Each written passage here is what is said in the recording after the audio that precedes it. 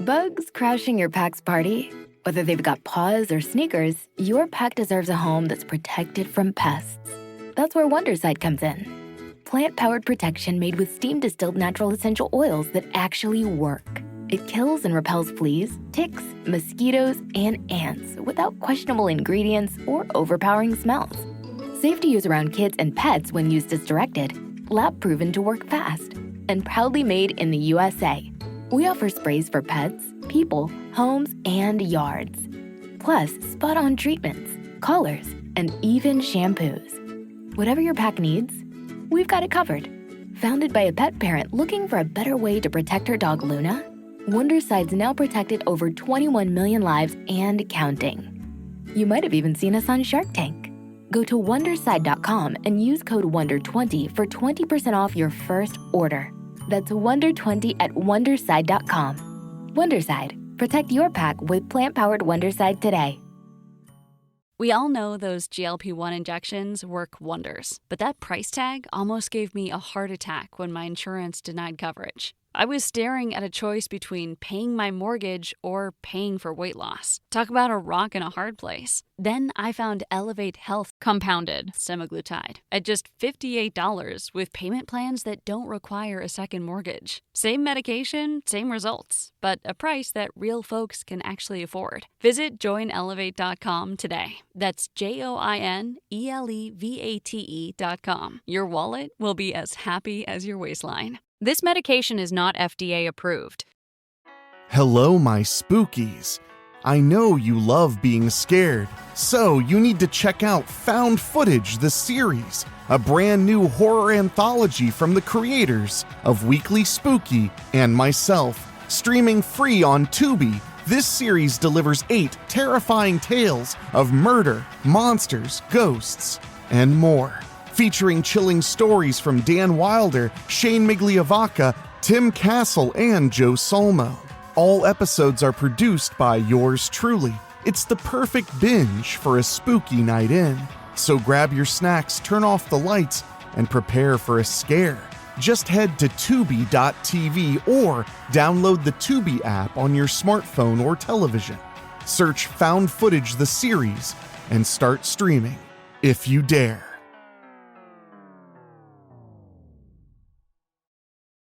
On Weekly Spooky, Halloween never ends, but October is basically here. The air is sharp and the pumpkins are plotting. And our vault of Halloween horror stories is just itching to be opened. I'm your host and narrator, Enrique Couto. Grab a cozy seat, maybe a candle or 3, and follow me down into the stacks, past the dusty masks, as we find something spooky on the shelf for you. We're kicking off these 11 terrifying Halloween tales with the one that started it all, Mischief Night, the first story ever read here on Weekly Spooky 6 years ago. It's a monster compilation ready to help you through a late-night drive or a long shift at your job. So get cozy, get creepy. Remember, some pranks are more than pranks, and some knocks on the door aren't looking for candy. So let's kick off October right. Settle in, and every Tuesday in October, we'll bring you another collection to enjoy. Mischief Night by Shane Migliavacca.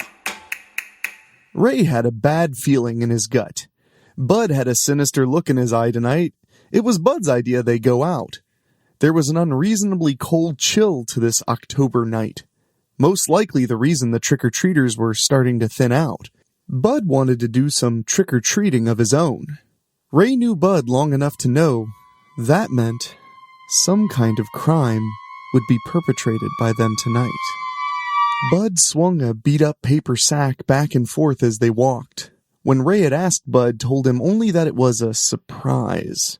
Ray didn't like his friend's surprises all that much, but without him, Ray would never have made it this far in life. His mother was an out-of-work nurse, his dad a foreman at a chemical plant. Stuck home with a kid and a husband that was never around, she took her frustrations out on Ray, smacking him around. His dad, too busy and too tired from long shifts, failed to notice or care. When he was 15, Ray ran away from home. Those first few years had been harder than hell. He'd resorted to things he'd never thought he was capable of. Then he met Bud, a former runaway himself. They were kindred spirits. Bud knew his way around the streets. Ray owed him. No matter what the man did, he wouldn't desert him. Not to mention, he was more than a little afraid of him. A kid in a skeleton costume bounded down the sidewalk towards them, happily clutching a full bag of candy in his arms. As he passed by, Bud stuck out a leg, sending the kid crashing to the sidewalk, his bag of candy landing next to him, some of the candy spilling onto the sidewalk and lawn. The kid started blubbering as he rubbed his knee. Bud knelt down and looked at the kid. "Did you have a nice trip, kid?" The kid shook his head back and forth. "You tripped me." "Maybe you're just clumsy, kid," Bud laughed. He snatched up the kid's bag of candy. "Hey, that's mine!" the kid hollered. "Give it back!" There was a flash of steel. Bud held out a switchblade he carried. "Shh," he whispered. Ray felt his heart quicken. What was Bud gonna do to this kid? He'd never seen him hurt a kid. Could he go that far? Kill a kid? "Listen, kid," Bud said. "This is my candy now. Mine. You tell anybody about it, your parents, a cop, anybody, and I'll make you watch as I kill 'em. 'Cause I'm the boogeyman, and I know where you live. Got it?" The kid, near tears, more than likely pissing his pants, nodded. "Good. Now run the fuck along, and don't talk to fucking strangers." The kid hightailed it as Bud laughed, sniffing the air as he looked at Ray. "I think that kid shit his pants. Or was it you?" "Fuck," Ray managed. "Fuck, man." This made Bud laugh louder, handing the bag of ill-gotten candy to Ray. "Have some." Shaking his head, Ray reached into the bag, grabbing a small bag of Sour Patch Kids. "What are we doing out here tonight, man?" He popped a red Sour Patch into his mouth. "Besides mugging little kids." "Well, my man, I want to do something more adult than trick-or-treating." Bud motioned to the houses up and down the street. "Pick one. Pick a good one, and we'll have ourselves some fun." Ray let his eyes wander over the houses. Nice upper-middle-class homes, some decorated to the hilt for Halloween, others bore nothing at all. One house in particular, a large Grim Reaper, stood on the lawn, his eyes glowing. A witch stood next to him, cackling at a passerby. Purple, orange, and green lights decorated the house's exterior. A large glowing ghost hung on the front door, loudly wailing at little kids as they walked up to the front door. "That one," Ray pointed.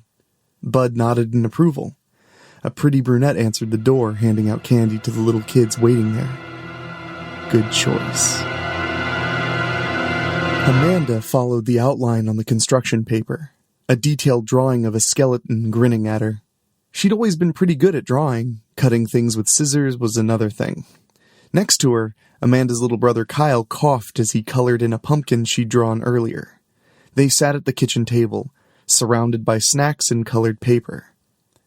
What a drag, stuck at home on Halloween night looking after her sick kid brother. Her parents were off to have dinner, and then a movie. She was missing Stevie Lee's big Halloween party at the Mill Creek Farms. She'd just got her driver's license and barely got to use it. Why couldn't her parents cancel? Why'd it have to be her? She looked at her brother. It sucked for him, too. He'd really been looking forward to trick-or-treating tonight. Instead, they were stuck home together. Both of them had gotten bored watching horror movies on TV. She decided maybe making something would lift their spirits. The Horror-a-thon will be back with Night of the Killer Lobsters after a word from our ghoulish sponsors. The television played in an empty living room. The ghost hanging on the front door wailed, breaking Amanda's thoughts. The scissors slipped, causing her to poke her thumb. "Oh, shit!" she hollered. "You okay?" Kyle asked. Yeah, you didn't hear me swear, right? He gave her a thumbs up. There was a loud knock at the door. Want me to get it? Her brother asked. Amanda stood, holding the scissors in one hand. I'll get it. There was another loud knock. Coming! Coming! Amanda shouted over the ghost's howl. Hold your fucking horses, she said under her breath. Look, a man warned on television. There's one of them now. As a lobster superimposed over the side of a car, menacing some kids in Lover's Lane. Walking past an upright piano set against one wall, setting the scissors on the coffee table, Amanda picked up her mom's large ceramic bowl. According to her, it was some family heirloom. A red drop hit the beige carpet. Shit, Amanda growled, looking at the trail of blood drops on the carpet behind her. She hadn't thought the scissors had broken the skin of her thumb.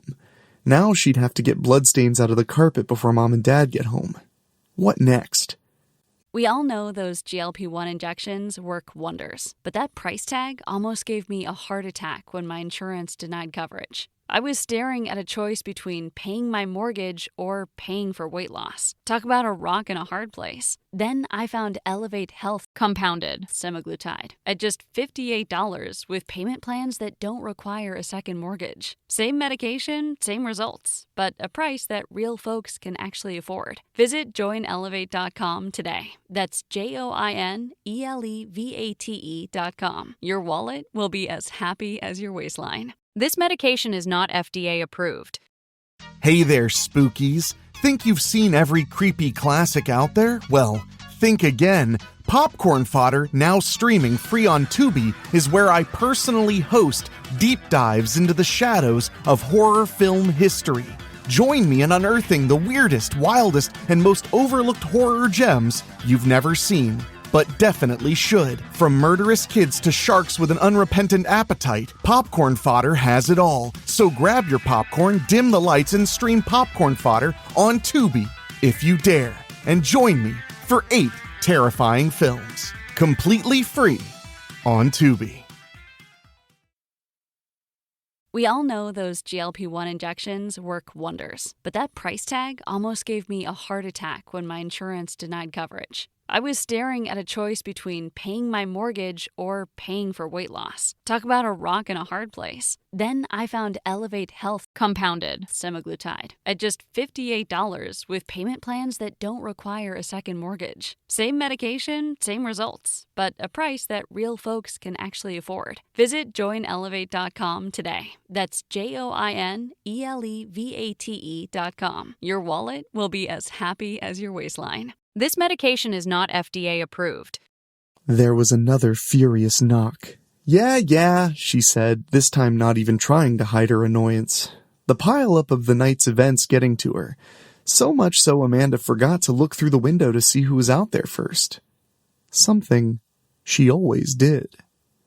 Unlocking the door, she yanked it open. 2 men in plastic clown masks stood, waiting. Amanda stood, hesitating. Tricker. The rest of it was cut off as the closer of the 2 men drove a fist into her stomach, knocking the air out of her lungs and doubling her over. Mom's precious heirloom hitting the floor, shattering, sending candy spilling over the floor. Before she could recover, strong hands shoved her back into the living room, the 2 men rushing in after her. The second man closes the door, locking it and turning off the lights. Amanda tries to stand, earning another punch to the stomach from the first man. We good? He asks. The second peeks out through the curtains. Golden, he answered, keeping watch through the drawn curtains. Amanda staggered, hunched over, barely able to gasp for air, much less form words. She wanted to warn her brother, scream out for help. Anything. The first man grabbed her by the hair, yanking her head up so they were face to face. His gloved hand touched her cheek. In his other, he held a switchblade. You alone, girlie? Yeah, she gasped. What's a looker like you doing all alone on Halloween night? I was grounded, she managed, tears burning her eyes. That's so. Wouldn't be lying, would you? Don't have a boyfriend stashed somewhere? Maybe a girlfriend? You know what they say, when the cat's away, the mice'll play. You playin', pretty mouse? Amanda coughed. No. Too bad, he lamented. Gonna behave? Yes, please, take whatever and go, she pleaded. The first man picked up the family portrait sitting on the mantel. God, she hoped Kyle had heard everything and run and hid. Or maybe he'd run out the kitchen door, heading to one of the neighbors for help. He was a smart kid, it was possible. Who says we want to take anything? He answered. Where's Junior here? He said, tapping on the picture. He went with my parents, trick-or-treating, Amanda answered. Did he now? Her watery eyes wandered the room. Not too far away sat the scissors on the coffee table. So far, all she'd seen was the guy's knife. No guns. If she could reach the scissors... The man chuckled loudly. She met his eyes. He'd seen her looking at the scissors. Amanda lunged, leaping towards the scissors. Don't think so, first man said, cutting her off with another punch. Amanda staggered and fell to her knees, the world fading in and out of blackness as the carpet came rushing up to meet her as she fell. Ray saw the girl go down in a flash, turning away from the window when he heard the commotion. She hit the carpeted floor and went limp. Bud knelt down, checking the girl. Out like a light, he stood, motioning Ray over. I'll stay here with the princess. I want you to check the place out. They gotta have something valuable stashed here. Mommy might have some jewelry, or Daddy might have some cash squirreled away. Check the bedrooms first. Okay, man. Then we can get out of here, Ray said. Her parents could be back any time. Go, find something good, Bud said. And if you see somebody, a boyfriend or the brat, he drew a finger across his throat. I'll entertain myself while I wait, he smiled. Ray nodded before leaving. God, he'd be happy when they were out of there. When he could take off the crummy mask, he was sweating like crazy. Besides the mask, Ray was scared. Bud was really on a rip tonight. He knew what Bud was going to do with the girl, and he wanted no part of it. The fear in his bones of what Bud might do to even him stopped Ray from helping the girl. Best he could do was find some shit so they could get the hell out of there. Heading upstairs, Ray searched as quick as he could. A bathroom, the boys' bedroom, then the girls'. Nothing. At least there was no boyfriend waiting up here. No little brother playing in his room either. That left the parents' bedroom. Fuck, he hoped there was something valuable there. He feared what Bud's reaction would be if he came back empty-handed. He dumped the dresser drawers. Clothes, a dildo, and some papers. Bills, mostly. Zip for anything worth a shit. Looked like the closet was it. Come on, fucks, he said to himself. You're killing me here. Opening the sliding closet door, lots of clothes, mostly the mother's. The shelf was crammed full of stuff, but there was one thing that stood out. A metal box. Bingo. He reached up, pulling it down. A box of pictures fell, spilling on the floor. Holding the heavy box in his arms, Ray saw something that made his heart stop. A little kid hiding in the corner of the closet, huddled behind some of the clothes. The kid's eyes widened when he met Ray's gaze. Ray put a finger to his lips. Not a word, kid, he whispered. He knelt, setting the box on the floor, staring at the kid. What the fuck was he gonna do? If he brought the kid downstairs, Bud would kill him for sure. Ray had a fairly good idea of what Bud was probably up to now with the girl. Even if Bud let the brat live, there was no reason to subject him to seeing that. Reaching into his back pocket, Ray pulled out his own knife, looking into the kid's terrified eyes. Ray recognized what he saw there. How many times he had looked up with those same eyes at his mom as she beat the piss out of him. No, he couldn't kill the kid. I want you to stay here, he whispered. Me and my buddy are going soon. Don't come out of here till somebody comes and gets you, okay? The kid nodded. Good, Ray said. He clapped a hand over the kid's mouth. One more thing. Don't worry. I ain't gonna hurt you. It'll just sting a little. Ray drew the blade out down the kid's cheek, opening up a small cut. The kid squirmed, wanting to holler in pain, Ray's hand suppressing the cry. Done. Ray dabbed some of the blood from the cut on his blade. He wasn't taking any chances. If Bud thought he'd killed the kid, that should keep him from wanting to look for the kid. Picking up one of the father's t-shirts from the floor, Ray wadded it up and handed it to the kid, telling him to press it to his cheek. Closing the closet again, Ray picked up the metal box, setting it on the bed. Using a solid metal ashtray, he smashed off the flimsy padlock. Inside the box, it was like Christmas morning had come early. Jewelry and a couple of envelopes of cash. Score. Picking up his prize, Ray headed downstairs. Amanda heard gentle music playing over the screams of terror coming from the television. She felt the softness of the rug against her back. Her body ached, and she wasn't sure why. Her eyes focused on the man playing the piano. Amanda saw the clown mask, and reality came crashing back. The last things she remembered was trying to grab the scissors and then nothing. Save for scattershot images, the man over her, the sounds of fabric tearing. Oh God. She rolled over onto her belly. The other man came rushing in, excited and holding the metal box from her parents' closet. The first man opened it, letting out a jubilant hoot. She couldn't hear their words over the frenzy on the TV. Words or no words, Amanda knew what the blood on the other man's knife meant as he showed it to the first. Ray bounded down the stairs, eager to show Bud the loot. Somebody was playing music, a piano or something. We all know those GLP-1 injections work wonders, but that price tag almost gave me a heart attack when my insurance denied coverage. I was staring at a choice between paying my mortgage or paying for weight loss. Talk about a rock in a hard place. Then I found Elevate Health compounded semaglutide at just $58 with payment plans that don't require a second mortgage. Same medication, same results, but a price that real folks can actually afford. Visit joinelevate.com today. That's JOINELEVATE.com. Your wallet will be as happy as your waistline. This medication is not FDA approved.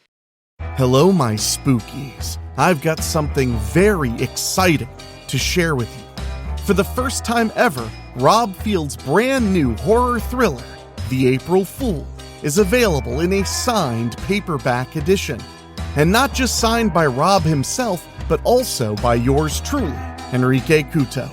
This chilling tale takes place in the infamous town of Strickfield, where every April Fool's Day, someone dies in the most brutal way imaginable. Now Ashley Gable is the next target, and the clock is ticking. This is a limited release, and it's only available at weeklyspooky.com/aprilfool. Books are in stock and shipping right now, so if you love supporting Weekly Spooky and you want a collector's item worth dying for, grab yours today. Again, that's weeklyspooky.com/aprilfool. Thank you so much for helping me keep the spooky alive.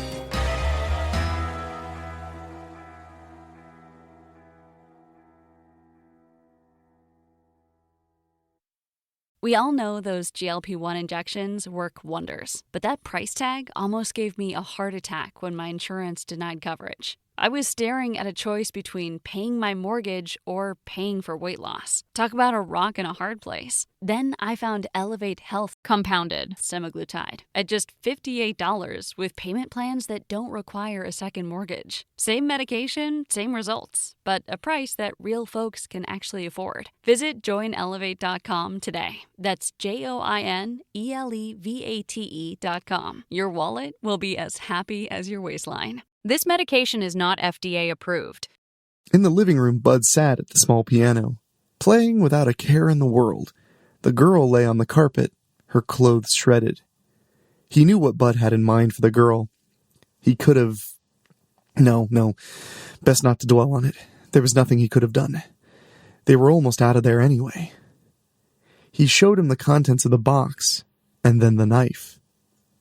Good work, Bud said, looking at Ray's bloody knife. You're a man now. He motioned towards the girl. Want some?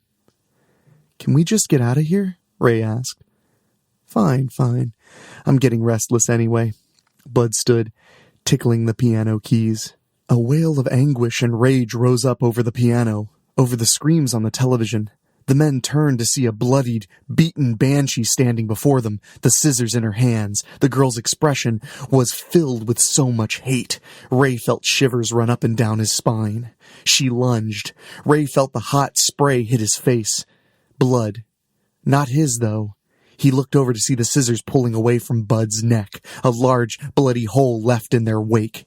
Bud tumbled over the piano bench, gurgling up blood as he desperately tried to stop it from jetting out of his neck, fastening his hands over the wound, blood flowing between his fingers. Standing there, petrified, Ray couldn't help but watch his friend squirm about on the carpet floor, the girl jamming Bud repeatedly in the groin with the scissors. The knife slipped from his fingers. The girl turned from the now dead Bud, her eyes bloodshot. She howled with anger. "Please," Ray begged, his body finally responding. He ran towards the door, slipping on the spilled candy inches from his goal. He grabbed a large, jagged shard of the broken candy bowl, slicing his gloved hand, swinging at the crazed girl, cutting her arm. The pain didn't faze her as she plunged the scissors into Ray's right eye socket with a sickening crunch. Frenzied, Ray pushed her away, fumbling for the door lock. The only thought in his dying brain was to get away, but his fingers couldn't seem to manage the lock. Ray heard the girl breathing behind him, pulling the scissors from his eye socket. He blindly sliced the air with them.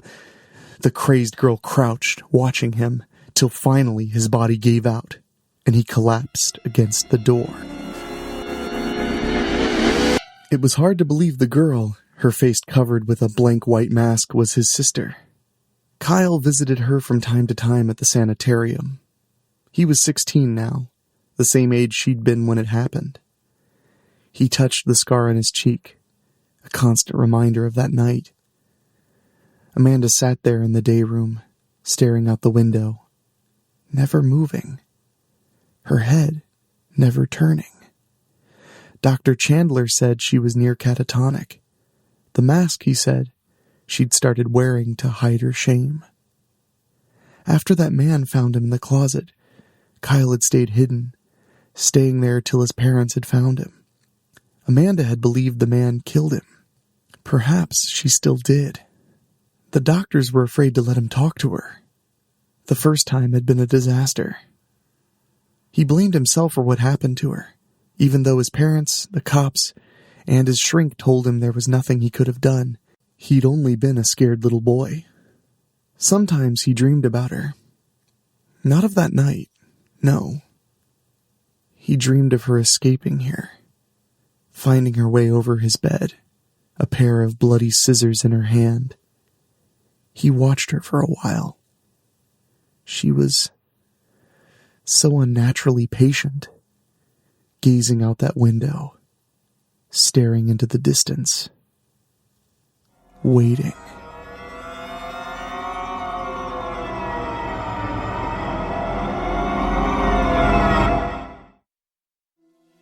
The Halloween Heist by Rob Fields. I don't mind telling you how great it is to wake up to a nice, warm, female body most every morning, especially during the fall and winter months. Take this morning, for example. I'm kinda in between sleep and being awake, but I can feel the soft, warm, naked body I'm spooned up with. Then I hear her moaning softly and feel her move to lay on her back. Okay, now I'm fully awake.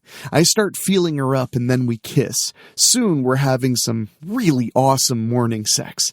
I usually only do morning sex when the night before was just as incredible. We end up going a couple of rounds before we finally decide we're satisfied. Now I remember the girl I brought to my loft. Her name is Kitty. Oh yeah, I remember the names of all the girls I've ever slept with, and for good reason. I'll get to that. I met Kitty at Shaker's, a bar that Strickfield University students tend to hang out at. I usually frequent a few of the local bars and even a few outside of Strickfield to find that perfect girl, or the occasional woman, to take to bed, at least for a night.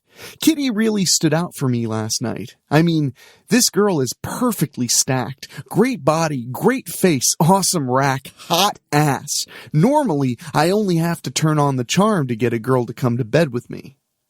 but once in a while, the girls just come right to you. That was Kitty. I bought Kitty a few drinks and just talked with her about whatever she wanted to talk about. See, that's one of the ways you're guaranteed to get girls into your bed. They need to know you're genuinely interested in them. They just want to know you care. And of course, you need to make sure you keep your body finely toned, which means watching your diet and making sure you work out most every day. Getting back to Kitty, the girl was practically begging me to take her to bed. She wore a very form-fitting dress that basically told me she wasn't wearing any underwear. I was right when I got her back to the loft and got her dress off. Kitty and I pounded each other many times last night. We just couldn't get enough. Normally, after I've had a girl for a night, we part ways. Sometimes I'll get a girl that wants more than just one night.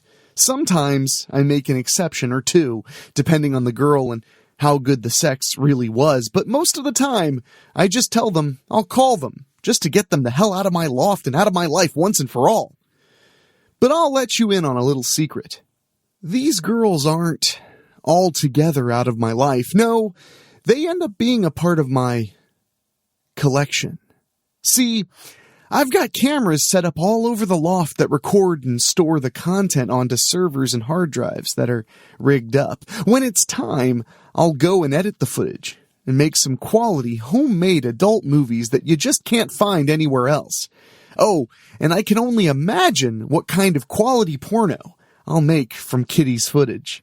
While I'm thinking about it, getting girls into my bed has been so much better for me since my roommate, Jacob Levine, and his stupid girlfriend Genevieve Van Sant both ended up getting murdered in this loft months ago. Yeah, it freaked me the fuck out. I was staying at Raylene Jones's dorm that night. 1, I forgot a term paper that was there. 2, I'd already had sex with Raylene before I left. As I was about to come into the loft, she called me back and offered to let me spend the night. Guess we both wanted more of each other, and I needed that term paper. So there you go.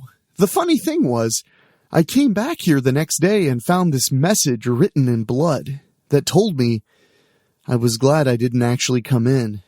Knowing I had the loft all to myself, I quickly got that blood off the walls and got the room repainted. Since Jacob wasn't here anymore, that meant I could keep whatever he had. I mean, nobody in his family ever came to claim anything. That included all the cameras he'd set up. We all know those GLP-1 injections work wonders, but that price tag almost gave me a heart attack when my insurance denied coverage. I was staring at a choice between paying my mortgage or paying for weight loss. Talk about a rock and a hard place. Then I found Elevate Health compounded semaglutide at just $58 with payment plans that don't require a second mortgage. Same medication, same results, but a price that real folks can actually afford. Visit joinelevate.com today. That's JOINELEVATE.com. Your wallet will be as happy as your waistline. This medication is not FDA approved. See, Jacob and Genevieve were making homemade porn together. Yeah, she knew about it because she knowingly looked at the cameras. As for me, I managed to cleverly hide the cameras well enough after I took over the loft. Not a single girl I brought here ever discovered them. But you know what the beauty of being able to make homemade porn is? There are actually a few websites, I won't say which ones, that'll pay some damn good money for these movies. Being a Mirren, I've got more money than I'll ever know what to do with, but enough is never enough, right? Every now and then I'll just sell a video to one of those sites and make some damn good money. As for the girl in the video, who really cares? She ought to be happy that she's getting a lot of attention. Talk about getting to the height of your popularity, and if one of them ends up catching a lot of shit for it, oh well. Come to think of it, Kitty has about the same build as a girl I remember sleeping with that I sold a video of. Catherine Pierce. Not only did Catherine get expelled by the dean of Strickfield University himself, her parents disowned her. Now, I do know the thing about the dean is true, but the thing with her parents might just be rumors. Still, not a single girl ever came back to find me. Why would they? They can't prove that I was in the video. I am very careful to keep my face out of them. All they see is my body, all of her face and body, and all the compromising positions that we did. What are they going to do? Take me to court and sue me? Let them try. What people fail to understand is that I'm Calvin Mirren. That's right, I belong to the rich and powerful Mirren family. We've got so much money that we actually own a whole section of Strickfield Commons, a housing community made up of mostly rich people on the east side of Strickfield. We even have our own section walled off to separate ourselves from everybody else. It's been said that we're the top 1% of the top 1%. That's the kind of money I'm talking about. Just being a Mirren means that I can get away with pretty much whatever I want. But okay, I'm getting too much into myself here, which isn't really a bad thing. Kitty and I finish our morning sex. I roll off her and onto my back. Then Kitty turns over and gets on top of me. "Happy Halloween," she cheers. Then she kisses me. I go ahead and kiss her some more. No, I can't let this girl become a part of my life. But she's so fucking hot. Okay, maybe I can keep her around a little while longer. I have made a few exceptions like this in the past. "You're in a pretty good mood today," I say. She pecks my lips. "Well, we just had fucking incredible sex, and it's Halloween. I love Halloween. That means trick-or-treating and all kinds of other fun things like parties, ooh, and costumes." I roll my eyes. "Oh, come on. You're telling me you go trick-or-treating?" She groans. "Don't you dare roll your eyes at me, Calvin. Strickfield has their yearly tradition of trick-or-treating. It's not just for kids here. Anybody can do it. No questions asked, no judgments." She's telling the truth. Many years ago, Strickfield got to be this big Halloween town, in addition to being a big college town. Normally, in most other parts of the country, trick-or-treating is basically limited to just kids. But in Strickfield, it doesn't matter how old you are. Anybody's welcome to do it. People of all ages drive in from other towns just to trick-or-treat right here. Just don't ever think about coming to our part of town to do it. The gates of our part of Strickfield Commons are never open, unless we want them open. "Okay, you're going trick-or-treating," I reply. "Well, not just me," Kitty reveals. "I've got my 2 roommates coming too, Jamie and Lena. We're gonna go trick-or-treating and then to a Halloween party afterwards." "Sounds like fun," I say, just to make conversation. Then, Kitty's face brightens up. "Oh my God, you should totally come with us tonight. Come on, it'll be fun." I raise my hand a little and shake my head. "No, I don't think so. I'm not much into Halloween." Kitty moves and sits on me.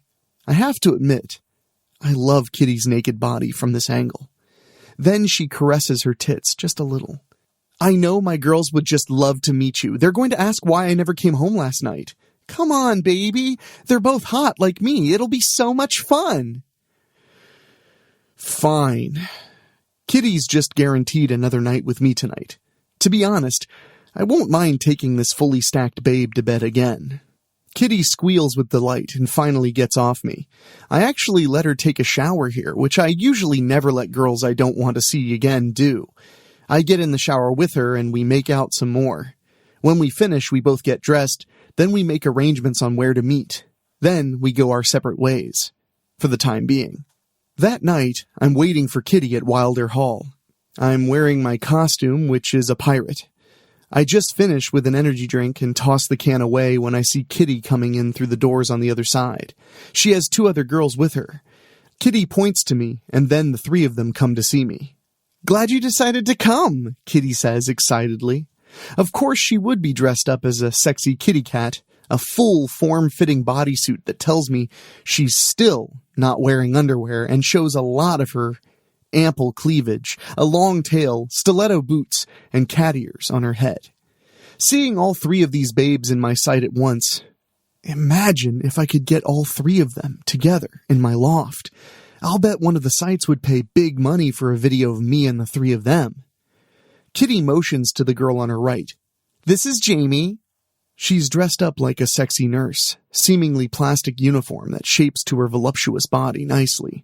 White knee-high boots, a pink wig, and more cleavage. Then Kitty motions to her left. "And this is Lena. She's dressed up like a sexy version of Little Red Riding Hood, revealing outfit with more cleavage, face nicely made up, red pantyhose with garter belts, red shoes, and red hair. Dyed, maybe. Kitty and Jamie have those plastic pumpkin baskets. Lena has a small picnic basket that matches her costume. All I brought was a pillowcase. "Ready to go, babe?" Kitty asks. "Oh, I'm definitely ready," I assured her. The four of us leave Wilder Hall and go trick-or-treating. We go up and down one block, and then several others. These girls want to get as much candy as they possibly can. We all end up getting some good hauls. Along the way, I learned some things about Jamie and Lena. Turns out Jamie's into having a good time more than anything. "I'm definitely looking to hook up at our little party tonight," she says in her sexy voice.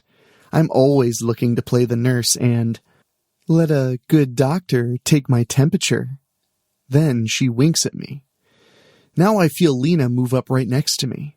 "Oh, but Jamie, why should he limit himself to your bubble butt when he could have these?" Lena makes sure nobody's around before she pulls down her top and shows me what she's packing in her upper basket.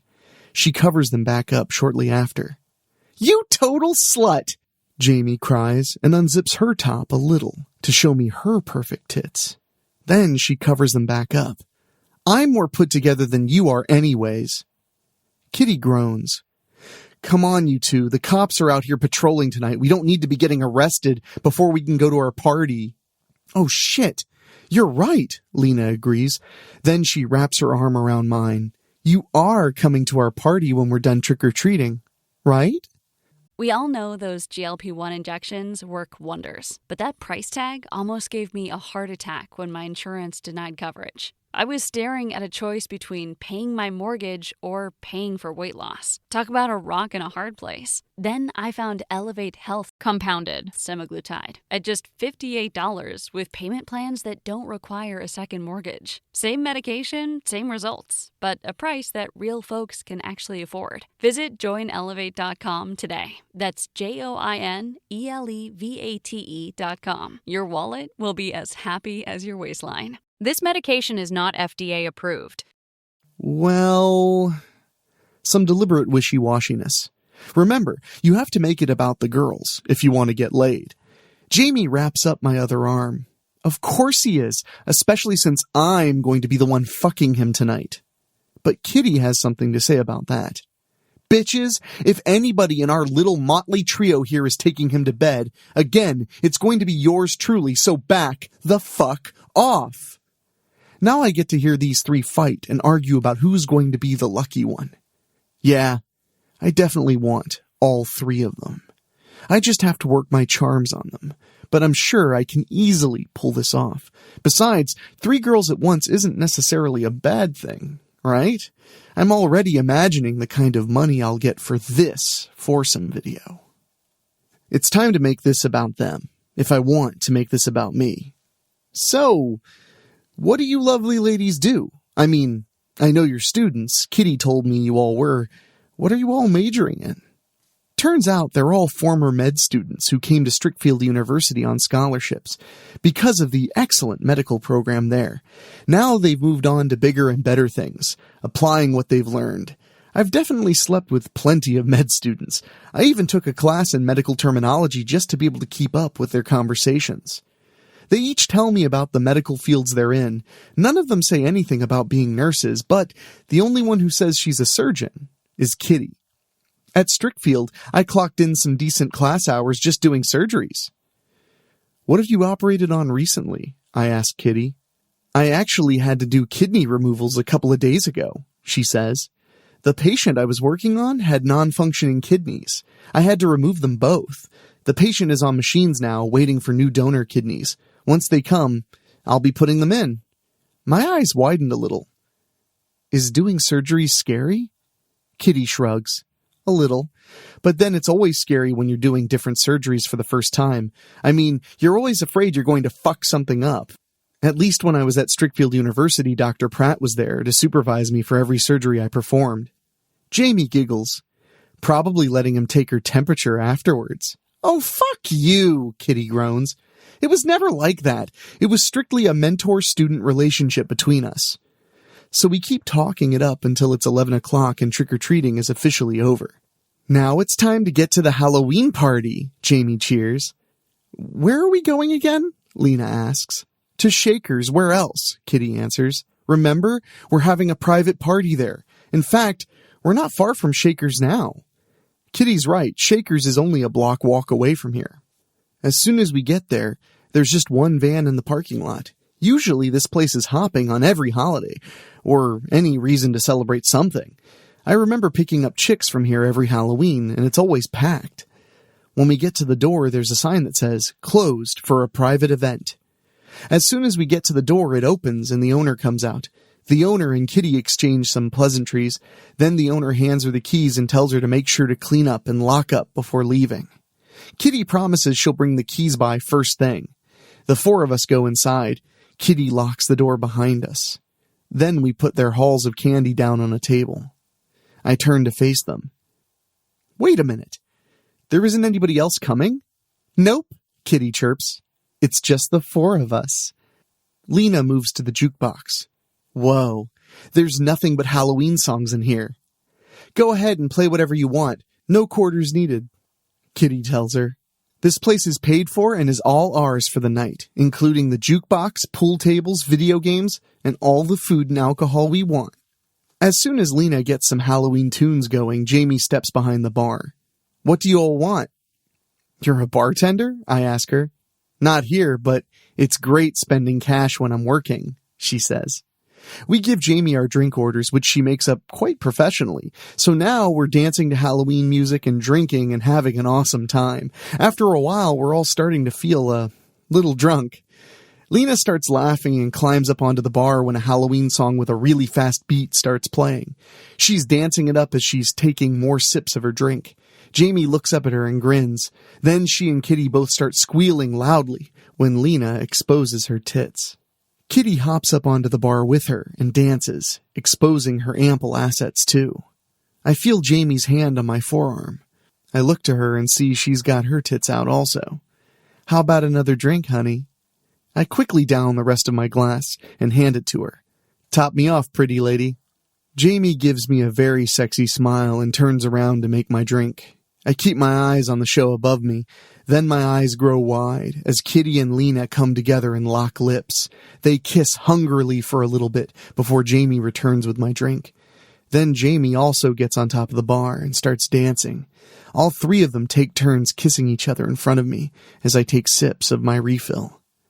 Man, what I am going to have tonight, I say to myself. I down my drink and keep watching the show. After a little bit, I start to wonder if maybe I should have slowed down on my drinks. I try to keep my composure and keep watching the show. It's when I see Lena wrapping her arms around Kitty from behind that I'm really starting to lose my grip on things more. If I didn't know any better, I'd swear I was feeling really tired. It's becoming harder and harder to focus on these three sex kittens. Then I can't help myself. I just lower my head on the bar and feel myself fade away. As I'm starting to wake up, I'm feeling really cold. I have to force myself to wake up completely. I have to see where those three lovelies are. But they're not here. What the fuck? I groan. I see that I'm in a bathroom that looks like it's in some cheap motel somewhere. Then I look down to see the tub is completely filled with ice. What the fuck? I yell. I'm ready to pull myself out, but then I see a little table next to the tub. My smartphone's on it and has a message taped to it. Do not leave the tub. Call 911 for an ambulance now. I don't fuck around and quickly call 911. I tell the operator what's going on, and I don't know where I am. She's able to trace the call and says she's sending an ambulance now. When I finish the call, I just sit here and wait. It's only a matter of minutes before I hear the door to the motel room opening up. Then 2 paramedics come in. They both gasp in surprise when they see my situation.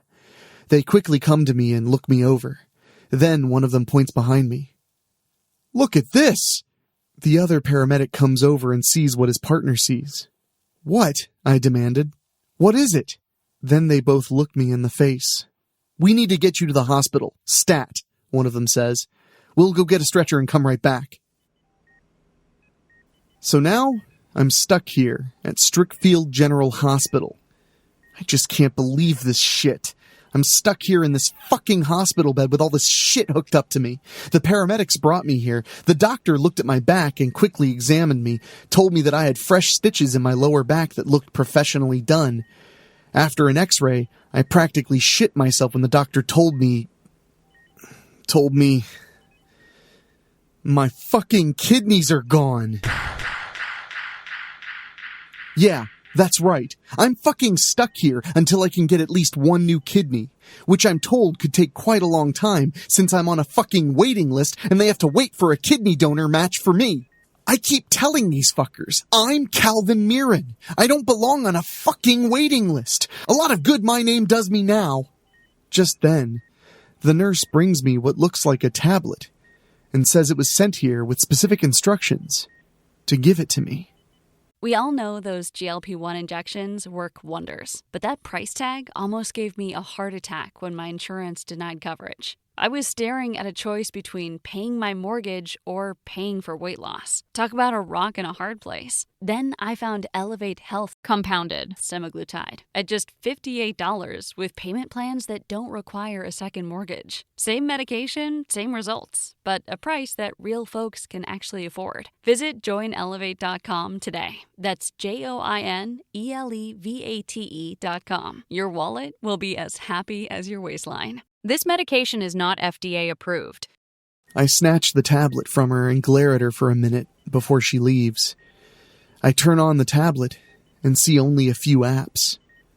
I tap the one that says, "Play me first," and immediately recognize one of the porn videos I made. I see the familiar face and now know who Kitty is. She was definitely Catherine Pierce. Not long after her video posted, she got in some serious shit with the dean at Strickfield University and ended up being expelled. I tap the app that says, "Play me second," and see a second porn video that I made. And then, I recognize Jamie, or rather, Belinda James. She ended up in the same boat as Catherine, went before the dean, ended up getting expelled, became disgraced. Parents threw her out. Not my problem. The Play Me Third app just brought up a PDF of a term paper. I saw the big red words, "Copied from another student," written all over the paper, and discovered that Lena was really Raylene Jones. The night Jacob and Genevieve were both murdered, I went back to her dorm and spent the night with her. We were both in the same world history class and had a term paper due. I stole her term paper, retyped it in my own words, and submitted it as my own. When she reprinted and submitted her paper, the professor later sent it to the dean. Raylene pled her case, but she got expelled anyway.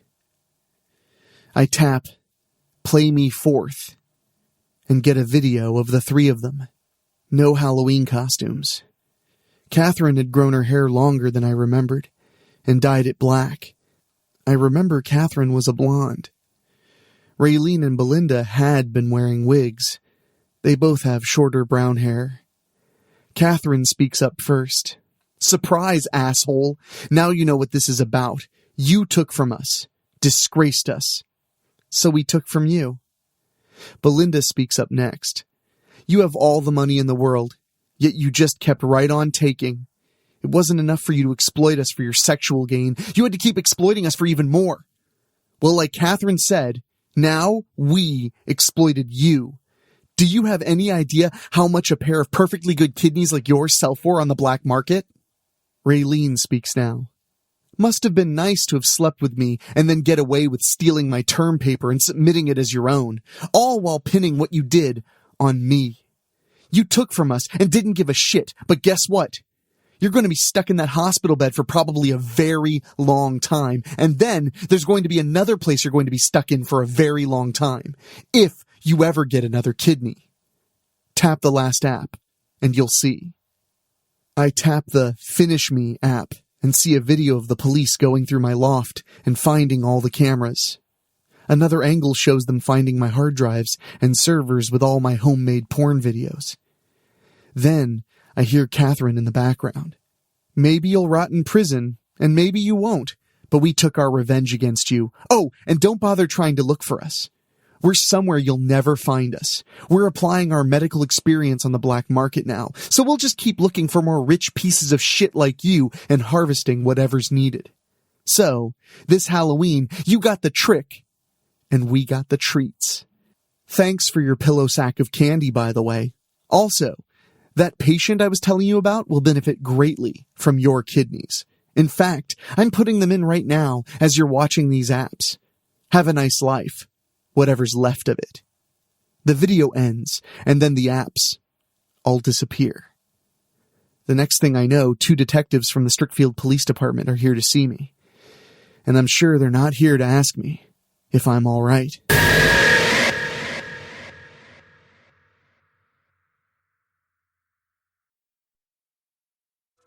Photosensitive by Joe Solmo.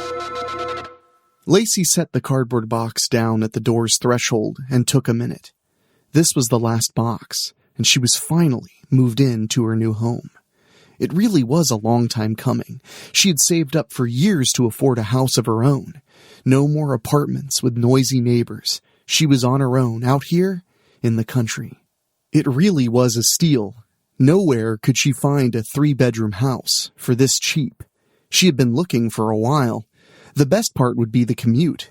She was now only 5 minutes from work, as manager of the tabletop game store, Dragon's Den.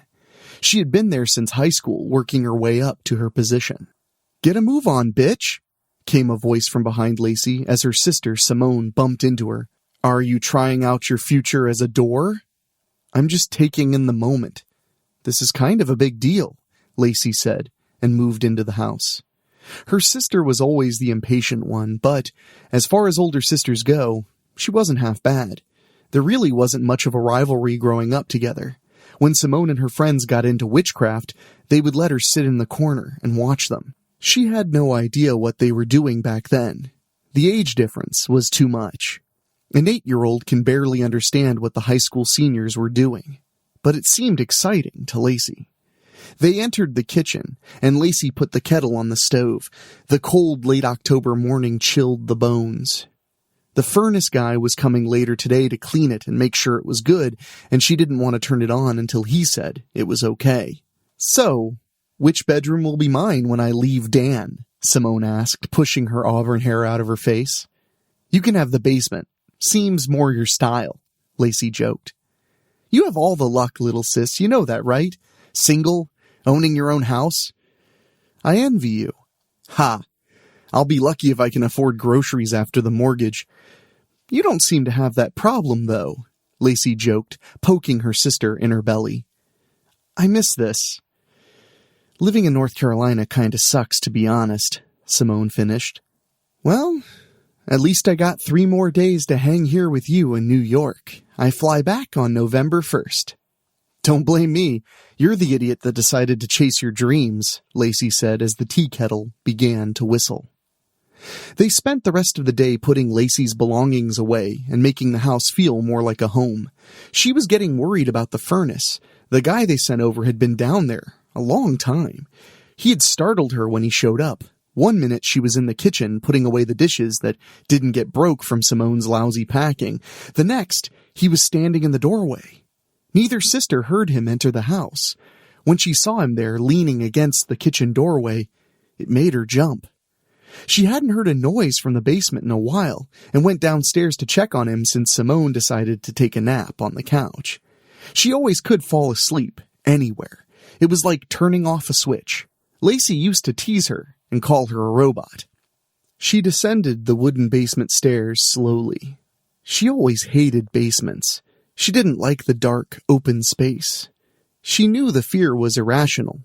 In her imagination, once a space was empty and dark, that's when spooky things could fill the space. She decided in that moment that she would just leave the basement lights on from now on. That would give her peace of mind, at least. Almost done. The furnace looks good.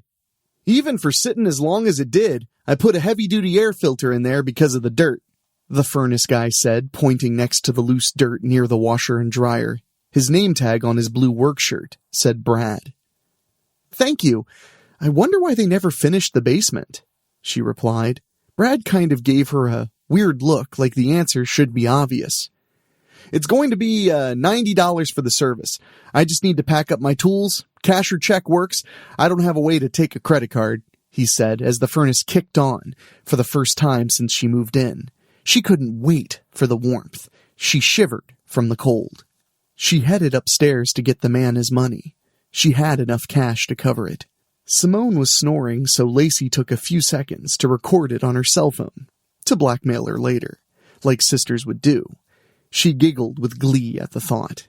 We all know those GLP-1 injections work wonders, but that price tag almost gave me a heart attack when my insurance denied coverage. I was staring at a choice between paying my mortgage or paying for weight loss. Talk about a rock and a hard place. Then I found Elevate Health compounded semaglutide at just $58 with payment plans that don't require a second mortgage. Same medication, same results, but a price that real folks can actually afford. Visit joinelevate.com today. That's JOINELEVATE.com. Your wallet will be as happy as your waistline. This medication is not FDA approved.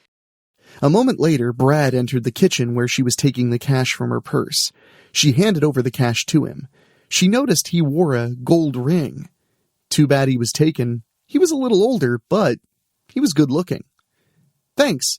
I ran out of receipts. I'll have the office send one over in the mail if that's okay with you, Brad asked with a smile. Yeah, that's fine. Thanks for coming on short notice. The office said they weren't sure if they could send someone that quick. I'll definitely be calling you guys for all my furnace stuff. Let me walk you out, Lacey said. Sure thing, Brad said, and turned towards the front door of the house. His tool belt hit Simone's teacup, which fell to the floor and shattered. Oh, damn. I'm so sorry. I can be a klutz sometimes, he said apologetically. Let me pick this up. No, it's okay. I'll get it, Lacey said, grabbing some paper towels for the spilled tea. She got down on her knees and began to clean it up. Okay then, I'll just show myself out, Brad said and left the kitchen. Simone entered the kitchen a second later. Hey, what happened? She asked. You left your mug on the edge of the table and Brad knocked it over on his way out, Lacey said, picking up the broken pieces in her hand. Who's Brad? Do you have a secret boyfriend you haven't told me about? Simone joked and helped her pick up the pieces of the mug. You must have seen him. He was just there. He fixed the furnace, Lacey explained. I just woke up. Must have just missed him, Simone said. Was he cute? He had his charm. Now that we have heat, let's get a pizza and watch some cheesy horror movies. I think I'm done for the day, Lacey said. Fine with me, Simone replied. Later that night, Lacey washed up for bed. It was fun having her sister around. After living alone for so long, it was good to have someone to talk to. She didn't really realize how lonely she actually was. Simone had passed out halfway through Chopping Mall. Lacey left her on the couch, even though they had set up one of the spare bedrooms for her. She crawled into bed and checked her phone. No new messages. She really was lonely. She decided she would try to be a little more outgoing and make an effort to meet someone. It didn't have to be romantic, just someone to watch movies with or something. She placed her phone on the nightstand and closed her eyes. The next morning, Lacey woke with a start.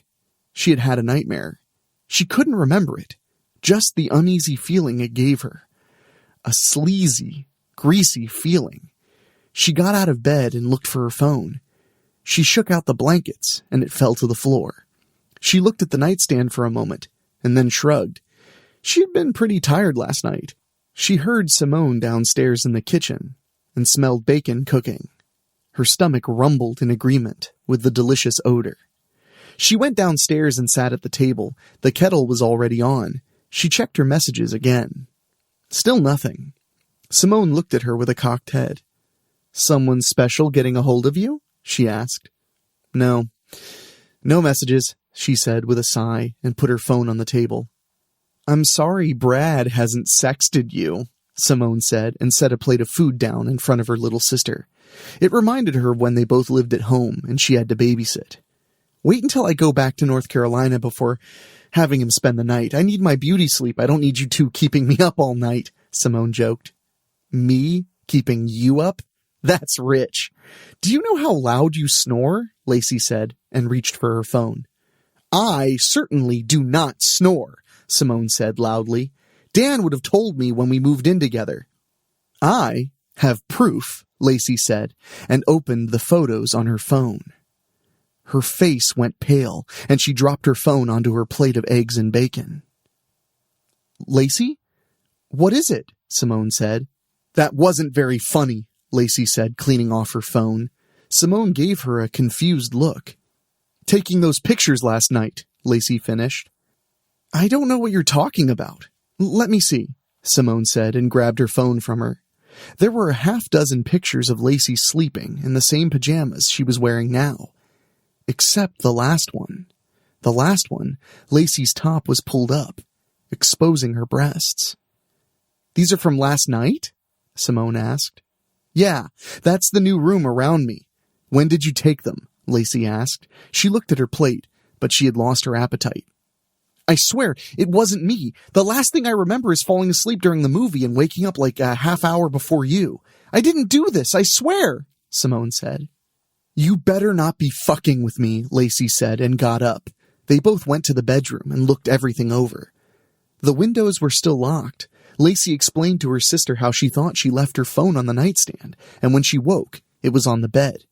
Both of them agreed that it was really creepy. They got dressed and went to the hardware store to get new locks for all the doors. As the day grew long, Lacey dreaded going to sleep in that room. The more she thought about it, the closer to a panic attack she got. Around 8, she came up with the idea of her sister sleeping in there with her. Before they went to bed, they checked every window and door in the house to make sure they were locked. Satisfied everything was secure, they went upstairs. "I don't know what's going to keep me up more, the thought of those pictures or your snoring," Lacey joked as she put her phone in the drawer on the nightstand. "I don't snore," Simone refuted. Lacey's eyes cracked open. It was light out. She rubbed her eyes and looked at Simone sleeping next to her. She didn't realize what a comfort her sister had been. She rolled over towards the door, thinking about going back to sleep. Startled, she sat up straight in bed. Her cell phone was on top of the nightstand.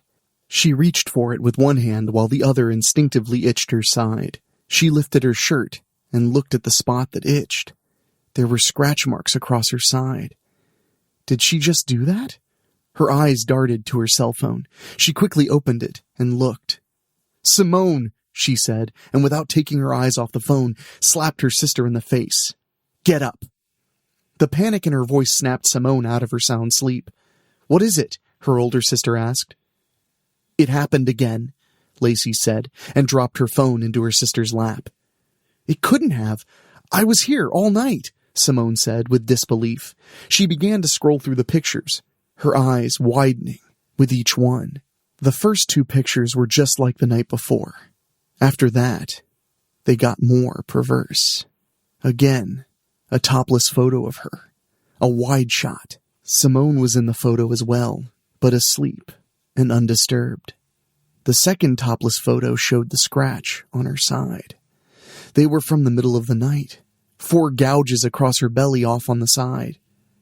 The next photo showed a close-up on her face. A hand from the photographer could be seen, holding her head to the side. The back of the hand was obscured by a blue blur that continued out of frame. "What's this?" Simone asked.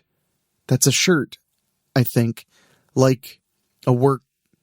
"Oh shit! Oh shit!" Lacey said and started to hyperventilate. I know who it is. It's Brad," she cried. "Okay, let's call the cops and nail this fucker," Simone said and dialed 911 from Lacey's phone. They got up out of bed to meet the police at the door. She explained everything to the officer that came to take her statement. His name was Officer John O'Neill, and he was a new transfer, and therefore sent on things like this. He said once he reports back, they would make this case a priority. He paid attention to Lacey, as she told him every detail she could remember. He genuinely seemed like he cared, and that made her feel better. He left with a promise to get back to her later that day with whatever he could find. We all know those GLP-1 injections work wonders, but that price tag almost gave me a heart attack when my insurance denied coverage. I was staring at a choice between paying my mortgage or paying for weight loss. Talk about a rock and a hard place. Then I found Elevate Health compounded semaglutide at just $58 with payment plans that don't require a second mortgage. Same medication, same results, but a price that real folks can actually afford. Visit joinelevate.com today. That's JOINELEVATE.com. Your wallet will be as happy as your waistline. This medication is not FDA approved. Maybe I can stay a few more days until we get some answers, Simone said as they hung the last of the Halloween decorations. This used to be their favorite holiday. Now neither of them could stop thinking about those photos. You don't have to. I'm sure Dan is waiting for you to get home, Lacey said, but the tone in her voice revealed she felt the opposite way.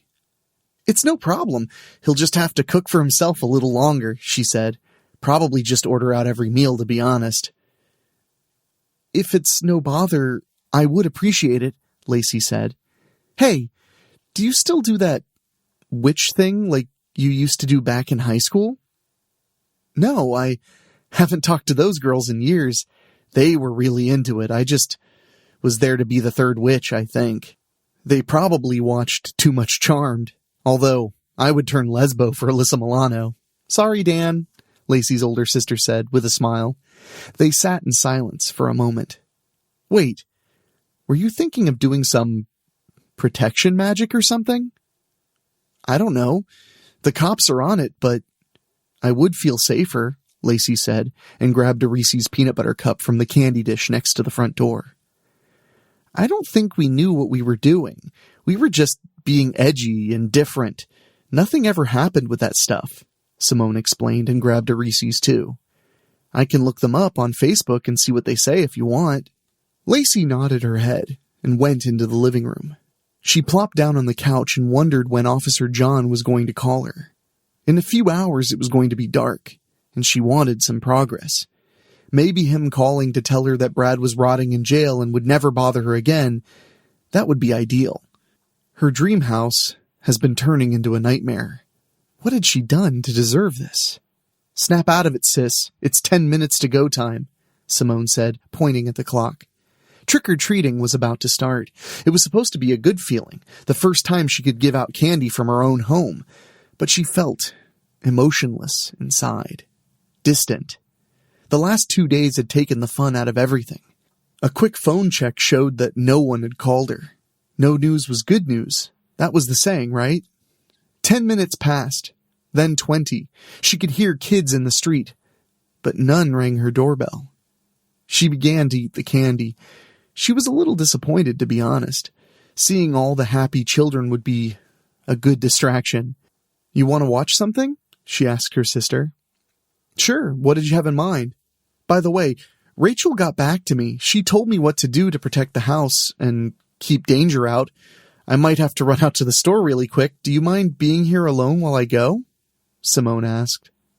Well, I guess as long as I'm awake, I seem to be safe, she joked. The doorbell rang and they both looked at it. Well? Answer it, Simone said with a shooing motion.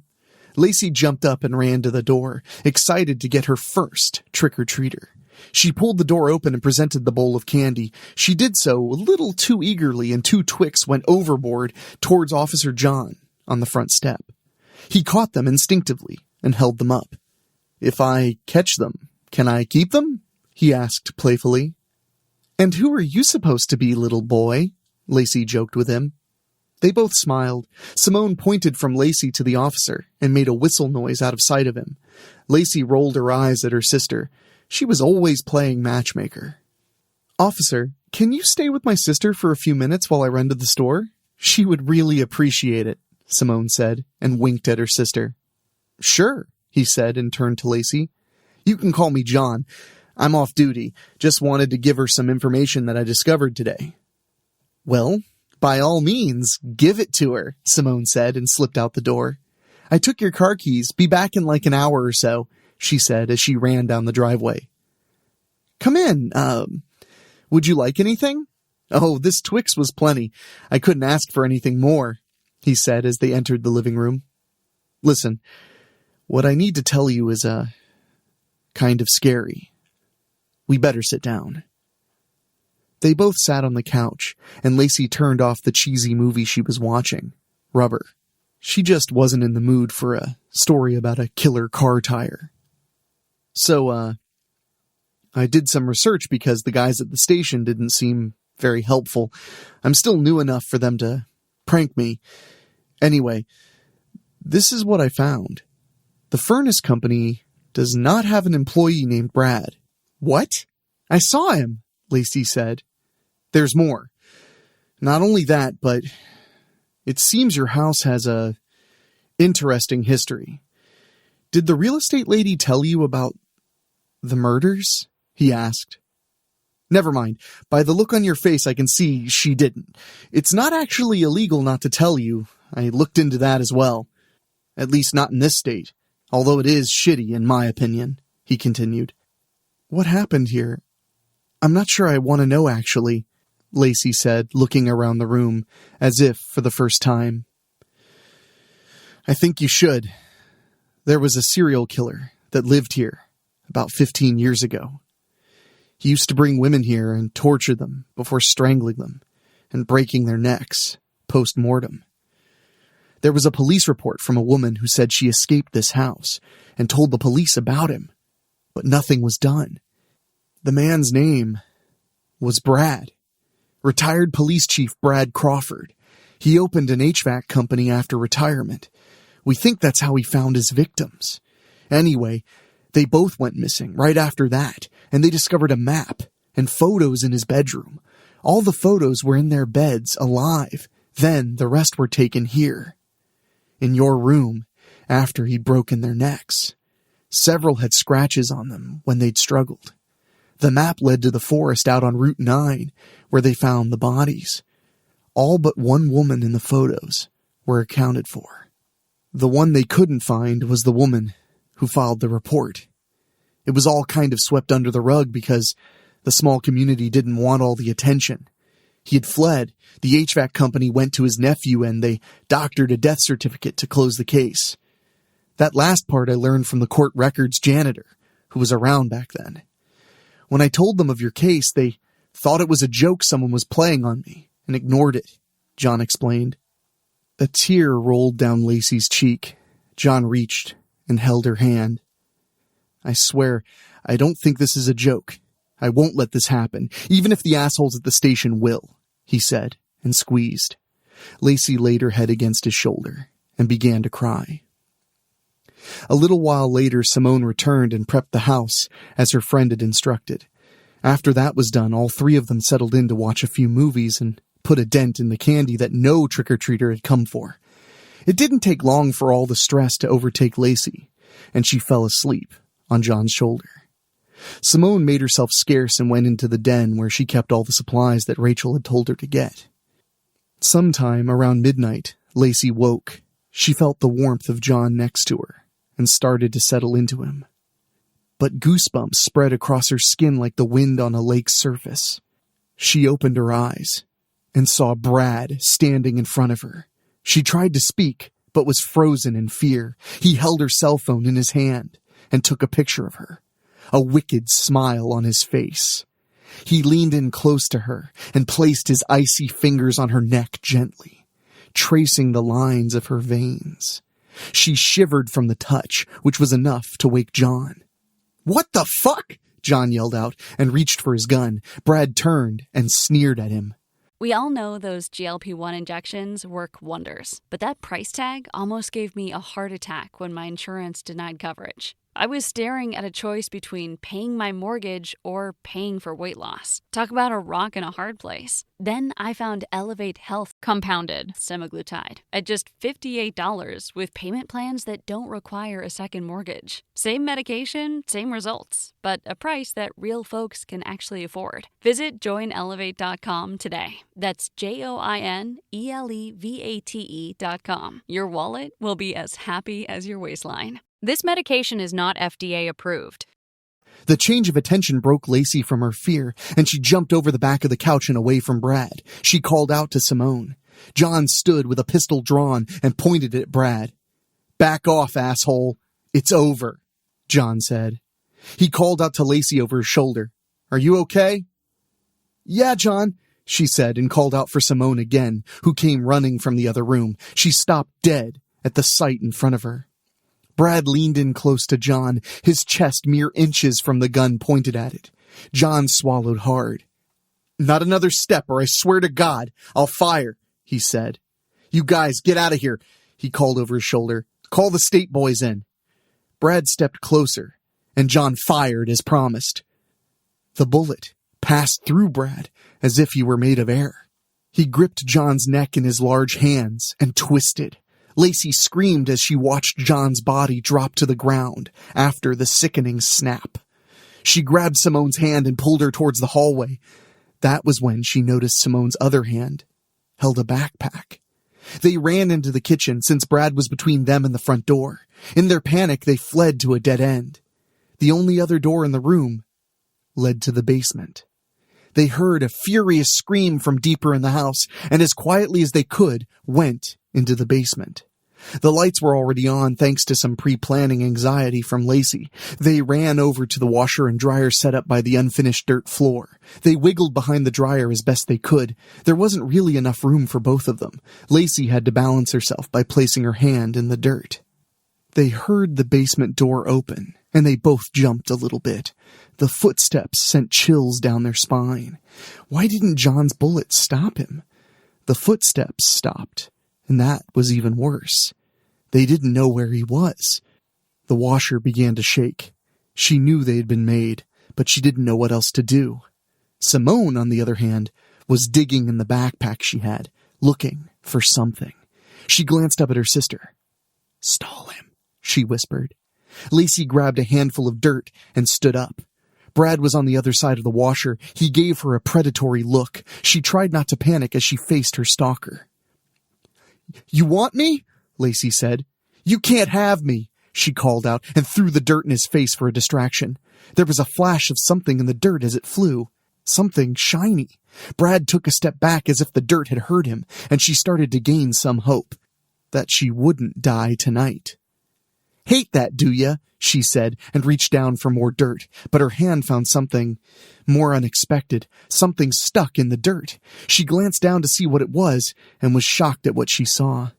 It was a hand sticking out of the dirt. Her eyes went back to the shiny object on the floor. It was a ring, just like the one Brad was wearing. "Simone, look at the dirt," she called out, and grabbed some more earth to throw at Brad, who had recovered from the first toss. "Gross!" Simone called out as she pinged the hand's fingers with hers. "I think it's him. It's why he disappeared. The woman who reported him came back and got revenge. Does that make him a ghost? You know about that kind of shit, right?" Lacey asked. "I don't know. Maybe? Hold on, let me ask Rachel," Simone called out as Lacey pelted Brad with the dirt from his grave. "We don't have time for a fucking online chat. What do we have to do?" Lacey called out, irritated. "Rachel says we need to consecrate the grave," Simone answered after a moment of frantic typing. "Oh, okay, that sounds easy enough. How the hell do we do that?"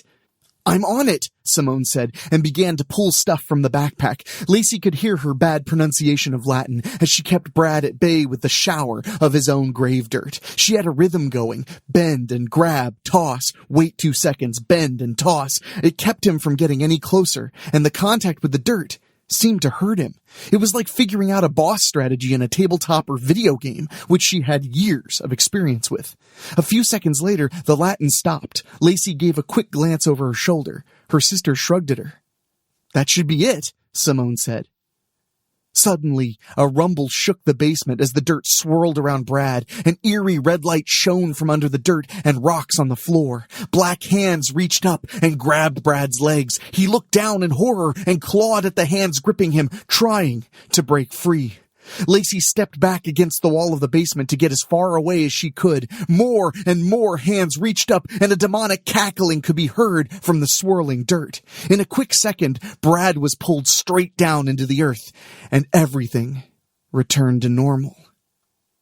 A second passed as the sisters caught their breath.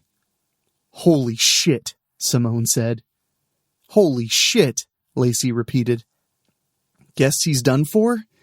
Dragged straight to hell?" "One would imagine," Simone said, with a wild-eyed look. Lacey stood tall, in her new house, which was now her home. Good.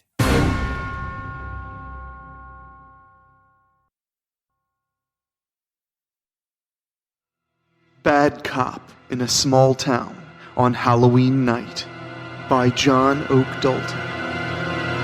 Farron didn't know what a viral video was until his daughter showed him a recording of him sleeping in the patrol car in the parking lot of the school. Some asshole kid shot it on a cell phone and sent it to a friend who posted it on Twitter, and the rest went how it went. That was on a Wednesday morning, and by that night, there was a dance club mix with Farron's loud snores and a sample from Junie Morrison's song Susie Thundertussie. By Friday night, the memes were in full swing. There was a screen cap of Farron sleeping in the patrol car, and the text read, "When you've been racial profiling all day and the donut shop is out of coffee." And a lot worse than that. Monday night was the town council meeting, and if Farron didn't know anything about social media, he sure didn't think the town council did. But he was wrong. It was a 3-person board who met once a month at the library with a handful of old people and a few cranks in the audience. Ellen Soames was the board president and also the town librarian, which was a tough combination. Joe Linseed was a retired farmer who held court at the gas station out by the highway most mornings, but didn't do much here. Buster Winsome was the son of a retired teacher named Ann Winsome, and when she passed away, Buster filled the rest of her term, and then nobody could think of any reason to vote him off. Farron gave his usual monthly report about his speeding ticket quota and 1 or 2 domestic calls and 1 or 2 drunk driving stops, but he skipped over the fight at the high school because he didn't want to mention the high school. The town board seemed to be listening unusually closely, and afterwards Ellen asked him to stay and talk. "We've got some changes that have been in the works for a long time," Ellen started. Farron didn't bother to ask what changes. He just stood there. Ellen started back up. "The county has agreed to drive through town a couple of times a day, and the high school has been wanting to hire their own resource officer anyway, so we will need you as a town marshal through Halloween on October 31st, but that's it." Now Farron reacted. "That's this Friday." "It's been in the works for a long while, Farron. Can I at least get my insurance through December? That's for Abby." "It isn't going to work that way." Ellen looked at him with sorrow on her face, but Farron knew it was for herself. When her son got back from Afghanistan, it was Farron who talked him through what it was like to be a civilian. Farron had gone from high school to Desert Shield, and then had been town marshal ever since, so maybe he wasn't the best, but he was all Darren Soames had. It still didn't stop Darren from ending it all with a Tokarev pistol he shouldn't have been allowed to bring back from in-country. We all know those GLP-1 injections work wonders, but that price tag almost gave me a heart attack when my insurance denied coverage. I was staring at a choice between paying my mortgage or paying for weight loss. Talk about a rock in a hard place. Then I found Elevate Health compounded semaglutide at just $58 with payment plans that don't require a second mortgage. Same medication, same results, but a price that real folks can actually afford. Visit joinelevate.com today. That's JOINELEVATE.com. Your wallet will be as happy as your waistline. This medication is not FDA approved. "We can let you resign," she said. "I'm going to need the unemployment," Farron answered. "Nobody is going to know until the week after Thanksgiving. That's the next meeting." "It's okay. I don't got my daughter for Thanksgiving." Farron walked out. The next day, Farron was sitting in his patrol car by the flashing light on the main street. It was Highway 1, but through town it was called Hadley Street, although everyone called it Hadbin Street. Like there had been a grocery store there, that there had been a bank, and that empty field had been the school, before consolidation. People were speeding and doing rolling stops, but why did that matter now? He was talking to his daughter on his cell phone. "Has the teasing died down at school?" he asked. "It was never that bad. Mercedes dressed her dog up in an octopus costume and put it on TikTok like Wednesday or Thursday. People got into that." "Well, thank Mercedes for me." "Are you going to get in trouble, Dad?" What Abby was really asking was her father going to be able to pay for her college, which she agreed to do as part of the divorce decree 5 years ago, and was happy to make happen. He worked as a bouncer at a bar called the Red Triangle in Ohio on the weekends, which was outside his agreement as a law officer in Indiana, and was why he was asleep Monday morning at his third job as resource officer at the high school. "If I get in trouble, I can get out of it," he answered. "I'll see you on Halloween. I'll have candy in the patrol car." "I'm a senior. I'm too old for trick-or-treating." "Well, walk down there anyways." "Okay." And they hung up. Farron turned on the radio in the patrol car and put it on the country station everybody listened to. His ex was the midday DJ, and had done a lunchtime request show for years that Farron still liked. Dolly was singing about how hard it was to be a diamond in a rhinestone world. But then she played a Willie song about the red-headed stranger and the yellow-haired lady, and his heart fell in his chest. Farron was a redhead, and his ex was a blonde, and they danced to the song at their wedding. So that's how Farron knew that the news had spread through the little town about his firing. His ex was playing the song because she was thinking of him. Farron didn't want to think about what it would be like to be an ex-cop. Everybody he'd pulled over and ticketed, when pretty women were let go after a smile and sometimes the promise of a drink or more. All the guys he knew had hit girlfriends or wives or kids or all three, and might have accidentally bumped their face on the patrol car, or found their paperwork lost for days when they got dropped off at county. All the dealers who were busted because they weren't his dealer. That was all worth thinking about, but having the pity of his ex-wife. That was the worst. And then his thoughts turned to Abby. He could pick up more bouncer shifts at the Red Triangle, but not too many more. And he could go back to doing security at the big outdoor venue where they had stock races in the fall and concerts in the summer, but it was an hour each way and the tweakers were bad. You could put them in chokeholds and kick them in the balls over and over and they just didn't seem to feel any pain or care. At least the Red Triangle had mostly drunks and stoners and only a biker once in a great while. And anymore, most of the bikers were cops and firemen running wild on the weekends, and they always got a pass on their behavior. He might be able to scratch together money, but he wouldn't have insurance, medical, or life, or anything. He had it until October 31st. And then there was nothing. And a little thought squatted in the corner. And he only looked at it out of the side of his eye. Until Halloween night. Then Farron sat in his cruiser at the flashing light at Hadley starting around 6 o'clock and gave out candy. He waited until Abby came by, and she had dressed up after all and dragged out a couple of girlfriends. And it was all meant to be ironic, but they were having fun.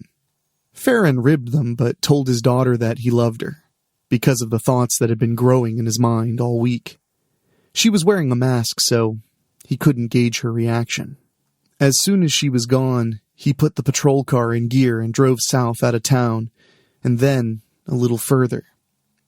2 summers ago during the town bicentennial, they had closed the main road through town and had a carnival come in. But a night or two in, there was an immigration raid of some kind, and all the carnies were dragged off, or ran off. After a few days of complaints and nobody from the carnival coming back, Joe Linseed rode his tractor into town and dragged the rides off one at a time to a farm field the government was paying him to keep fallow. There, Those old rides rotted away, along with some busted-up trailers and some other ragged odds and ends. It's where Farron pulled in and parked, and saw a little campfire in the dying light. He knew Joe Linseed's nephews or cousins' kids or some kin hung out here all the time, but Linseed was kind of his boss, so Farron did nothing. Even though he had an idea what they were doing out there. Farron took a Remington 870 shotgun out of the trunk and started walking towards the campfire where several figures crouched or sat in broken-down patio furniture. Young guys, still shirtless in the fall chill. There was a chemical smell in the air. "Hello, Walls." The call from the gloom brought Farron up short. Only one person called him that, and it was his childhood friend and adult weed dealer, Ricky Webb. He knew his mother had named him after her favorite singer, Farron Young, and had loved his hit song, "Hello, Walls." Ricky was a nephew on Joe Linseed's wife's side, but never came out to this little encampment people up the road called Rusty Town. "You look damn serious, Walls. And all you hillbillies out here look damn jumpy."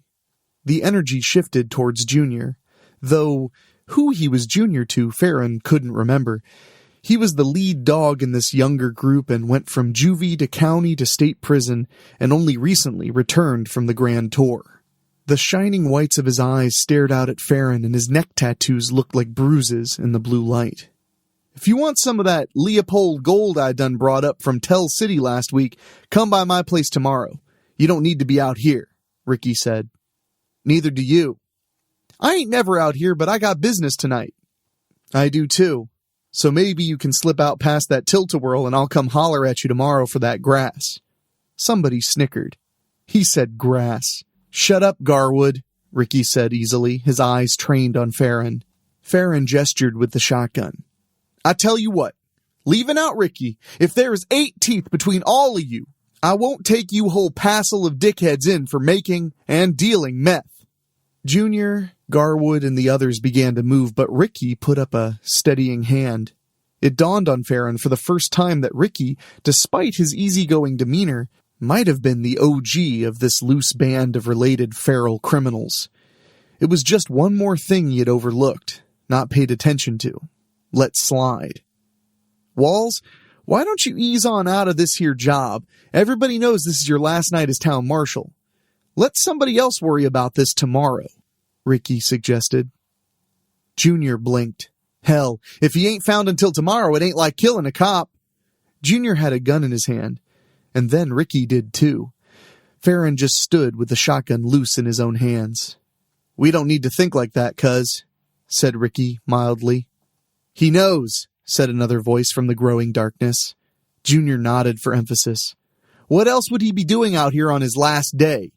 We all know those GLP-1 injections work wonders, but that price tag almost gave me a heart attack when my insurance denied coverage. I was staring at a choice between paying my mortgage or paying for weight loss. Talk about a rock and a hard place. Then I found Elevate Health compounded semaglutide at just $58 with payment plans that don't require a second mortgage. Same medication, same results, but a price that real folks can actually afford. Visit joinelevate.com today. That's JOINELEVATE.com. Your wallet will be as happy as your waistline. This medication is not FDA approved. Ricky studied Farron. "That's it, isn't it? It's your last day. God damn, Farron, don't let it go down this way. Think about Abby." "You know I am thinking about Abby." It was the truest thing Farron had ever said. "And get her name out of your mouth." Ricky blinked, and Farron swallowed. "Then tell your idiot half-brothers or second cousins or whatever this island of misfit toys is to stand over against that hall of mirrors with their hands behind their backs and make this easy." Ricky shook his head. "Head on back to town, old hoss. I'm trying to talk these kids out of making a bad mistake." "It's my mistake. I've been too easy on these young dirtbags because I took most of their mamas behind the football stadium at one time or another." Junior finally lifted his gun, a high-point 9mm, just as Farron had hoped. Only Ricky lifted his own Bursa Thunder 380 and shot his cousin in the face.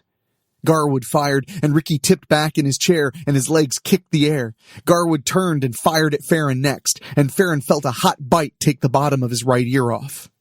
Ricky was up and on his knees pointing his gun at Garwood when somebody stepped out of the shadow and fired at Ricky. A geyser shot out of Ricky's neck, but he still shot again, and Garwood's jaw disappeared in a cloud of red, and his teeth peppered the campfire. Garwood convulsed and fired, hitting another man in the shadows who started to scream. Farron stood and waited for the bullet. But the new gunman turned and ran for the trailer, flannel shirt flapping behind, and the last man broke and ran as well. Farron watched for a moment, then threw his shotgun on the ground. The Remington had been empty, but the Glock 19 in his holster wasn't, and it turned out he needed it. It was one thing to die in a hail of gunfire, and another to die in prison. So he walked up and shot the screaming man, then followed the other two towards the trailer. The one in the flannel banged the door open and ran in, but the other veered off. He figured he had the flannel guy boxed in, but had better catch up to the second guy. That guy ran hell-bent towards what was labeled the funhouse, a big sheet metal box that had been built on the back of a flatbed. The funhouse had some sort of zigzag gangplank held up with chains. And Farron watched for a moment as the guy, who he finally recognized as the recent high school dropout, Peyton Sanford, tried to navigate the wobbly platform in the dark. He stepped into the round O of a painted clown's mouth, and the brake must have been off on that tunnel, because the gears started moving and the opening rolled up like a hamster wheel. It would have been funny if Farron wasn't trying to die in the line of duty. Farron fired into the clown's mouth and missed, but the bullet spanged around and finally hit Sanford and knocked him flat. He tried to get up, but just flopped around in there until Farron drew a better bead and shot him again. And Sanford stopped moving. Farron turned away and saw some weird shapes dancing in front of him. He triggered his gun without thinking and heard shattering glass. He had shot right into the stupid half-assed hall of mirrors. When he saw his own image splintering 100 times, he kept going. Farron beat it for the trailer and quickly realized he'd made a mistake. When he stepped through the door, the chemical smell was strong. He saw a hole that had been knocked in the back wall with a blue tarp strung over it and taped over onto another trailer parked right behind. So Farron bolted through the trailer and out the back, hoping for the bullet that would blow up the trailer behind him and everyone around the world beyond. But instead, he found the last gunman standing in an open field nearby, next to a beat-up 1980 Plymouth Volare Roadrunner. Farron knew the beater belonged to a kid everybody called Baby Gates, because once he got so drunk his friends gated him into a kitchen to sleep it off, and he couldn't figure out how to undo the latch, even when sober. Baby Gates had popped the trunk and had the gun pointed inside, which Farron immediately flashed on. Dogfighting. Even Baby Gates couldn't think he could get out of trouble by shooting up a trunk full of drugs. But Farron went ahead and killed him anyway, then walked over to see what Baby Gates could have possibly been thinking. Inside the trunk was a very thin and pale young woman, wearing clothes you would throw in a dumpster behind the Goodwill. The stench of human smells was strong, but the young woman was alive. Farron bent over and vomited in the grass. Then he felt better. It was the killing of the young men and the finding of a young woman so close to Abby's age. He had sometimes vomited after killing in Iraq and knew that was part of it. He reached a hand out to the cowering, feebly moving woman, but finally just reached down and lifted her out and set her on the ground. She was a flat 5 feet and didn't weigh $110 by Farron's eyes. "What's your name, miss?" The young woman just stood and shook, her teeth chattering. "Can you tell me your name, miss? You're all right now." The young woman slowly opened her mouth, and Farron saw a darkness within. It took Farron a minute to realize the woman had no tongue. Farron looked into her eyes. "Okay, we'll go back to my patrol car. I got a paper and pencil there so you can write your name down." The young woman shook her head. "You don't want to write your name down?" She shook her head, harder. The truth punched Farron between the eyes. "How long ago did you get taken?" The young woman lowered her hand until the flat of it hovered around her knee. Farron felt the bile rise in his throat when he thought about the enormity of what had happened to the young woman. Okay, well, we still need to get back to the patrol car. Just keep your eyes on me when we walk that way and don't look at nothing else. The young woman nodded, and Farron led her away from the Roadrunner. But as he neared the campfire once more, he saw movement again. He raised a hand for the young woman to stay where she was, and Farron approached the fire, where his old friend Ricky was somehow still alive, holding a bloody hand to his neck. Farron stood over him. "You ain't calling this one in, are you, old hoss?" Ricky asked. "No." Farron could see Ricky's eyes slide sideways in a glimmer of firelight. "I'm glad she's still alive. If it means anything to you, I thought Baby Gates was talking shit, some stupid internet thing. I didn't think he could really go and get a girl from somewhere. I was here to make Junior let her go." "That does mean something. Where was she from?" "I don't know exactly, but they bought her in Indianapolis. But I know where she was going. They sold her to them people out at Comfort Farm." "Comfort Farm? Where they had those retreats? My ex went to a writers group out there. Them people went bankrupt 2 years ago. This is a different group. They're from Jersey." "Jersey? East Coast people, man." Farron thought on this for a moment, and when he looked down, Ricky was dead. The young woman was standing and looking. She didn't resist when Farron put her in the front seat of the car. He started the patrol car and turned and looked at her. "I'm going to take you into town and drop you off at the flashing light. There are good people there, and somebody will call the police and the county will respond." She grabbed his bicep and wouldn't let go. "I can't take you with me because I'm going out to the farm where they were going to take you, and I ain't planning on coming back."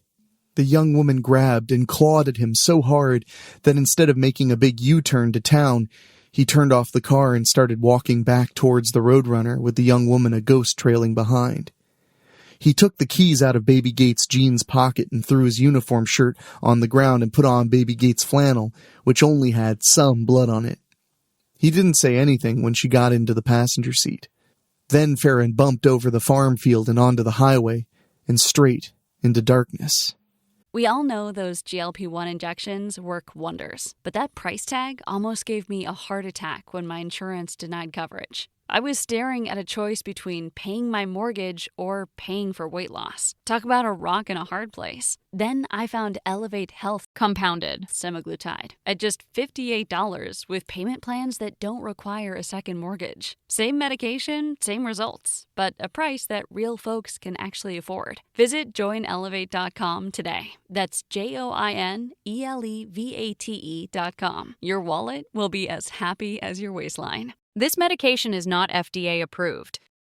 Comfort Farm was right at the very edge of the county and probably out of his jurisdiction if he was thinking hard about it. But what he was thinking was that he should have noticed somebody building a watchtower on the other side of the big cattle gates. Farron idled there and finally honked the horn, and damned if a big spotlight didn't shine out of the tower and point right at the Roadrunner. Farron and the woman sat, very still. After a long moment, he heard a deep-throated rumble, and here came a 1987 Chevy El Camino, black on top and silver on bottom, that he couldn't help but admire. Some long-haired guy with a leather vest over a bare chest came out with a MAC-10 in one hand and a gym bag in the other and stood on the other side of the cattle gates. Farron waited, knowing he had a flannel up top, but uniform pants and a gun belt below. The guy squinted at the Roadrunner. "You're supposed to keep her in the trunk, idiot." Farron said nothing as the man started to undo the chain holding the cattle gates together. Just for fun, Farron revved the engine and gunned it as the chain fell away and banged the gates open and knocked the long-haired guy backwards and watched his limbs turn counterclockwise. He heard a gunshot from above, and so he drove straight on into one leg of the tower and crushed the grill of the Roadrunner. He heard a crack and a creak as the wooden leg gave way, but what happened next was hidden in a cloud of radiator steam. He opened the driver's side door in time to see a guy fall from above and bounce off the hood of the car, an AR-15 going flying. The guy scrambled for his weapon and slid off the hood of the Roadrunner, and Farron shot him before he could get his feet under him. The long-haired guy was somehow on his feet and firing into the steam. Farron bent down and scooped up the AR-15 and let it rip into the darkness. He liked it better than the MAC-10 anyway. He heard the long-haired guy scream as he walked over to the El Camino, accidentally kicking the gym bag on the way. Money spilled out onto the dirt. Farron couldn't believe what he was seeing, but he picked up the bag and threw it in the back of the El Camino anyway. Somewhere down this dirt road, the big barn you could rent for weddings was all lit up. There were two guys walking down the path towards them. All the little cabins they used to rent to church groups were all boarded up on both sides of the overgrown track. They had definitely heard a commotion, but weren't in full tilt panic yet. These East Coast types didn't think much of Midwesterners, Farron thought, sourly. He climbed into the El Camino, and there was the young woman sitting there already. "You gotta get out of here. You got me through the gate, but that's as far as I was planning on going with you. There's a bag of money back there. Take it and walk to town." She started grabbing at him again, so Farron just put the El Camino in gear and started slowly rolling down the dirt road towards the men in the barn. This one was absolutely not the 1970 El Camino he had lovingly finished restoring when his older brother got sick of it, but it was better than no El Camino at all.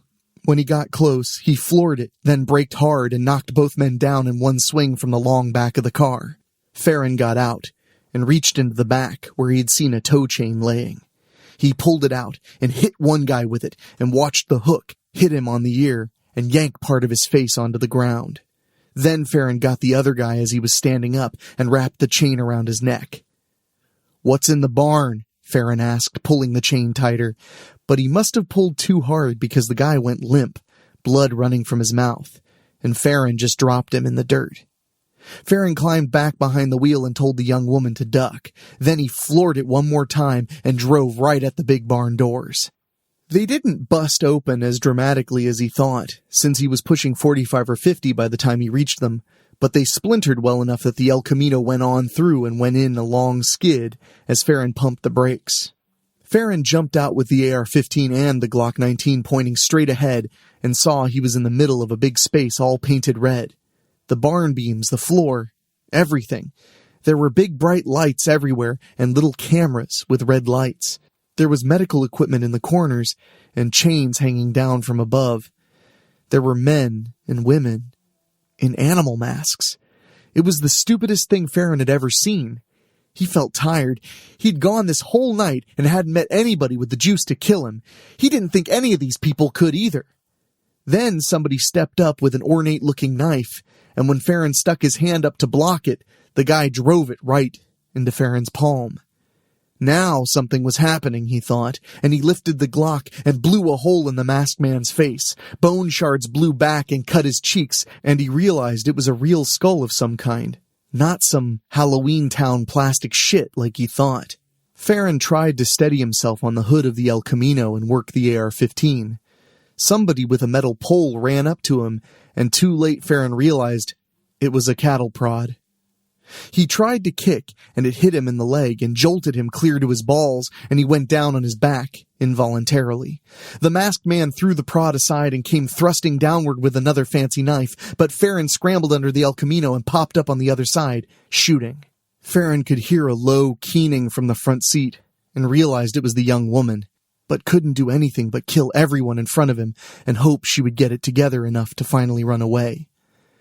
Some woman in a flowing red robe rose from behind a bank of computer monitors and started saying some shit Farron couldn't hear between the rumbling of the El Camino and the sounds of gunshots and the keening of the young woman and the screams of the dying. He shot her, thinking the rest of them might stop fighting when they saw it, but they didn't, and somebody stabbed Farron up around the collarbone, and the blade deflected off and screeched across the El Camino's paint job.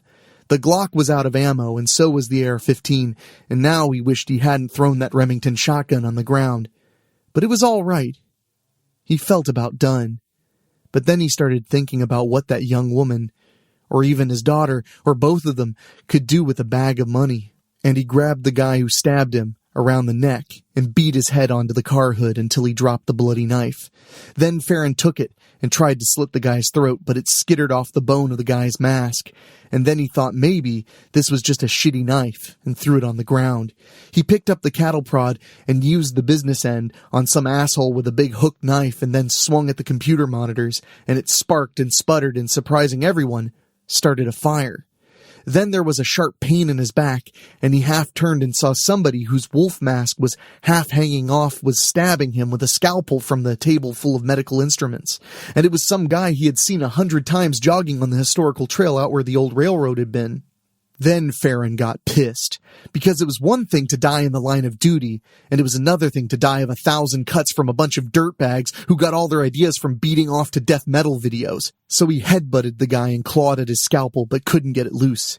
He heard a loud ch-ch behind him and saw some douchebag holding a Mossberg pump-action shotgun pointed at him. Farron grabbed the barrel and forced it upwards, until he forced it under the guy's chin. The blast showered Farron with gore, but he'd lost track of whose blood was whose. There was somebody running away from the growing flames, and Farron brought the barrel of the Mossberg down on his head, and the guy stumbled and fell. Farron wiped blood from his eyes and didn't see anyone else running or moving at all, just the steady red lights looking at him from every angle of the room. And so he lay down next to the last corpse and let the fire warm his feet and waited to see if anything else would happen. Unfortunately, Farron woke up not in that red room, but in a white room, the county hospital, and there was a little boombox covered in stickers on the bedside table, and his wife was talking on the radio, and he knew that the boombox belonged to his daughter, and she must have left it there, and he must be alive. His daughter came in and started crying, and he did too, not for the same reasons. After a few minutes he asked, "Who's the girl?" "They don't know yet," Abby said. "Everybody's somebody," her father whispered. "You're a meme again," Abby said, showing him her phone. The video was called Sleepy Cop Wakes Up, and somehow there was heavily edited video of the massacre at Comfort Farm. "What is this?" Farron asked, pushing the phone away. "You shouldn't be looking at that." "You busted up a red room. It's where they take girls to be tortured and people pay to watch it on the dark web." "The what?" "The bad part of the internet." "There was a good part?"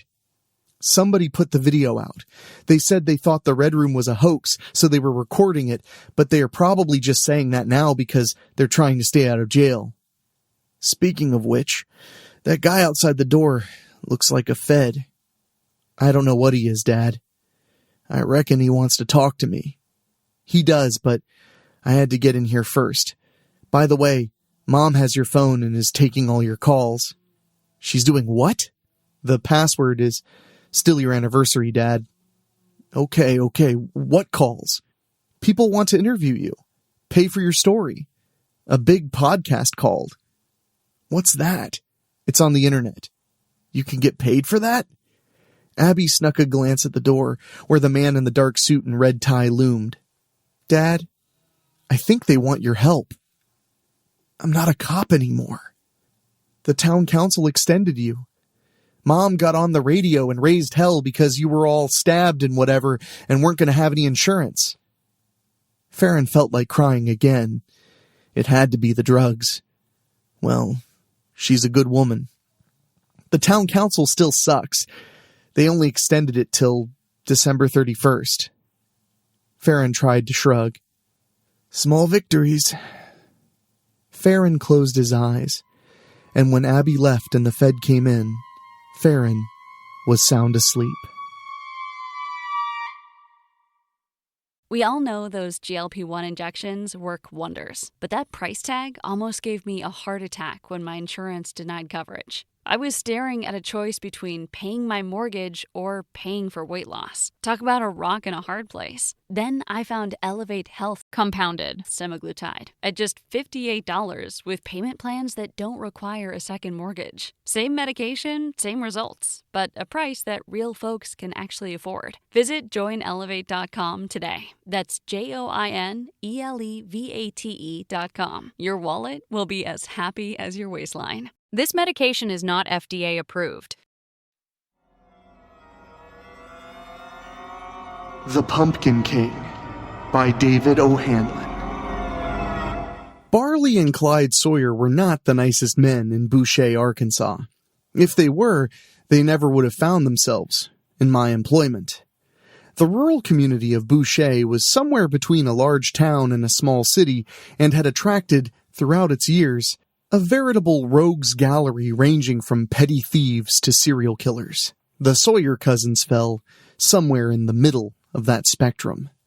The boys worked any number of odd jobs, but often supplemented their income by creative means. The cousins were the perfect partnership, seeing as Barley was strong as an ox and Clyde was, well, almost as smart as one. What Clyde lacked in intelligence he made up for in loyalty and tenacity, qualities found rarely in men of his ilk, if they're ever found at all. Clyde brought a heart of gold to the team, fool's gold as it may have been, and damned if he wasn't the best shot I've ever known. Barley, on the other hand, was not. In fact, if the boy managed to hit the broadside of a barn, you could safely bet he'd been aiming for the opposite direction. Luckily for him, he was hellfire in a brawl. Barley also served as the thinker of the two, a meager accomplishment to be sure. It was, as it turns out, Barley's bright idea that led the boys to my doorstep. My name is Barnabas A. Lambert, and I will do my best to relate to you the events that would later bring me to employ Barley and Clyde. Some of the details may have been exaggerated in their recollections, so please try not to hold that against me. I'm only telling you how I heard it. Well, some bitch, Clyde, Barley said. He said it a lot. It was only by the inflection that Clyde Sawyer knew exactly how to take it. The slow, drawn-out tempo of the catchphrase told him Barley was not at all impressed by the turn of events. Clyde never missed a shot, not even on purpose. It was like every bullet he fired magically found the bullseye. The fat man's head leaked across the truck bed. Could have at least wrapped him in plastic, Barley griped. I ain't have none, Clyde wheezed and dug in his pocket for his inhaler. That bastard weighs a ton, and I had to pick him up all by my lonesome. If you hadn't shot him in the head, you wouldn't have to pick him up at all. Barley grabbed the man's collar and jerked him out of the back of the truck in 3 tries. The body poured over the tailgate into a contorted heap. Ugh! He squirted brain juice on me. I didn't say anything about shooting him. Ain't say nothing about not shooting him either. Clyde straightened the corpse out. Things got a little out of hand. I had to improvise. Out of hand my ass. You just needed to give him the brick and get the bag of money. Clyde sighed. I got the money, and we can sell the brick again. Ain't the point, Clyde. Barley shook his head. What kind of drug dealers can't be trusted to keep their word? Clyde scratched his head. All of them, I reckon. Well, that shit's gotta change. Barley grabbed the man's ankles. Lift with your knees, we ain't got no workman's comp. Clyde hooked the body under the arms, and they began the arduous trek down the levee with their portly cargo. Thanks to Clyde's hair trigger and Barley's short temper, the duo was getting good at disposing of unwanted bodies, a skill they sold to others as well. Clyde, make me a promise. Barley wrestled to fix his grip around the gargantuan thighs. What's that, Barley? Make the fat ones run a bit before you shoot them. Clyde laughed and lost his grip, sending Barley and the body rolling to the bottom of the incline. He stopped laughing when he heard the splash and trotted down quickly.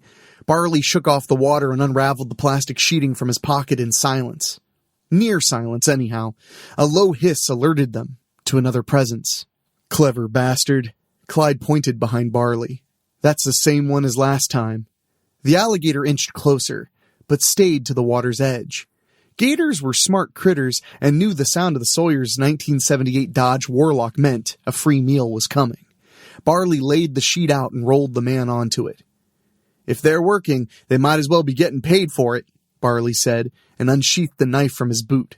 "Hell, we might even get a couple of them to keep at the house.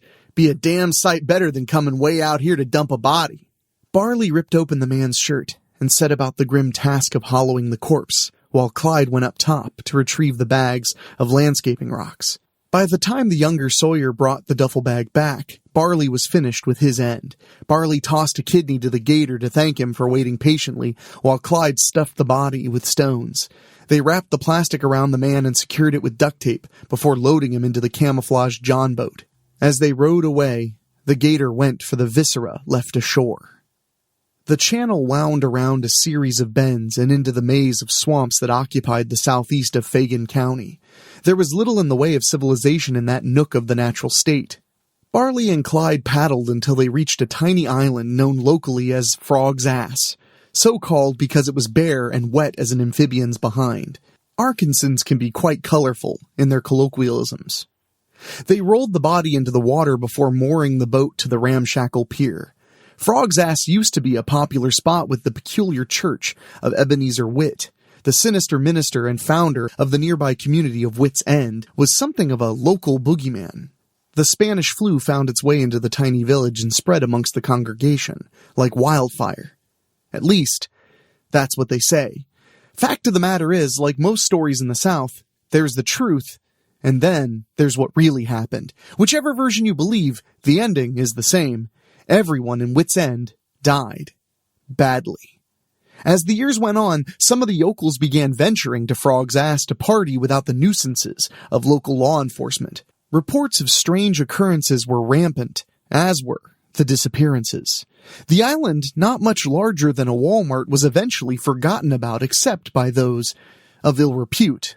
We all know those GLP-1 injections work wonders, but that price tag almost gave me a heart attack when my insurance denied coverage. I was staring at a choice between paying my mortgage or paying for weight loss. Talk about a rock in a hard place. Then I found Elevate Health compounded semaglutide at just $58 with payment plans that don't require a second mortgage. Same medication, same results, but a price that real folks can actually afford. Visit joinelevate.com today. That's JOINELEVATE.com. Your wallet will be as happy as your waistline. This medication is not FDA approved. Those like Barley and Clyde. The boys got off the boat and stretched their legs. Rusted beer cans poked out of the dirt like headstones of fun times long since dead and served as the only proof anyone had ever come to the isle before them. They didn't use the small motor when carrying anything of legal ambiguity, and the 2 hours of rowing took its toll, so they rested on the island whenever their work took them so far into the wetlands. Barley laid back and let the cool mud soothe his tired muscles. A single cloud drifted lazily across the full moon. "Hey, Barley," Clyde called as he urinated noisily against a stone protrusion. "Come look at this." "I reckon I'll pass." Barley sat up and pulled his shirt back. "Best keep it away from the water, though. Some snapper might think that little white wiggler of yours is a minnow and bite it right off." "This is why you ain't got no friends, Barley." Clyde's zipper punctuated the statement. "I meant, come look at what I was peeing on." "This better be good." Barley left his flashlight sticking out of the mud and joined his cousin. He took off his ball cap and scratched at his shoulder-length hair. "Yep, that's, definitely interesting." "It's one of them devil altars, that's what it is," Clyde informed him. "That's just lies they tell in movies, Clyde." Barley felt the carved lines of the knee-high stone pillar. "The pentagram means good things, most of the time. Folks use it to symbolize the 5 wounds of Christ, for example. It's even big in China." "Damn, you always learning me something, cuz." Clyde spat tobacco juice across it and inspected it with his penlight. "So this is a good thing, then?" Barley checked his watch and grunted. "Well, Clyde, I don't reckon this one is, actually." "How's that?" "You see, Clyde, we was here 2 nights ago, and it weren't." "That's a bit worrisome." Clyde leaned over closer to the symbol. "Maybe we just overlooked it." "Could be, Barley snugged his hat back on his head. But it's been Halloween for about 3 hours now, and it's a full moon, and I'd much rather we didn't fuck around with the pentagram in the swamp if it's all the same to you. Big Barley scared of an old star? Ain't that something? Clyde pointed at the indentation in the center of the star. What you reckon that is? Looks like a hand. Let's get back to the house. We promised we'd do them hayrides for the kiddies tonight. Barley turned to leave. And don't touch the... A cypress exploded in a flash of lightning across the swamp. The animals went silent, like scolded children cowering before an angry mother. Barley rubbed his eyes to clear the spots from his vision. Frog's ass shuddered twice, and the muddy bank bubbled. The ground shook again, and Barley's boots sunk into the liquefying soil beneath him. He exhaled sharply and shook his head before looking back at his cousin. Clyde's jaw was hanging open, and his hand was pressed firmly in the middle of the bizarre altar. Well, some bitch, Clyde! The carved star glowed brightly, and the younger Sawyer jumped away, immediately sinking into the island up to his knees. Barley plodded over quickly as he could and pulled him free. They made slow progress to the John boat as the ground sucked at their legs, trying to pull them inside. The edge of Frog's ass dissolved into drifting clumps of muck as the landmass became nothing more than sludge and broke apart before them. The remnants of the dock collapsed entirely. I told you not to touch it! Barley exclaimed. But you knew I was gonna. The island broke away in a flash and dumped them into the swamp. Barley clung to Clyde's back, trying to stay afloat. Barley swam slightly better than a boulder, after all. A pillar of fog rose from the dying island, crackling with its own lightning storm inside its swirling mass. The moon dimmed and, over the symphony of horrid destruction, the Sawyers could hear something much worse. It wasn't laughter, as we'd call it, but rather the perverse imitation of the act by a thing born in a place where joy did not exist. Clyde took great motivation in this and got them to the boat right quick. Barley kicked his feet to keep his head above the black water while Clyde submerged and cut them free of the shattered dock. They clambered inside the boat, and Clyde shook water from his inhaler for 3 puffs of salvation. The remains of Frog's ass drifted lazily in all directions, and the tower of fog spread out across the sky, blotting out the moon for all of Fagin County. Think that's a bad omen, Barley? Clyde spat swamp water. Barley clicked the switch of the spotlight mounted on the nose of the boat and shined it across the swamp. A piece of plastic sheeting reflected it back as it floated away. Bubbles popped next to the boat, and a pudgy face rose silently above the water. Water streamed through the bullet hole like a broken faucet. The man gripped the rim of the boat and jerked it down, sending Clyde into the water with him. Clyde bobbed up in time to see the obese corpse breaststroking to his revenge, zombie teeth snapping at the air in anticipation of Clyde's flesh. Clyde shut his eyes tight. The trolling motor hummed to life, and he knew Barley was skinning out before the corpse could eat him too. Then the motor bogged down in an entanglement, whining as it tried to break free. Sticky chunks pelted Clyde's face. Barley must have gotten stuck in the broken remains of the aisle, Clyde feared. The Revenant would have his vengeance on both the Sawyers soon enough. Clyde opened his eyes and watched the headless body sink into the swamp for the second time that night. Barley shut off the motor and slung it over his shoulder with a grin. You swimming home, or you want to get yourself in the boat? Barley remounted the motor to its bracket. Clyde pulled himself in and sighed. There's a chance this might be my fault.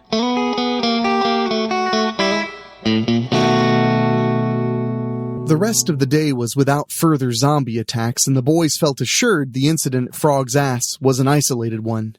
With it being Halloween, they didn't have any jobs lined up and focused on the evening's task, preparing their truck for the hayrides. The Dodge Warlock growled into the daycare's gravel parking lot. Barley stepped down from the lifted pickup, and the much shorter Clyde slid out. The screen door swung open and clacked against the siding as she came out to meet them. Barley stumbled, drawing an amused snort from Clyde. Everyone in Boucher was in love with Maud Beaumont. The streaks of green cascading through her blonde French bob shimmered in the late afternoon sun. She waved to the cousins with her slender fingers dancing playfully, and smiled in the way that only she can. It was a tactic that melted the hearts and befuddled the minds of men across the county. One had to be careful with Maud, for if you looked into the depths of her eyes, you might not ever return in the same manner you left. as was the case with Barley Sawyer, who fell into those eyes in the 7th grade and found himself perpetually entwined around those playful, slender fingers. I must admit, I myself have fallen for her charms on some occasion, which has kept the boys employed. And alive. As he rounded the vehicle, Barley spotted a hunk of brain clinging to the tailgate and quickly tossed it into the bushes before Maud could see it. She'd convinced Barley to pull the trailer through Driscoll's corn maze for the daycare's annual hayrides. 3 trips through the field and Barley would be in a position to finally admit his love for Maud. Though, he wouldn't, because he'd been in that position on at least 33 different occasions and chickened out every time. "Hi, Barley," Maud said, sweeter than Georgia tea. "And Clyde, of course. Are you all set for the rides?" "Howdy, Maud." Clyde pulled the trailer hitch from the bed of the truck and slotted it into the bumper. "We are now. Is Driscoll going to send them damn scarecrows out this year?" "Just like every year since 1963, Maud assured him. "Fuck." Clyde's face soured. "I don't like them. Not one bit. Ain't no reason Halloween needs to be scary. After all, we're taking little kids through that maze." "Language, Clyde." Barley shook his head. "I can't take you nowhere." "I'm used to him by now," Maud smiled and gestured to the trailer with its square holes arranged into benches amidst a bed of loose straw. "I figure we can take them in groups of 10, except the pre-K kiddos. There's 11 in that bunch." "Sounds like you got it all planned out," Barley smiled and took his trucker cap off. "Will you be riding in the truck with me? Me and Clyde, I mean, unless you'd be more comfortable if it were just you and me. Clyde don't mind riding in the back none." Clyde's face twisted in confusion. We all know those GLP-1 injections work wonders, but that price tag almost gave me a heart attack when my insurance denied coverage. I was staring at a choice between paying my mortgage or paying for weight loss. Talk about a rock in a hard place. Then I found Elevate Health compounded semaglutide at just $58 with payment plans that don't require a second mortgage. Same medication, same results, but a price that real folks can actually afford. Visit joinelevate.com today. That's JOINELEVATE.com. Your wallet will be as happy as your waistline. This medication is not FDA approved. "I definitely mind riding where them scarecrows can see me." "Man up, Clyde," Barley's shoulders sagged. "I reckon I mean to ask if you'd like to ride up front with me is where I was going with that." "I was thinking Clyde could sit up front where he's safe." Maud squeezed Barley's arm. "And that you might like to ride with me in the back. I even got a special Halloween blanket we can sit on." Maud looked up at him with those damned blue-green eyes and Barley went toppling down into them.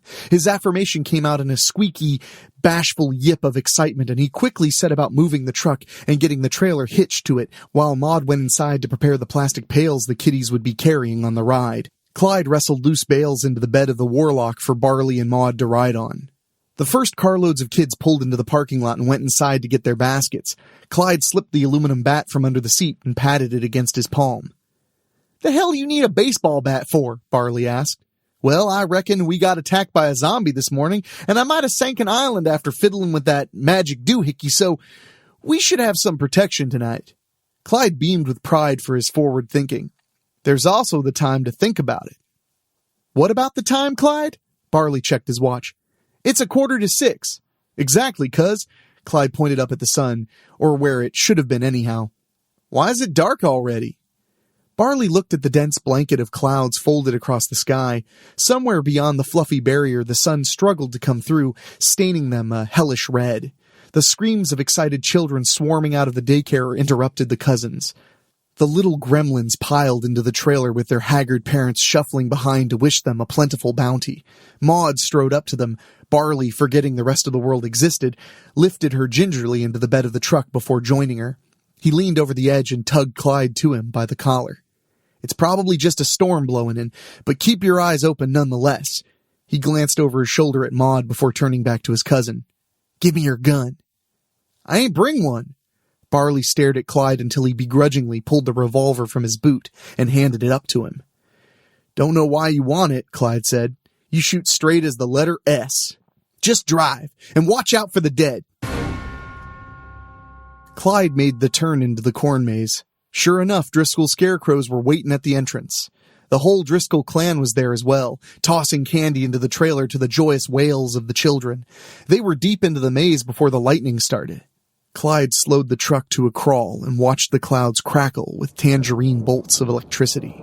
He mashed the brakes and put her in park before leaning out the window to whistle for Barley. He jerked a thumb up at the storm. Barley stood up and looked to the clouds. They rolled like waves, cresting in saffron strobes.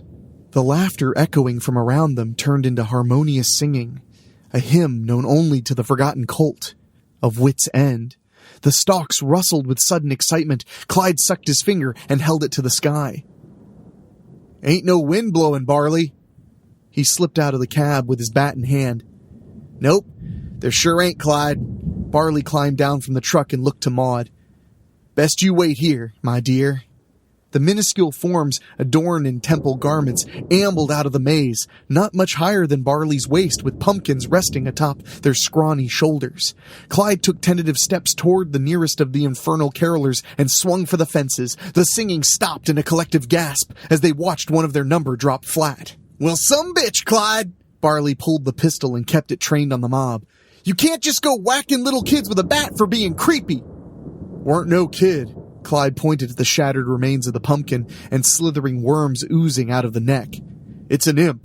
They're like goblins, but they serve a... Oh, shit. Serve a what, Clyde?"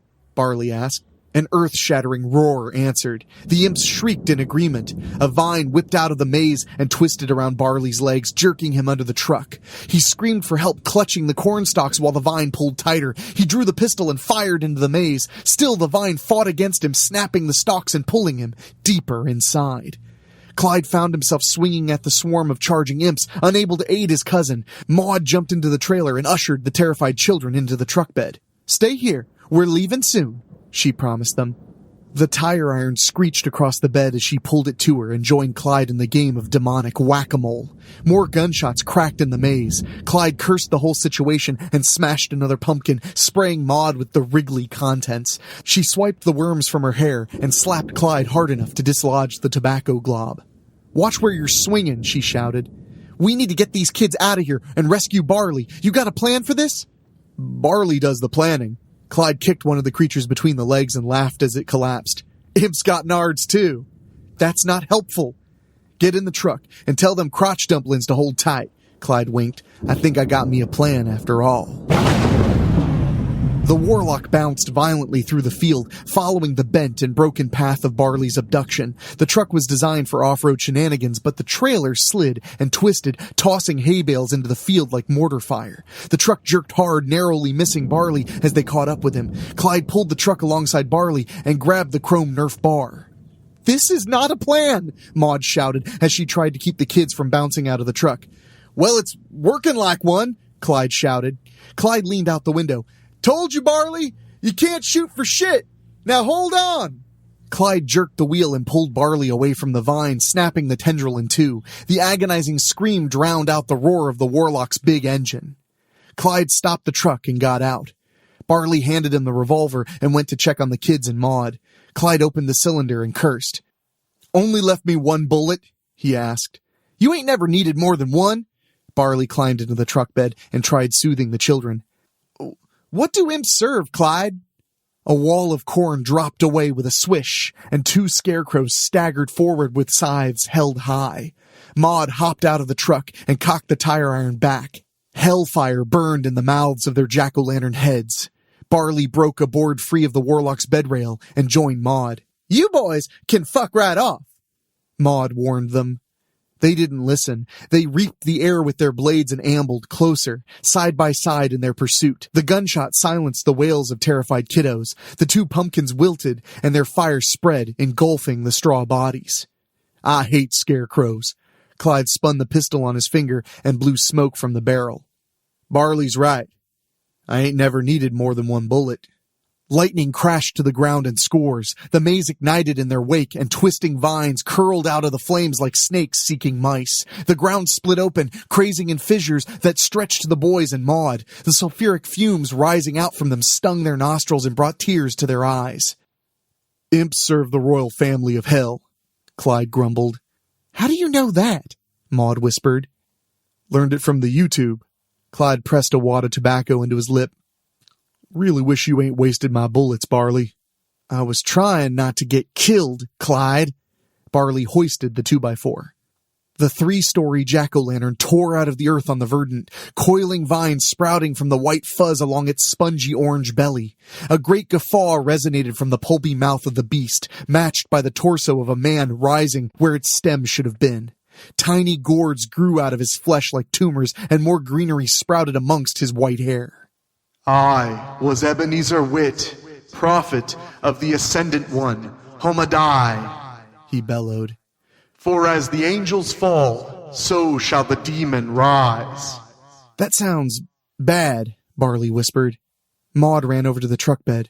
Kids, I'm gonna need y'all to get on down from there and sit in the trailer nice and sweet. Can you do that? Just like when we play the quiet game. We all know those GLP-1 injections work wonders, but that price tag almost gave me a heart attack when my insurance denied coverage. I was staring at a choice between paying my mortgage or paying for weight loss. Talk about a rock and a hard place. Then I found Elevate Health compounded semaglutide at just $58 with payment plans that don't require a second mortgage. Same medication, same results, but a price that real folks can actually afford. Visit joinelevate.com today. That's JOINELEVATE.com. Your wallet will be as happy as your waistline. This medication is not FDA approved. For my sacrifice and the lot of 500 souls, I am beyond the limitations of the flesh. The creature continued.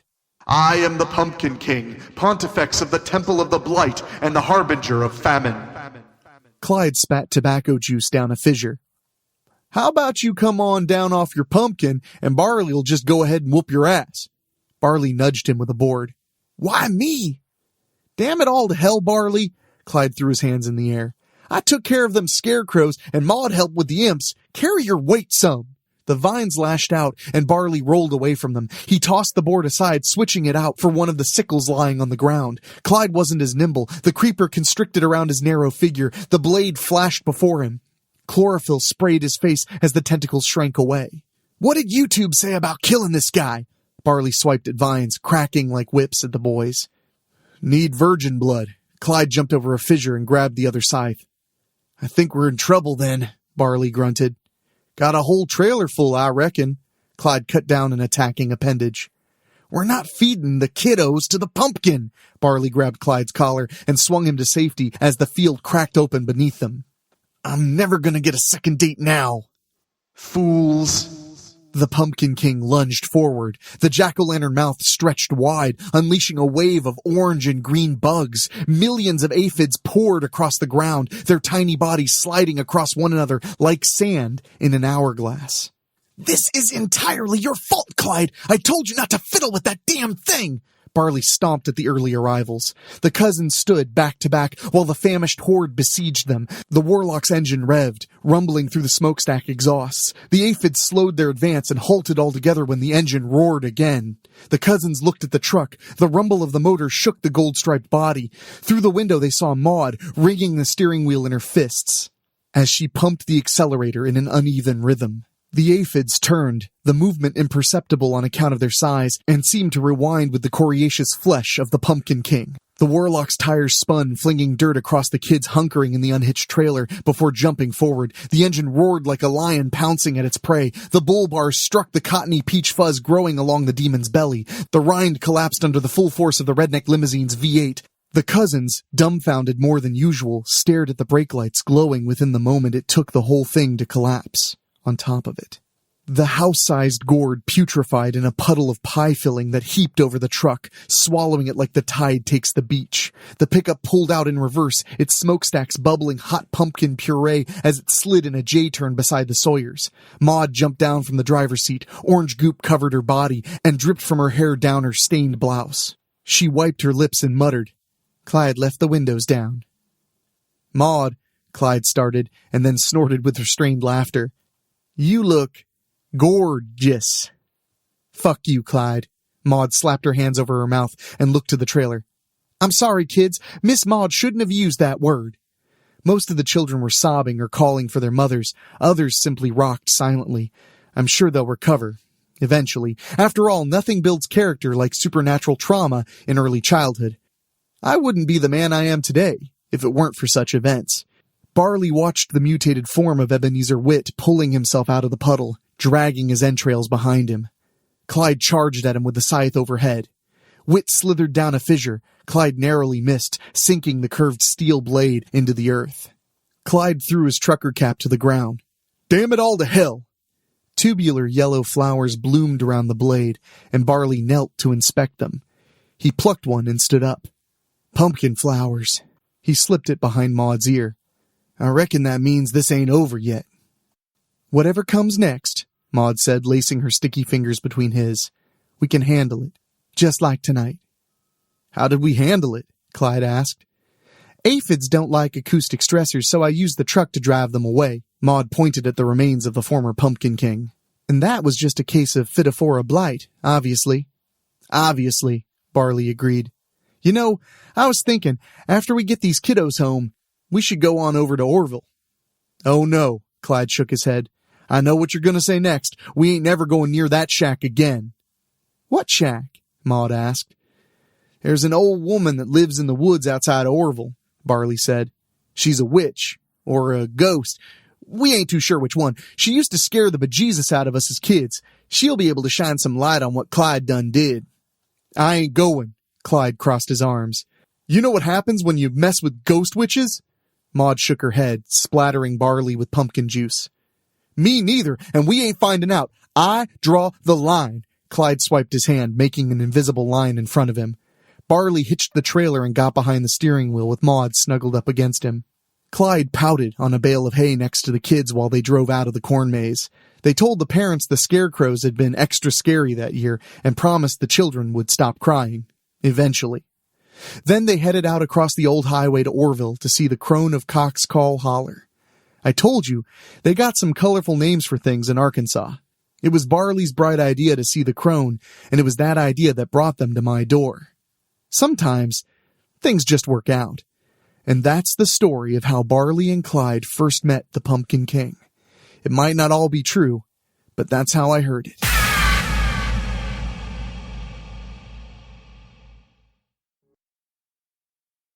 Another Mischief Night by Shane Migliavacca.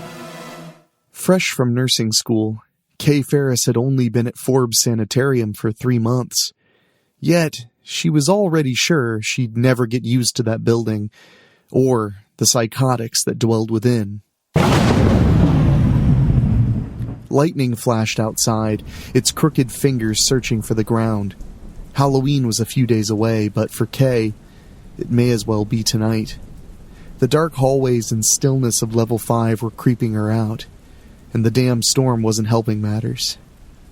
Dr. Chandler had all the patients on Level 5 sedated early. Something to be thankful for, she thought, as she made her rounds. But with the storm, it really was the only course of action, as bad weather tended to knock out the sanitarium's power. And since the doors were locked electronically, if the power went out, all the doors would unlock. The cheapskates in charge refused to pay for a backup generator. She stopped. Ahead was the end of the hall, and the last door on the left behind which sat Patient 15. Patient 15, that girl in the mask, Amanda Williams, she was worse than all the others. The girl just sat there, day and night, in her white mask, never making a sound. Chandler, who had treated the girl since she'd first arrived, said she wore the mask out of shame. Shame that her brother was murdered in a botched robbery while she stood by, paralyzed with fear. Kay heard noises coming from the room, late at night. Not surprising, since Amanda was the only patient that was never sedated, as Chandler felt it unnecessary. Kay suspected the old man thought of the girl as a daughter. She chuckled, picturing them sitting down for a Sunday dinner. She started down the hall again when there was a bright flash of lightning, followed by a loud crash of thunder.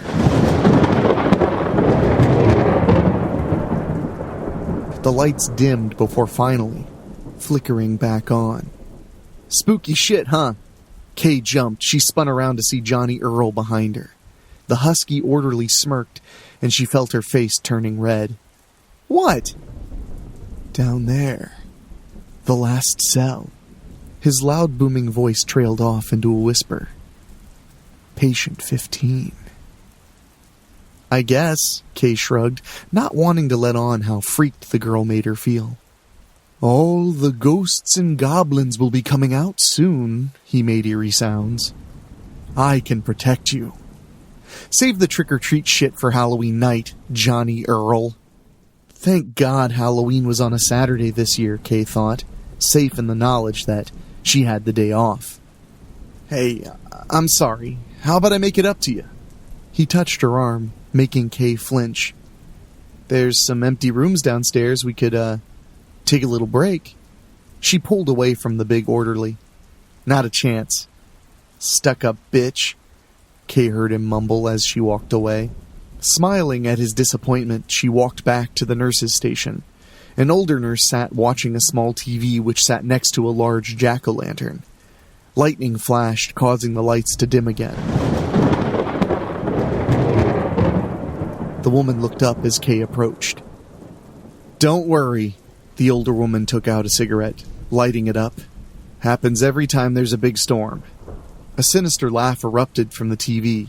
31 Days of Halloween will return with Jesse James meets Frankenstein's daughter after these horrendous arcane adverts. Mrs. Bradley was the senior nurse on the 5th floor, which meant she could do whatever the hell she wanted, so the old nurse spent her shift watching old horror movies and smoking. How are all our little chickadees? Sleeping. Good. Mrs. Bradley coughed. Sit down for a bit. They ain't going anywhere. Kay sat, stifling a cough. She hadn't talked to the older nurse much since starting at Forbes. Bradley intimidated her, and Kay had heard stories from the other nurses that the old woman could be quite the tyrant if you crossed her. So Kay did as she was told and kept her head down. You like it here? She felt her throat tighten as Kay strained to think of the appropriate words. It's a shithole, Mrs. Bradley laughed. Don't worry about trying to kiss my ass and say this is a great place. Do your job, put in your time, and if you're smart, you'll use this as a stepping stone. After a few moments of silence, Kay worked up the courage to ask a question. How come you stayed? Before answering, the old nurse tapped some ash into a coffee cup. Big fish, small pond. If I'd gone somewhere else, I'd have to start over again. Johnny Earl sauntered towards them. Well. Nobody told me it was break time. He made a hurt face. Standing, Kay adjusted her uniform. Well, back to it.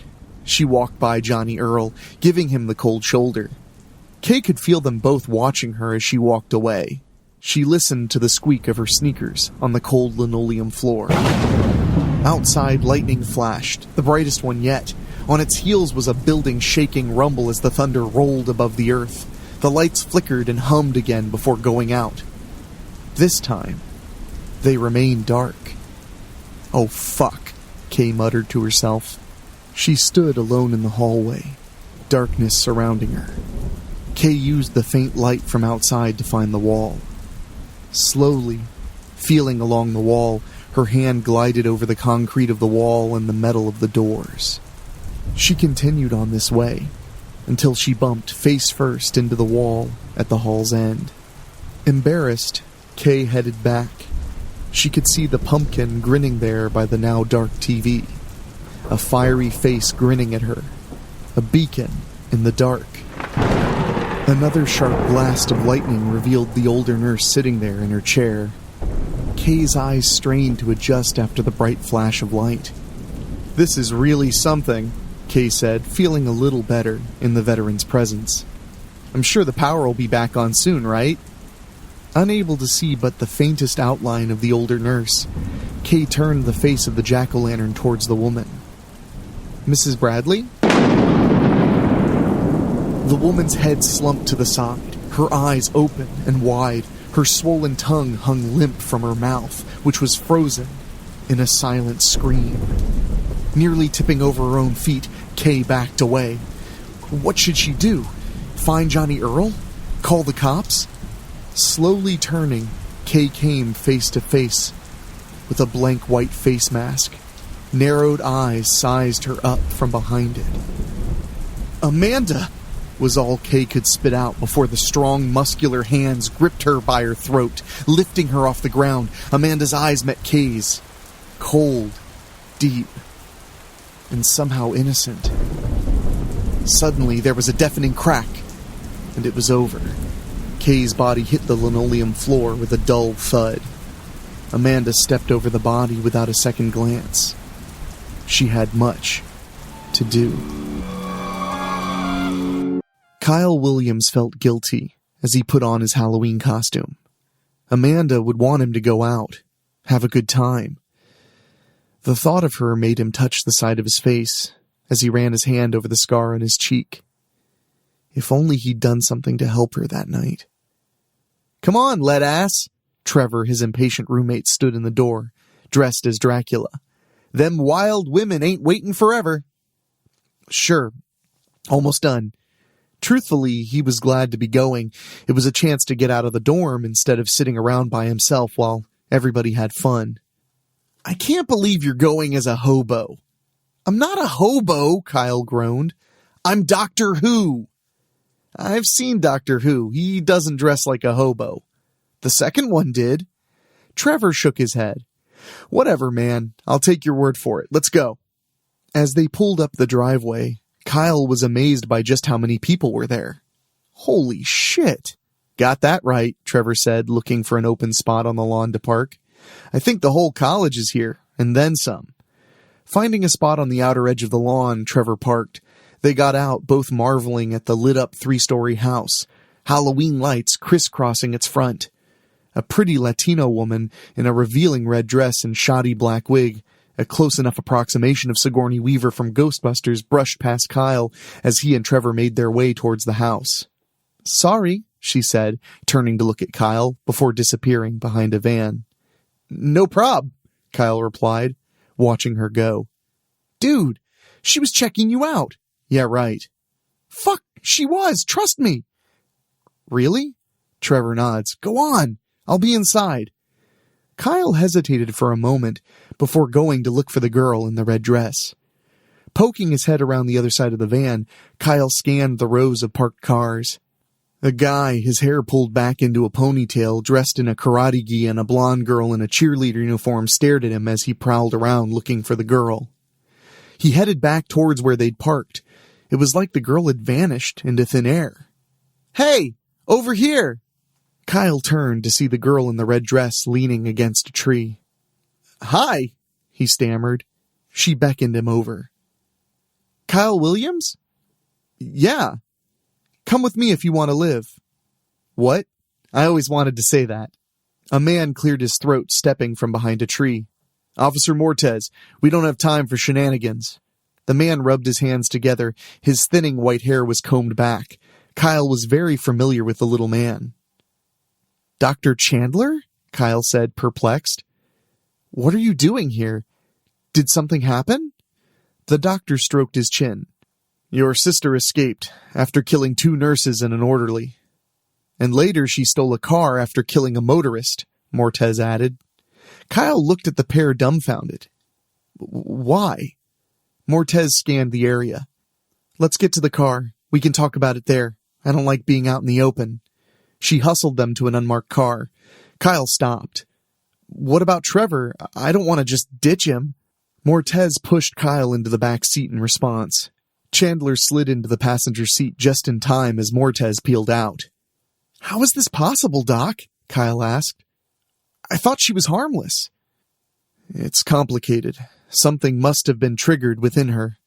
As the doctor tried to explain his theory, Kyle became aware of the headlights bearing down on them. "Are we?" Mortez cut him off. "Being followed?" "Yes, since we left the party." "So you're a cop?" "Sure am," she said, their eyes meeting in the rearview mirror.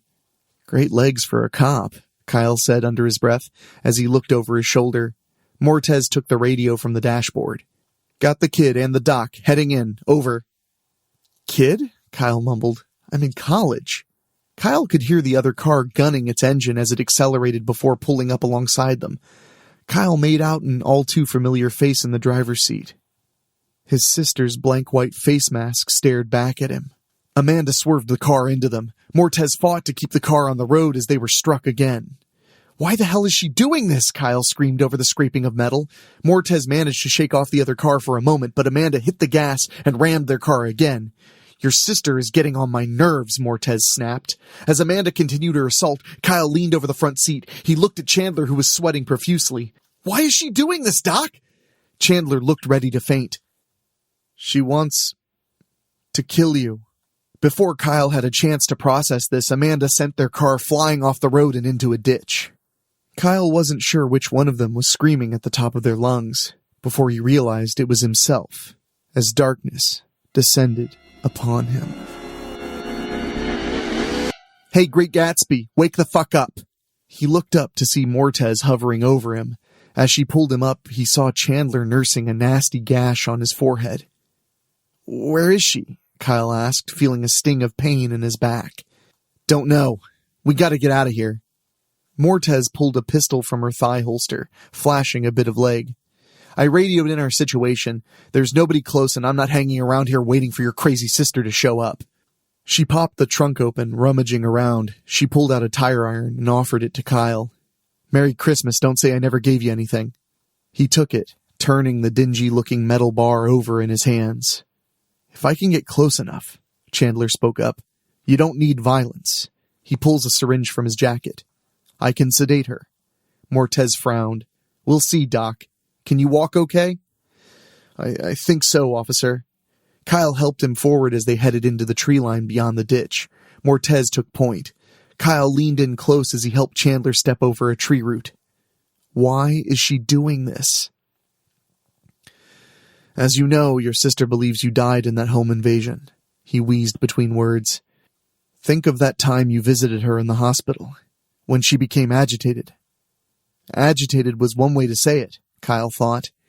He could still remember that day, not that long after that Halloween invasion. The doctor had ushered him into her room. Upon seeing him, Amanda had started screaming at the top of her lungs, a wild, terrified look in her eyes. Since then, his visits consisted of seeing her through two-way glass. The doctor cleared his throat before finishing. "What I learned is, your sister feels you're an imposter, a phony duplicate of her brother, a doppelganger." Kyle let the words sink in as they made slow progress through the heavily wooded area. His sister, the one he loved more than anything else in life, truly wanted to destroy him. Mortez motioned for them to stop. "There's a field up ahead. Sit tight, I'll take a look." "Not a good idea," Kyle replied. "Chill, kid. I'm just going 5 feet." She slipped through the trees as Kyle shook his head. "I'm not a kid." After a few minutes, Mortez came back. "Looks like a farm in the distance. Can't tell if there's anybody there. I think it's our best bet. There might be a phone or a car." Beyond the trees was a large field overgrown with tall grass. As they started across, Kyle felt his heart beat faster. Amanda could be anywhere out there, lying in wait. The grass was over waist high, tall enough to conceal one very pissed-off sister. A cool autumn breeze rolled over the field. The grass swayed back and forth. Kyle's eyes darted back and forth as he gripped the tire iron tightly. Suddenly he caught a black shape off to their left in the field, just sitting. Moonlight gave it a vague, ominous shape. "What the hell is that?" "What is what?" Mortez asked. "There," Kyle pointed with the tire iron. Tractor, maybe," Chandler offered. They kept going. Like some great beast opening its eyes after a long slumber, headlights flooded the field as the dark shape roared to life, the car's tires peeling out as it shot forward towards the trio. "Shit," Mortez spat as she took aim. She fired off a round as the car screamed towards her. Mortez dove to the side as the car barreled by, heading straight towards Chandler and Kyle. Kyle grabbed Chandler and pushed the startled doctor to the ground and out of the car's path. The vehicle spun around for another attempt. Kyle was running and screaming before he even realized what he was doing. All that he knew was he had to draw the car away from them. "Amanda!" Kyle screamed as he ran full tilt towards the farmhouse. Maybe there was something there he could stop his sister with. Adrenaline was the only thing fueling his fight. He ran, huffing and puffing until the world slipped out from beneath his feet and he fell face first on the grass. Regaining his wits, Kyle rolled at the last possible minute out of the way of the oncoming car. Screeching to a stop, the car now blocked his path to the farmhouse. Amanda met his gaze behind the wheel of the car. Getting to his feet, Kyle felt the sting of a skinned knee and a twisted ankle acquired from his tumble. Hobbling towards the barn, he heard the car slowly turn around. No rush. She had plenty of time to kill him. The brake lights bathed the landscape in a bloody red hue. The place looked deserted. A good thing no one else could get in his sister's path. Kyle pushed open the large barn doors. The headlights of the slowly approaching car at his back illuminated the dusty interior. Kyle entered the barn as the car crept further towards him. He could feel Amanda's eyes fixed on him, as well as the weight of the tire iron in his hand. He turned as the car lurched forward and stopped. Then moved forward again. It was halfway in the barn now. She was taunting him, playing with him. The high beam stung his eyes as the car drew closer. God damn it! Mortez pushed tall stalks of grass out of her way. When she'd gone down after the car had nearly clipped her, she'd lost her gun. A fucking rookie mistake. It had to be here somewhere. She glanced up across the field. The light from the car was still visible. "Stay here, Doc," she ordered. "I gotta help the kid." Chandler tried to say something, and she cut him off. "You'll be a bigger help finding my gun." "Take this, then." He handed her the syringe. "It'll put her out quick." She took off running. If the kid was dead when she got there, Mortez would make sure his sister was too. Fucking knock her out. No going back to a nice cell for that bitch, she thought. If Chandler didn't like that, he could take it up with her captain. The car stopped a couple of feet from where Kyle stood. The roar of the great beast died as Amanda turned the engine off. The bright, blinding headlights faded, leaving spots in Kyle's eyes. Spots or not, he could see the pale white mask watching him from behind the wheel. "Come on," he taunted. "You want me? I'm right here." The car door swung open as Amanda exited the vehicle. Her eyes blazed behind the mask, studying him. "It's me," Kyle said. "Don't you recognize me, sis?" As Amanda moved away from the car, Kyle could see she was holding a large knife in her blood-stained hands. He held out the tire iron at the end of his trembling arm. I don't want to hurt you, okay?" She moved forward, her gaze never left him. "I'm not some copy, you know. It's me, Kyle." Raising the blade, she advanced. "Remember when Bobby Ivor stole my book bag? You threatened to kick his ass after school if he didn't give it back." Amanda stopped. Her eyes locked on him. "Come on, there has to be something there," Kyle pleaded. "Remember when you were hung up on by Stevie Lee? You were crying in your room, and I sat with you. You have to remember." She raised the knife over her head, ready to strike. Kyle touched the scar on his cheek. "See this? That man did this. He lied about killing me to his buddy. He lied to save me. I didn't die that night." Amanda's hand shook. She started to lower the knife. "Don't you fucking move, you crazy bitch." Mortez stood behind the car holding a broken board. "Stay away," Kyle warned. Amanda turned towards the young cop and let out an inhuman howl. She leapt onto the car's roof in 2 swift movements. She crouched there, scraping the car's roof with her knife. Kyle rushed forward, trying to put himself between the two. He was too late as Amanda jumped off the car toward Mortez. Kyle caught a glimpse of the blade as the two women collided. The two struggled as Kyle tried in vain to separate them. Kyle was pushed away from the skirmish but managed to see Amanda stand, holding Mortez by the throat. His sister's fingers tightened like a constrictor on the cop's neck. For her part, the struggling Mortez managed to land a solid punch to Amanda's face, stunning the woman and cracking her mask in the process. But her grip remained firm. "Let her go," Kyle pleaded. "We can go home. I'll take you." Amanda let go of Mortez and turned to her brother. Half of her mask gave way, revealing the pale, beautiful face of a young woman. Still gasping for air, Mortez jammed the syringe into Amanda's shoulder. Amanda responded with a backhand that sent Mortez violently to the ground. She started to walk away from them, staggering as she went, until finally collapsing against the side of the car. Kyle took her in his arms, sliding her into the back seat of the car. "What are you doing?" Mortez asked, barely able to speak. "I'm taking her home," he said, getting into the car. "She'll kill you." "We're family," he said, starting the car. Mortez could only lean weakly against the barn door. and watched them drive off into the black October night.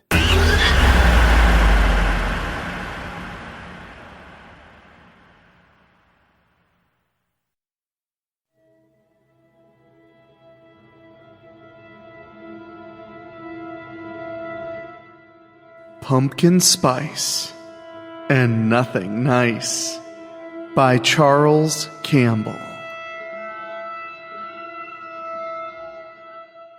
7:00 a.m., October 31st. Amber Hannah sighed in frustration as she impatiently waited in line at Frankie's Donuts, a line that was threatening to spill outside the front door. By her count, she was in spot 8, and so far, every single person has ordered a pumpkin spice latte or pumpkin spice donuts or both.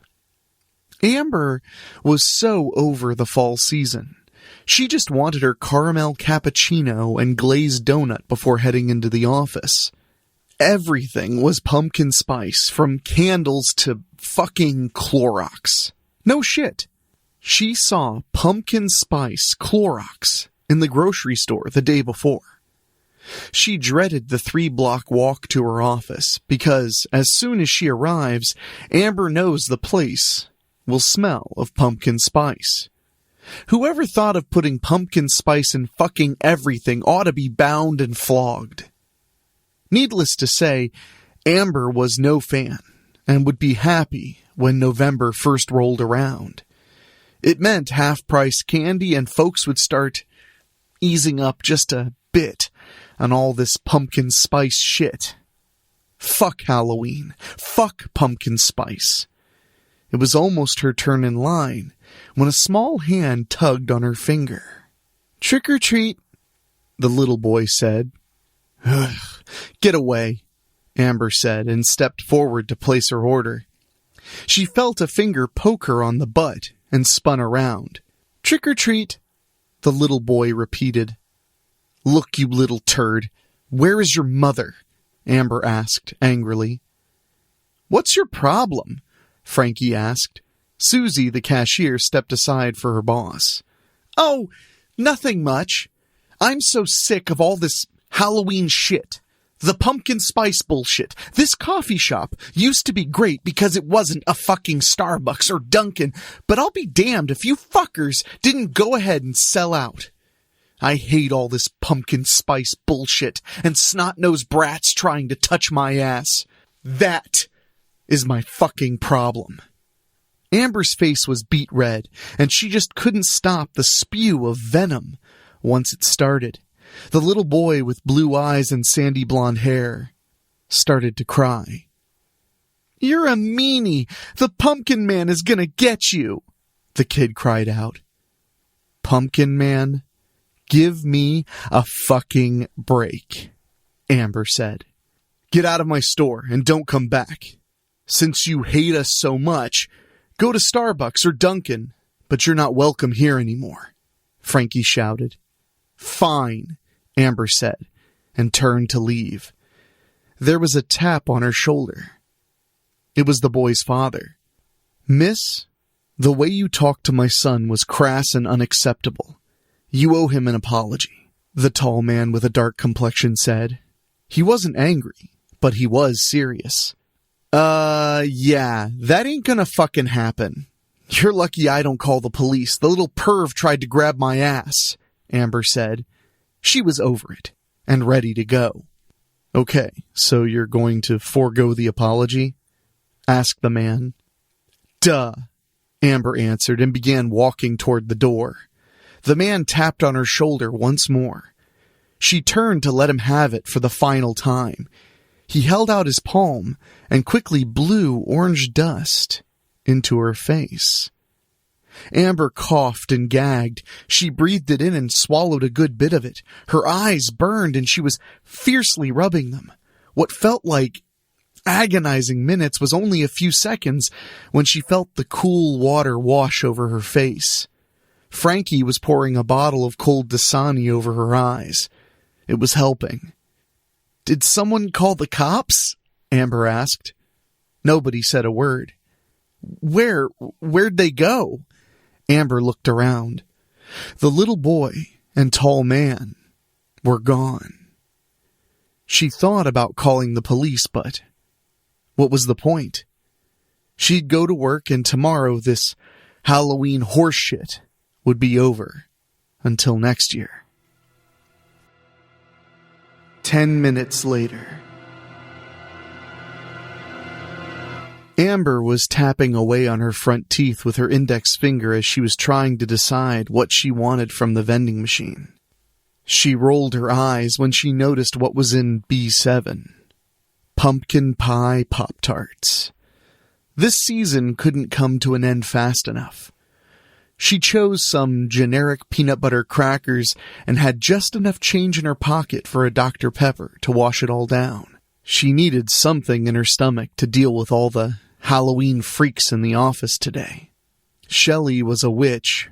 John was a half-assed Frankenstein monster. Chuck was a bargain basement mummy, and Tina, well, she didn't know what the fuck Tina was supposed to be. She had drawn on whiskers, so maybe some kind of a dying cat or something? Just another Halloween at Whitman's Insurance Agency. Chuck and Tina Whitman owned the place, and they were very firm believers in All Hallows Eve. "Another year without dressing up, huh, Amber?" Chuck asked as he held his arms out like a lumbering mummy from movies long, long ago. "Yeah, well, I really couldn't find anything to wear, Mr. Whitman," Amber said. Looking at him made her want to puke. "At least you're consistent. You sure you didn't try a little makeup this morning?" Chuck asked as he pointed at her neck. "You got a little something there. You get one of those pumpkin spice donuts from Frankie's?" "No, Mr. Whitman. Let me go wipe this mess off," Amber said, and excused herself from her desk. Thankfully, there was no one else in the restroom. Amber looked in the mirror, and she could see the little orange smudge that Mummy Chuck pointed out. She soaked a paper towel sheet with warm water and dabbed at the small spot on her neck. She dried it and took another look. The smudge was still there, so she added a little soap from the dispenser and scrubbed a little harder. She dried it again, and the smudge hadn't gone anywhere. "Fuck," Amber whispered, and tossed the paper towels into the garbage. She'd have to wash the spot away in the shower that night. It was par for the course. She'd have to work all day with that pumpkin orange blotch on her neck. Naturally, it would be pumpkin orange. She took one last look in the mirror and blew a strand of hair out from in front of her face. Amber then went back to her desk. This morning was busy and lunch was fast approaching. Amber was hungry. The crackers and Dr. Pepper weren't quite the breakfast she expected. She fielded quite a few calls and set several appointments for the agents. Some customers came in with their young kids all dressed up. The little fuckers had their trick-or-treat bags, and the Whitmans were more than happy to fill them. To Amber, kids didn't belong in a place of business, even if it was Halloween. She rose from her desk and stretched her arms. Amber was going to take a walk down the block and grab a sandwich from Underground Joe's. That's when one of the kids in the office shouted, "Oh, wow, Mom! Look at her!" He shouted and pointed at Amber. "I don't think she's finished her costume yet. Stop pointing, it's not polite," the portly woman said, and waved at Amber before pulling her son away by the arm. "What the fuck was that about?" Amber whispered to herself. Then Chuck walked by and stopped cold. "Amber, have you been getting into the Halloween spirit?" "Looks good so far," Chuck said, and made a circle with his finger as he pointed at her neck. Amber's brow furrowed. She noticed the others in the office now looking at her. Tina, the afflicted cat, put her hand over her mouth. That was enough for Amber to hightail it back to the restroom. Amber locked the door behind her and moved quickly to the mirror. She put her hand over her mouth to stifle a scream. Fuck, fuck, fuck, Amber repeated. It was the only word her brain would register. The orange smudge had spread, and there was more. The bottom half of her neck was pumpkin orange covered with what appeared to be black spider veins. There was no washing this shit away. Amber took a deep breath and exited the bathroom. She moved quickly to the coat rack and lifted Tina's long black scarf. She wrapped it around her neck and shouted, I'm not feeling well, Mr. Whitman. Going home to lie down. She waved a hand in the air and almost knocked Freddie Caldwell over as she rushed from the building. 15 minutes later, Amber was safely in the confines of her one-bedroom apartment when she immediately removed her clothes and stepped into the shower. She saturated the loofah with soapy water and went to work on her neck. There was no rush of orange and black makeup running down her chest. She scrubbed harder, but nothing was happening. It was as if someone tattooed this shit on her. Ugh! What the fuck? Amber screamed. The shower was as hot as she could stand it, and nothing was happening. She pulled the shower curtain and grabbed a towel from a clean stack on the shelf. Amber wrapped her body and opened the bathroom door to let the steam escape. Then she used a dry washcloth to wipe the fogging mirror. Amber almost fainted at what she saw. Not only did the orange and black mess not go away, but it spread even more. Now all of her neck was completely covered to the base of her chin. Amber's heart was racing. Her hands trembled as she attempted to remove her nose ring and quickly gave up on the notion when the scent crept into her nostrils. It was the unmistakable combination of nutmeg, cinnamon, allspice, and ginger. The fucking smell of pumpkin spice. Something else was strange. Amber noticed the color of her eyes were darker. They were a sky blue before, but now they were almost like dark pools of water. This was fucked up on so many levels. Then it hit her. The man at Frankie's did this shit. He poisoned me, Amber said out loud before thinking, what the fuck did that kid say? The pumpkin man will get you. Amber got dressed as she opened the Uber app on her phone. She was going to the emergency room. 34 minutes later. It was mid-afternoon and Augusta University Hospital's ER was crazier than usual.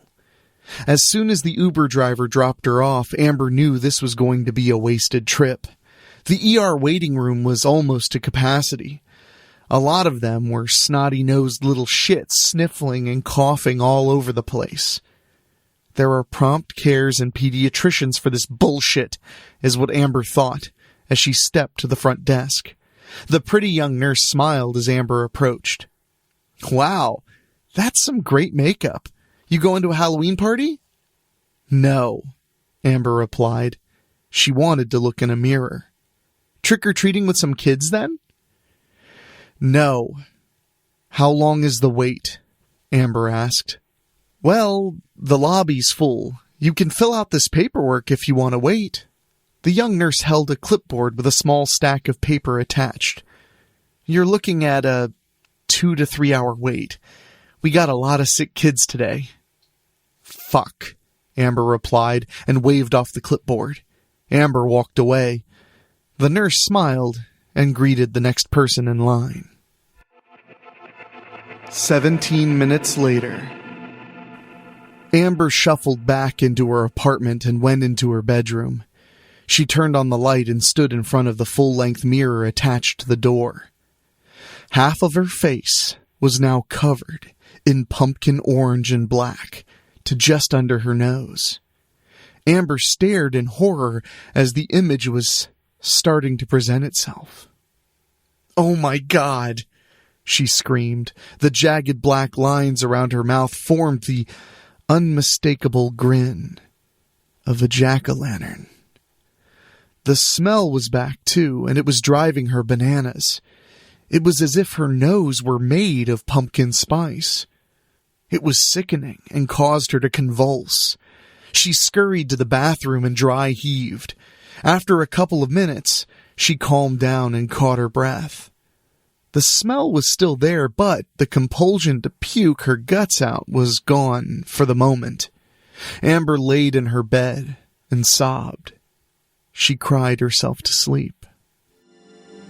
4 hours later, Amber awoke with a pounding headache. The room was dark except for the television. One of the Halloween movies was playing, and she really didn't give two shits which one. As far as she was concerned, if you've seen one, you've seen them all. She placed her hands on her temples and was all but convinced that she just woke up from one of the most vividly terrible nightmares she's ever had. But the smell was still there, and she didn't think it possible. It was even more prominent. This stoked the fear in her like a blow poker to a dying fire. Amber turned on the light and fell to her knees in front of the mirror. "Dear God!" she screamed. Her face had completely transformed into that of a jack-o'-lantern. It wasn't makeup or parlor tricks. It was 100% her face. Her eyes were oval-shaped and so dark the iris blended with her pupils. The same type of black, jagged lines around her mouth now surrounded her eyes and nose. Everything else was pumpkin orange, with streaks that looked like ominous roads on a map. Her shoulder-length hair was black, with orange highlights. "What did he do to me?" Amber was panicking. She should go back to the hospital, but how could they fix this? She could go back to Frankie's. Maybe the tall man came back with his kid. She could give the apology he asked for, and maybe he could fix it. That was her best shot. She didn't want to go out looking like this, but it was Halloween, so she shouldn't turn too many heads. Amber retrieved her phone and headed out. Frankie's was, after all, within walking distance. 9 minutes later. There were oohs and ahs when Amber stepped into Frankie's. A line of kids were waiting their turn at the candy table. Susie Reynolds was dressed as a witch. It was one of those Dollar General costumes, but Susie filled it out rather nicely. Amber pushed to the front of the candy line. Susie didn't recognize her at all, until she spoke. "Susie, you seen that kid from this morning?" Amber asked. "Amber? That you? Wow, your makeup is amazing." Susie was thoroughly impressed. "Shut it, Susie. The kid from this morning, have you seen him?" Amber asked in desperation. "No," Susie replied, and, because of Amber's bitchiness, added, "Didn't Frankie tell you not to come back?" "Come on, Susie, I need to find the kid and his dad. Let me sit in the back for a little while in case they come in. Please, Susie." "Okay, but if Frankie shows up, I'm not covering for you," Susie replied as she grabbed a fistful of candy for the next kid. Thank you," Amber said before taking a seat in a booth facing the entrance. She was tapping her fingers nervously on the table. She kept her eyes on the front door, hoping against hope for the kid and his dad to return. Amber glanced at her phone to check the time, and an immediate lump formed in her throat. Her wrists were pumpkin orange. Amber was wearing gray sweats, so most of her body was covered up. She quickly glanced around, held her breath, and took a quick peek down her shirt. Amber was on the verge of breaking down. Her entire torso was pumpkin orange. No, no, no! Amber was trembling uncontrollably. The kids, along with their parents in the candy line, started to notice her. Then, a line of her very own started. "Oh, wow! You're a pumpkin! Look, Mama, she's a pumpkin!" The little red-headed girl dressed like Raggedy Ann shouted. "Where's the rest of your costume?" she asked as she looked over the gray sweats. Amber gave the little girl a nervous smile and squirmed in her seat. Come on, please," Amber mumbled. "You look so cool. You want some of my candy?" a little boy asked. Amber smiled and shook her head no. There was now a full-fledged crowd of kids in front of her. Half of the kids were in the candy line and the other half were in the line to see the pumpkin lady. "Please come, please," Amber whispered. The kids gawked, and most of the parents were impressed with the detail of the makeup. Almost an hour passed, and Amber was just about to leave and head back to the ER when she heard a familiar voice. "Trick or treat." He was wearing a pumpkin mask, but she immediately recognized the voice. It was the little boy with the blue eyes and sandy blonde hair. "Hey, you want some candy?" Amber grabbed a handful some of the other kids left for her on the table. "Here you go." He held a plastic pumpkin in front of him, and she dropped the candy inside. "Look, I want you to know that I'm so sorry I yelled at you today. It was wrong of me, and I shouldn't have treated you like that. Please, tell your dad that I'm sorry," Amber said. Tears filled her black eyes. She could tell the little boy was smiling behind his mask. "It's okay. Thank you for the candy," he replied and opened his arms for a hug. Amber scooched out of the booth and knelt down. The little boy hugged her around the neck and whispered in her ear, "My daddy is the Pumpkin Man." When Amber stood, the tall man was there. He was behind his son, holding a cup. "Thank you for apologizing to my son. Halloween is his favorite time of year, and he gets very excited. Here," the tall man said as he handed Amber a Frankie's cup. "Take this as an acceptance of your apology. Make sure you drink the entire cup. You'll feel like a new woman in the morning. Come on, son. Let's go." The two of them walked out of Frankie's. Amber looked at the cup. It looked like a regular old cup of pumpkin spice latte. She took a sip, and nothing ever tasted better on her tongue. It was hot, but not too hot. Amber drank every single drop. Nothing was left in the cup. She hugged a few more kids before she left Frankie's. She liked the feeling. 1 year later. The line at Frankie's Donuts was almost to the door. By her count, she was in spot 10, and so far, every single person had ordered a pumpkin spice latte or pumpkin spice donuts, or both. Amber waited patiently for her turn to order. Susie smiled as Amber approached. "Nice costume, Amber. Not quite as good as last Halloween, but not bad, girlie," Susie said. Amber was wearing a tight-fitting, sexy witch costume straight from the Dollar General. "Thank you, Susie. I'll be by tonight to see what you're wearing. I'd like a pumpkin spice latte and 24 pumpkin spice donuts for the office." "Okie doke," Susie replied. A smiling Frankie approached the counter.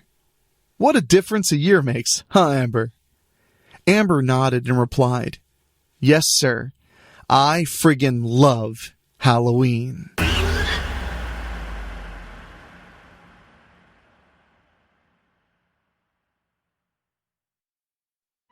Retro Halloween Weekend by Rob Fields.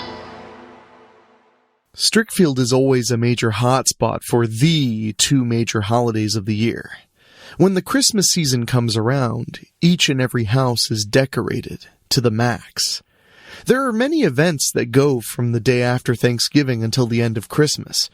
The Christmas season is the second biggest event of the two. The biggest event is Halloween. Much like the Christmas season, each and every house is decorated to the max. There are many more events that take place for Halloween than during the Christmas season. What sorts of events happen during the entire month of October in Strickfield, you may ask? Many parties take place at the local businesses. Denoyer's Grill, the popular restaurant in Strickfield, usually picks up more customers seemingly every day. There are plenty of haunted attractions around the area, though you may want to avoid the backwoods areas if you head out to these attractions. All of the bars are open for parties, which brings many of the students in from Strickfield University. Strickfield also has the two biggest events that are greatly talked about for the Halloween season. The first one is their trick-or-treat nights, which take place on both October 30th and on the 31st.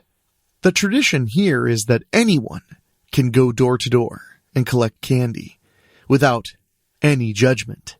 It doesn't matter how old you are or where you come from. In fact, people come from miles away just to experience this event, and there seem to be more and more trick-or-treaters here each and every year, which was why the event was extended to 2 days. There's even going to be an issue on the November ballot to extend the event to a full week. The second of the two biggest events for Halloween takes place at the Strickfield Drive-In Theater. On Friday, Saturday, and Sunday of each weekend in October, there are triple features. Monday through Thursday features a horror double feature. Each night the drive-in sells out, even on Sundays and weeknights, which are school nights. However, on Halloween weekend, the drive-in hosts special marathons in which 4 films are screened. But on Halloween night itself, the drive-in hosts an extra special marathon in which they screen 4 secret movies, which aren't revealed until they hit the screen. Only the manager knows what the titles are. The event sells out just the same. This year, Halloween night will be on a Sunday, as part of Retro Halloween weekend. It's Saturday now, Halloween Eve, that I'm seeing Charity Mirren on TV at the drive-in giving a speech. As it turns out, the Strickfield Drive-In Theater's in need of some major renovations. Really? You just know the theater makes damn good money. The owners can't raise the funds to renovate the fucking place? Charity and her girlfriend Micah Collins were at the drive-in for a summer triple feature event and had heard about the theater's peril. Not only did Charity and Micah raise the money for the renovations, but whatever was left over went to a charity of the owner's choice, which was the Strickfield General Hospital Children's Ward. Charity is standing at the podium with Micah next to her and talking about how she and Micah heard that the drive-in was in trouble and might not reopen for next year's season. She talks about how the former drive-in location on the other end of the village went to hell. The old Strickfield Drive-In Theater location is on the very same road here as this current location, Charity explains. The old theater closed down in 1987 after hosting the final Retro Halloween weekend event there. But now, as we get to the end of the Halloween season, the Strickfield Drive-In Theater will finish this final weekend with the traditional four secret movies, and that's both nights this year. Charity laughs a little, though, after tonight, they won't be a secret so much. Then Charity really smiles. Micah and I would like to thank all of you who donated. Because of your donations, this drive-in theater will continue to operate for seasons to come, which means there will be many, many more special nights, just like the Halloween season and Retro Halloween weekend. Her statement was followed by lots and lots of applause. Charity lets Micah speak. Also, many of you requested to have actual vendors here for Retro Halloween weekend. Well, consider that wish granted. There'll be plenty of vendors here to sell whatever your horrific little hearts desire, including even more scary movies.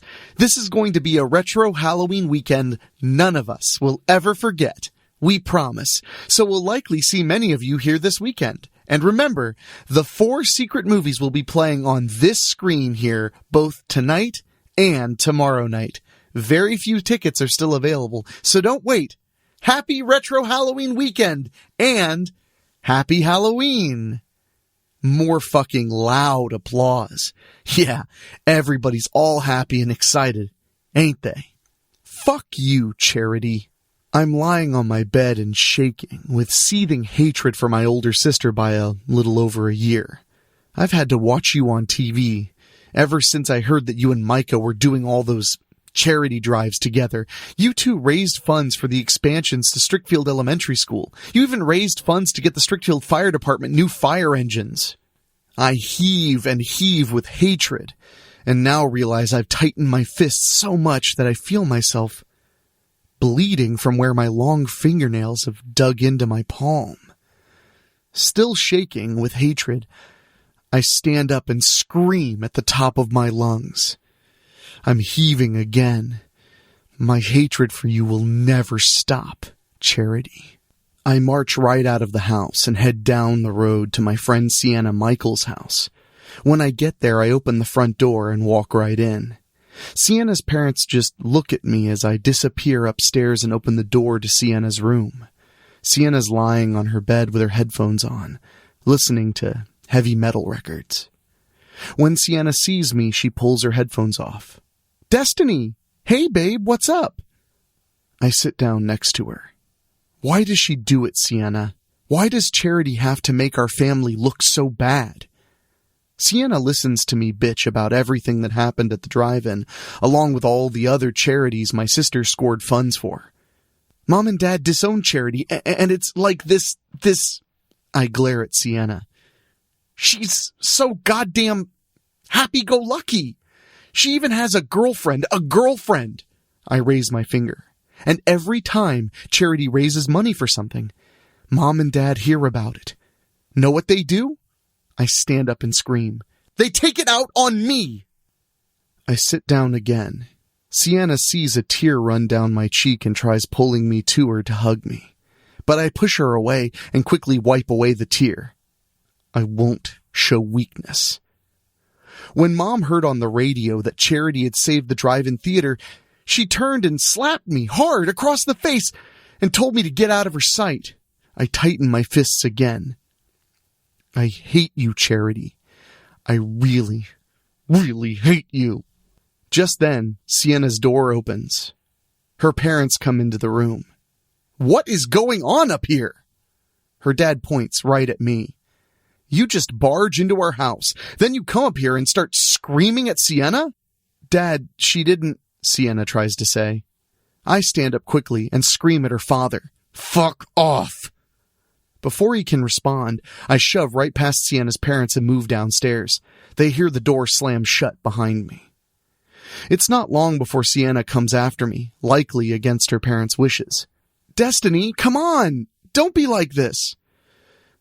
Mom and Dad said you're not welcome at our house anymore. Fuck your parents. I yell. I'm ready to say the same thing to Sienna, but I quickly stop myself. Sienna's my only friend in this world. I just look ahead. And fuck you, Charity. We sit down on a bench outside of Gunter Square and talk about things.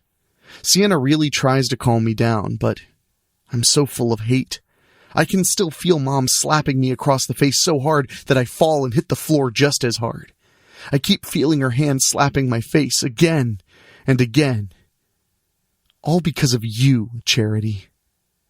Suddenly I stand up. I've got it, Sienna. I know exactly how to get my revenge on Charity. What are you talking about? Sienna stammers. I turn to her. Retro Halloween weekend. Tomorrow night is Halloween. It doesn't matter what day of the week Halloween falls on. It doesn't matter where it is or what the event is. Halloween is without a doubt the biggest moneymaker in all of Strickfield. I sigh a sinister sigh. That means the drive-in will have its biggest moneymaker tomorrow. The banks won't be open for them to take their cash to and deposit it. And there are no night deposits at any of the banks around here. I should know because our family owns all the banks. I sit back down. That means the drive-in keeps the money locked on the premises. Then I shriek with delight. The charity money will also be there. Sienna looks at me uneasily. You're not thinking of... Oh, but I am, Sienna, I assure her. I have a plan. Sienna still looks uneasy. That's stealing, Destiny. I laugh. Why, yes. Yes, it is. Sienna keeps giving me that uneasy look and pissing me off. Fuck off. I'm doing this. Sienna lowers her head and seems ready to cry. I hate it when you yell at me. Now I feel awful. Again, Sienna's my only friend. I hug her. I'm sorry, I say sincerely. I won't involve you in my plan. But Sienna suddenly hugs me back. Tightly. Stop. You can't do this by yourself. You need me. When we come apart, I wait for her explanation. I love you and I won't let you do this by yourself. I know I can't talk you out of it, so I'm going to help you. I consider her now. Then I sigh. I'm such a bitch to you, and you still want to help me? Because I love you, dummy. You're my best friend. I only have one. I sigh again and whisper, I love you too, and I'm sorry for how I treat you. We hug again. What's the plan? Sienna asks. I compose myself. Okay, we'll meet at the drive-in tomorrow night and do the marathon. Plenty of time to scope everything out. We'll wait until the final movie plays before we grab the cash. I've never been to the drive-in. Where is it? Sienna asks. Me neither. I take out my smartphone and look it up. 1313 Harlow Road. Here's a pic. You can't miss it. It looks like it's ready to fall apart from the outside. I look at the pic again and realize something else. Hey, it's actually not far from Denoyer's Grill. How about we meet there and get shakes before we hit the drive-in? Great idea, Sienna agrees, enthusiastically. I smile for her. Okay, babe. See you tomorrow at Denoyer's. It's Halloween night. After we have shakes at Denoyer's Grill, we leave the still-packed vintage diner and make our way to the drive-in. We pass a lot of trick-or-treaters. Like I said, Strickfield is the place to trick-or-treat, period. It's not long before we see the drive-in. The old sign out front is brightly and dully lit at the same time and reads, Welcome to Retro Halloween Weekend, in red letters. Suddenly, 2 cars appear from out of nowhere and speed right past us, just weaving all over the fucking road. Sienna and I quickly find ourselves on our asses. I quickly get up. As I help Sienna to her feet, I yell at the cars. Hey, jerks! Speed kills!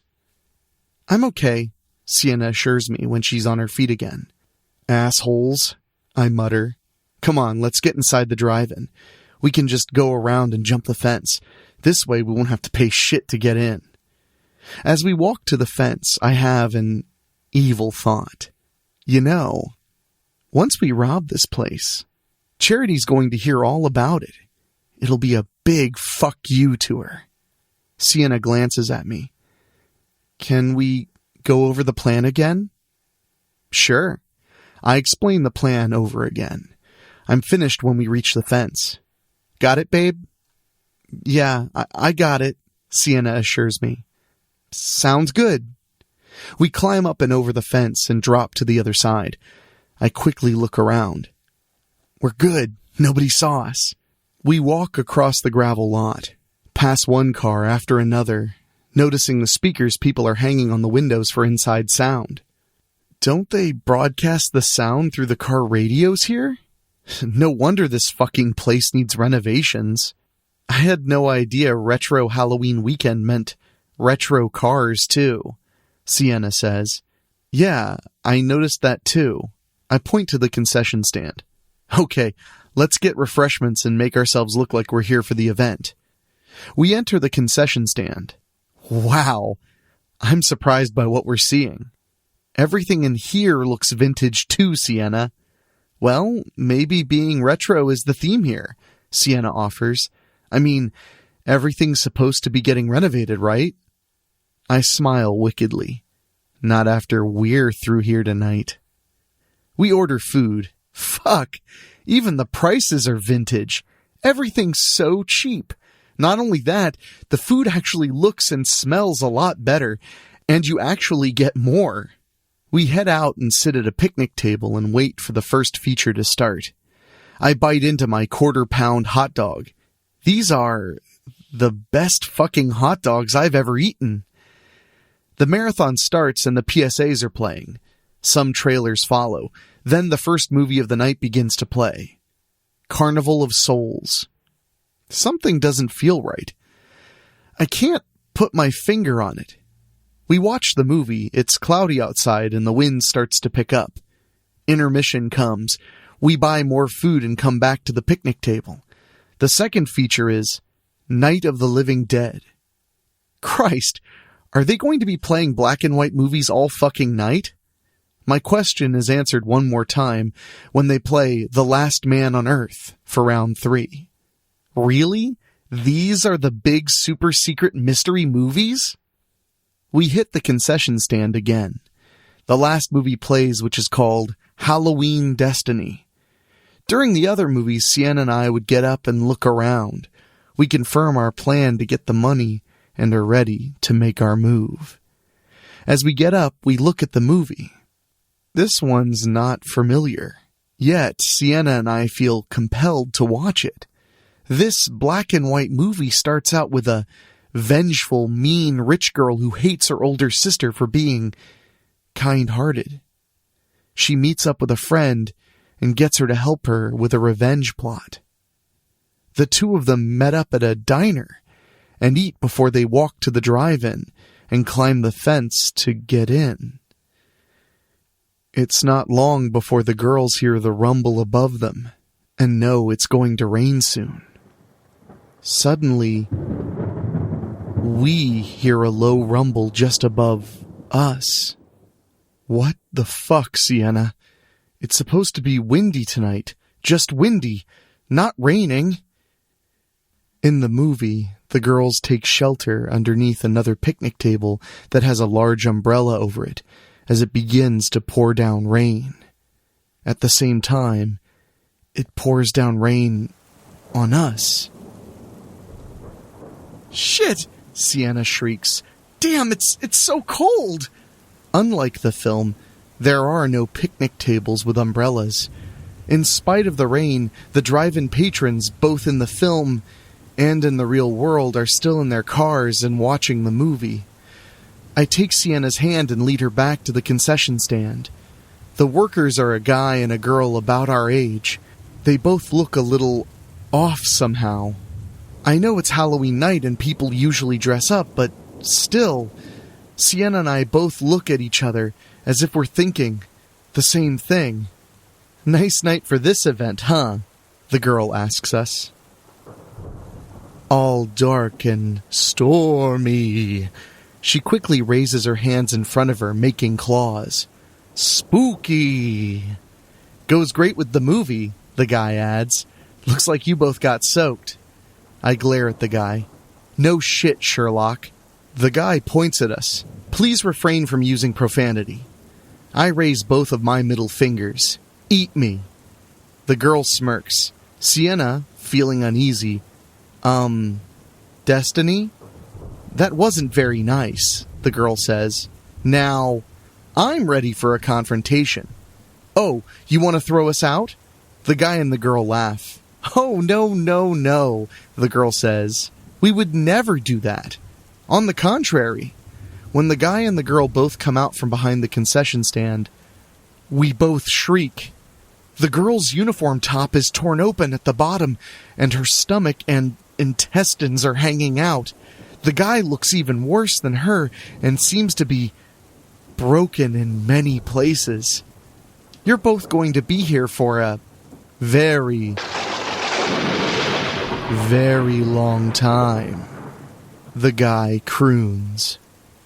We were on our way to the Halloween formal at Strickfield High School, the girl cries. We were hit by a drunk driver, and we crashed into that big tree just outside the entrance here. She gestures to both herself and her boyfriend.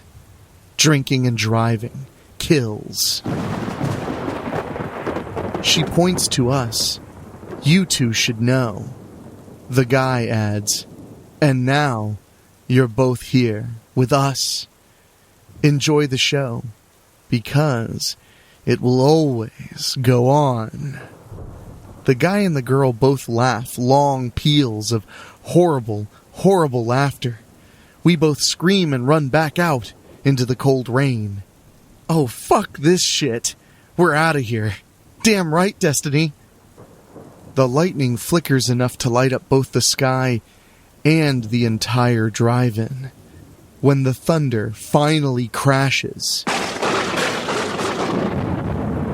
it actually sounds just the way it did in the older horror movies. Just the same, we both scream again when we see the people in the car directly in front of us. The couple looks similar to the zombies featured on the Return of the Living Dead poster in the concession stand.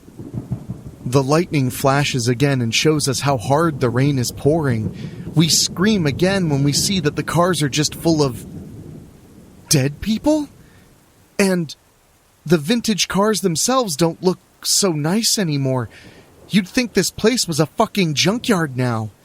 We turn and run and see that Halloween Destiny continues to play on the screen. Those girls in the movie seem to be in the same predicament we're in. Sienna slaps my arm. Let's climb back out over the fence. I got a better idea. We're right by the front entrance. We run to where the cars came in. When we reach the admission booth, a man with half of his face missing and several broken teeth steps out and points at us. The rules specifically state that no one leaves until the final feature has ended. Back you go. We scream as the wind suddenly picks up and drives us both back into the main area of the drive-in. We're both completely soaked. We move to try and climb out over the fence. But now the fence is a fucking brick wall. It's much too high and too slippery from the rain to scale. Then there's the fact that the wall's covered with thorny vines and moss. Just then, a security guard approaches us. When the lightning flashes, the guard has rotting flesh everywhere. Even his uniform looks ragged and dull.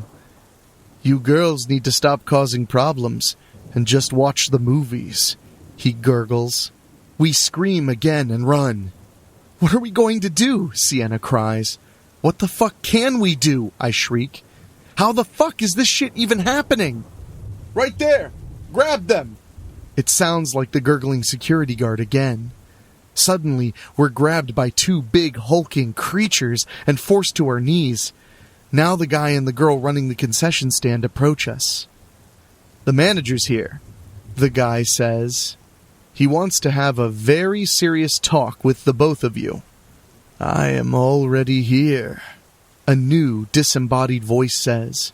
We both scream again when we see who's suddenly standing in front of us. There's no mistaking the figure with the long shroud and the sickle.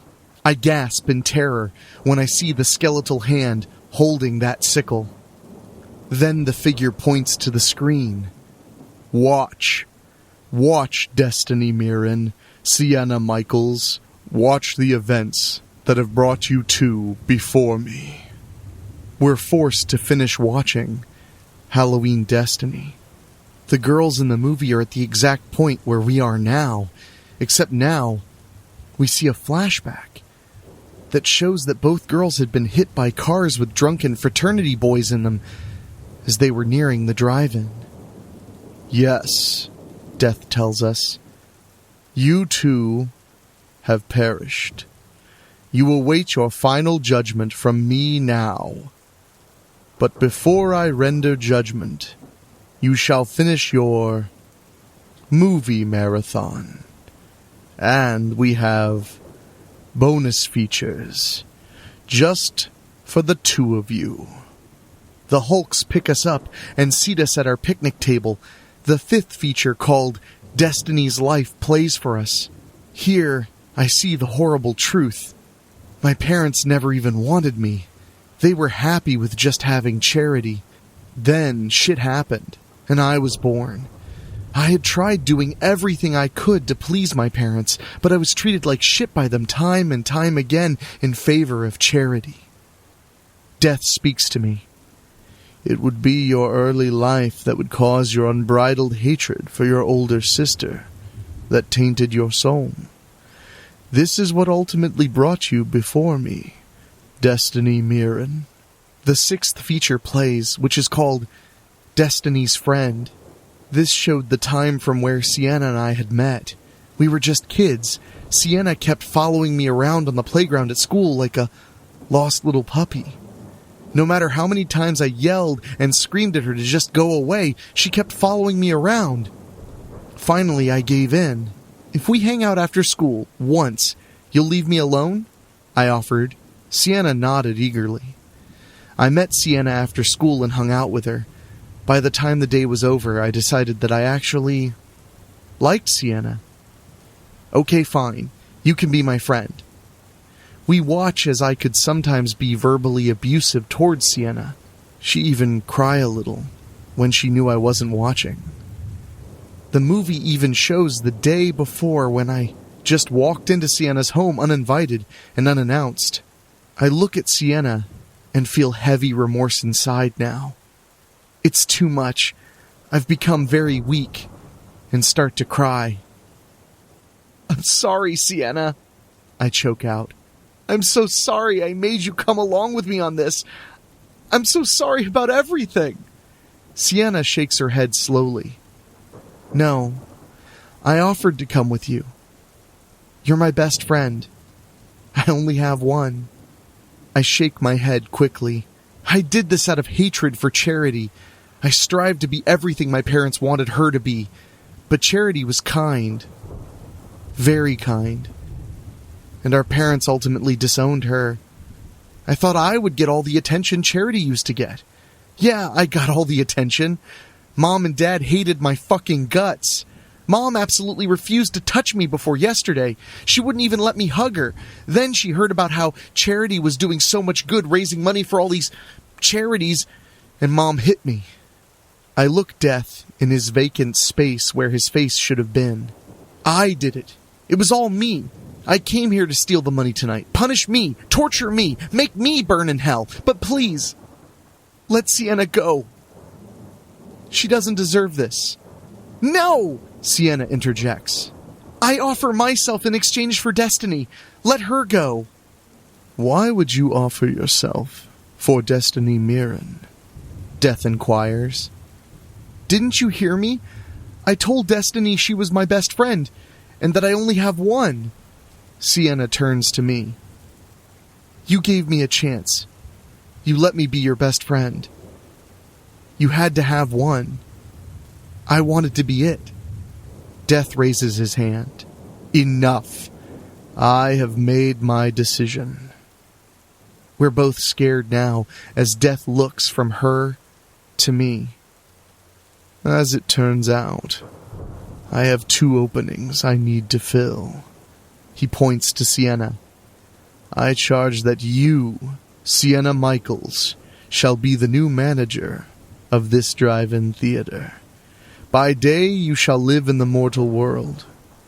By night you shall work here in the afterlife and run my theater for me. Sienna gulps. But I can't run this theater. I don't know how. I shall teach you all that you need to know. I offer you this position because I know you will be fair and just towards those who enter the afterlife. Death looks at me now. I shall not claim your soul, Destiny Mirren. It is the events of your life that have poisoned your soul and have caused you to make poor decisions that have brought you to me. It is both your admission of guilt and the selflessness of your friend that have convinced me to give you my other job opening. I'm still crying. Just let Sienna go and I'll do whatever you want. I won't even try to run away. It's okay, Destiny, Sienna replies. I'm staying with you. My decision is final, Destiny Mirren. Death tells me. I have my new theater manager, but your new job shall carry even more responsibilities than hers. And before I know it, Death places his sickle into my hands. What? What do you want me to do with this? Suddenly, my skin and long blonde hair turn ghastly white. I feel my eyes, lips, and nails also changing, turning black. I also feel powerful, stronger, immortal. You shall be my replacement, Death explains. I have carried souls from the mortal realm to the afterlife since the dawn of time. Now it is time for me to move on. Though I shall look in on you from time to time. From this moment on, you shall carry on with my name and my former duties. In addition to bringing souls to the afterlife, you shall help those who have tainted souls to change their ways for the better, and perhaps avoid their fates. Then Sienna steps up. Wait! Would you consider granting us the rest of Halloween night? Come on, we can't possibly run away. Not from you. Please. Death considers Sienna's request. Very well. I shall release you both for tonight. Tomorrow evening, both of you shall begin your duties in the afterlife. Thank you, Sienna says gratefully, for both of us. Suddenly, we find ourselves back in Strickfield on Halloween evening, outside the drive-in, about the time we first got here. Only this time, there's no sign of life whatsoever inside the theater. Sienna moves the sign and examines it. Destiny, could you look up the address again? I take out my smartphone and show Sienna the pic from my search earlier. Here. Sienna looks at it. Oh my God. What? Sienna looks at the sign again. This sign says 1313 West Harlow Road. So? Sienna shows me my phone. Look closer. The text below this pic says this location is closed. The drive-in we should have gone to is at 1313 East Harlow Road, on the other side of the village. I take my smartphone back and see that Sienna's right. I just looked at the picture for this place. I didn't even read the text below. I'm sad now. This is all my fault. I'm so sorry, Sienna. Sienna takes my hand. Why? You didn't drive drunk and kill us both. That's why we're really in the afterlife now, you know. I consider her. Yeah. I hug Sienna to me. You know what? Let's have some fun. Let's go trick-or-treating. Sienna hugs me back. Then she backs away and looks me over. Black and white, holding a sickle. You'll never need a Halloween costume. I smile at my friend. Thanks. Now, let's go get some candy to take back to the afterlife with us. Sienna shrieks with happiness. Let's go.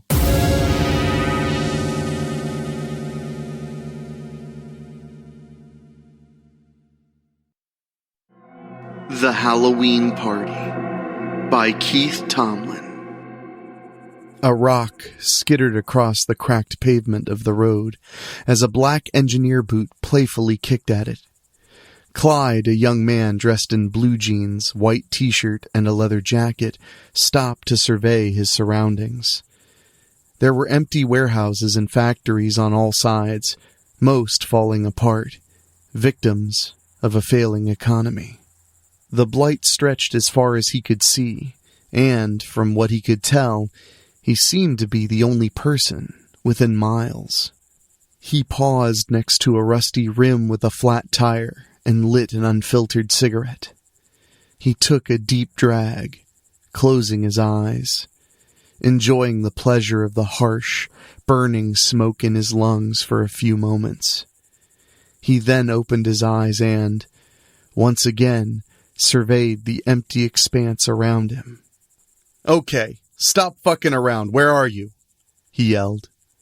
Not hearing a response, he tilted his head back and drank from a large bottle of whiskey. He stopped long enough to catch his breath, and then guzzled more of the bitter liquor. He wiped his mouth on his sleeve and yelled again. "Come on, I'm bored! Where are you guys? I don't want to miss the party." "Fine, fuck it," Clyde yelled, giggling. Downing the last of the liquid, he turned and threw the bottle over a tall, rusty chain-link fence. He smiled in satisfaction when he heard the bottle break. Running his hands along his hair, which was greased back into a ducktail, he started to walk on down the deserted road. Suddenly, the evening was split by a soul-shattering scream. The sound echoed off of the empty buildings and seemed to come from everywhere. The young man stopped, his head whipping back and forth as he tried to pinpoint the source of the scream. He finally zoned in on a row of old brick factories. Flipping the cigarette to the ground, he took off running and grinning like a madman. Amber slowly guided her eyeliner pencil across her cheek. Leaning back, she looked at the results in the mirror. Perfect, she thought, pleased with the cat whiskers she drew. She stood up and looked at the whole costume in the mirror. The catsuit accentuated her slim figure and provided a decent amount of cleavage without showing too much. She spent 3 weeks designing and creating the costume and was very proud of the effort. Plus, she could submit it as a final project in the fashion design class she was taking. Loud laughter and crude jokes from her sorority sisters Madison and Sarah intruded on the moment. It almost made Amber wish that she'd not agreed to drive them to the party at a friend's cabin on Belleville Lake. Both of them had started drinking hours earlier, and they were pretty wasted by then. Having lived with an alcoholic father, Amber rarely drank and was the resident designated driver. Amber sighed and began the process of herding the two drunks out the door. 30 minutes later, Amber turned onto a dark, deserted country road near the lake. After a few minutes, red and blue lights appeared behind her. "God damn it," Amber said, turning down the radio. Her two friends looked at each other and burst into laughter. "Oh no, Amber's getting a ticket," Sarah teased. "Maybe the cop will be cute. Ask if you could touch his gun," Madison said, causing Sarah to burst into laughter. "Will you two stop it?" Amber said, annoyed. She hated dealing with drunks. She pulled over and shut the car off. Rolling her window down, she tried to get a look at the car that pulled in behind her, but a bright spotlight lit up from the car, almost blinding her. Amber had a bad feeling about this. She ignored the snickering comments from her friends as she tried to watch behind her in the side mirror. After a few seconds, she saw a shadow pass in front of the spotlight as a large man walked up alongside the car. Being backlit, it was hard to see any details, but it looked like he was wearing a uniform. Something in the way he moved seemed off. When the man reached the driver's side window, he stopped for a few seconds and then leaned down and looked into the car. Amber stared into his face, shocked at seeing him wearing a respirator. She started to speak, to ask why he stopped them, but everything froze when she looked into his eyes. Wild, crazy eyes, eyes that seemed to scream out for violence and blood. "Are you good girls or bad girls?" he said in a whispery voice, muted by the mask he was wearing. Amber jolted into motion and tried to start the car as the man brought his hand up and sprayed a mist from a small tank into the car. Amber faded into darkness, hearing the screams of her friends.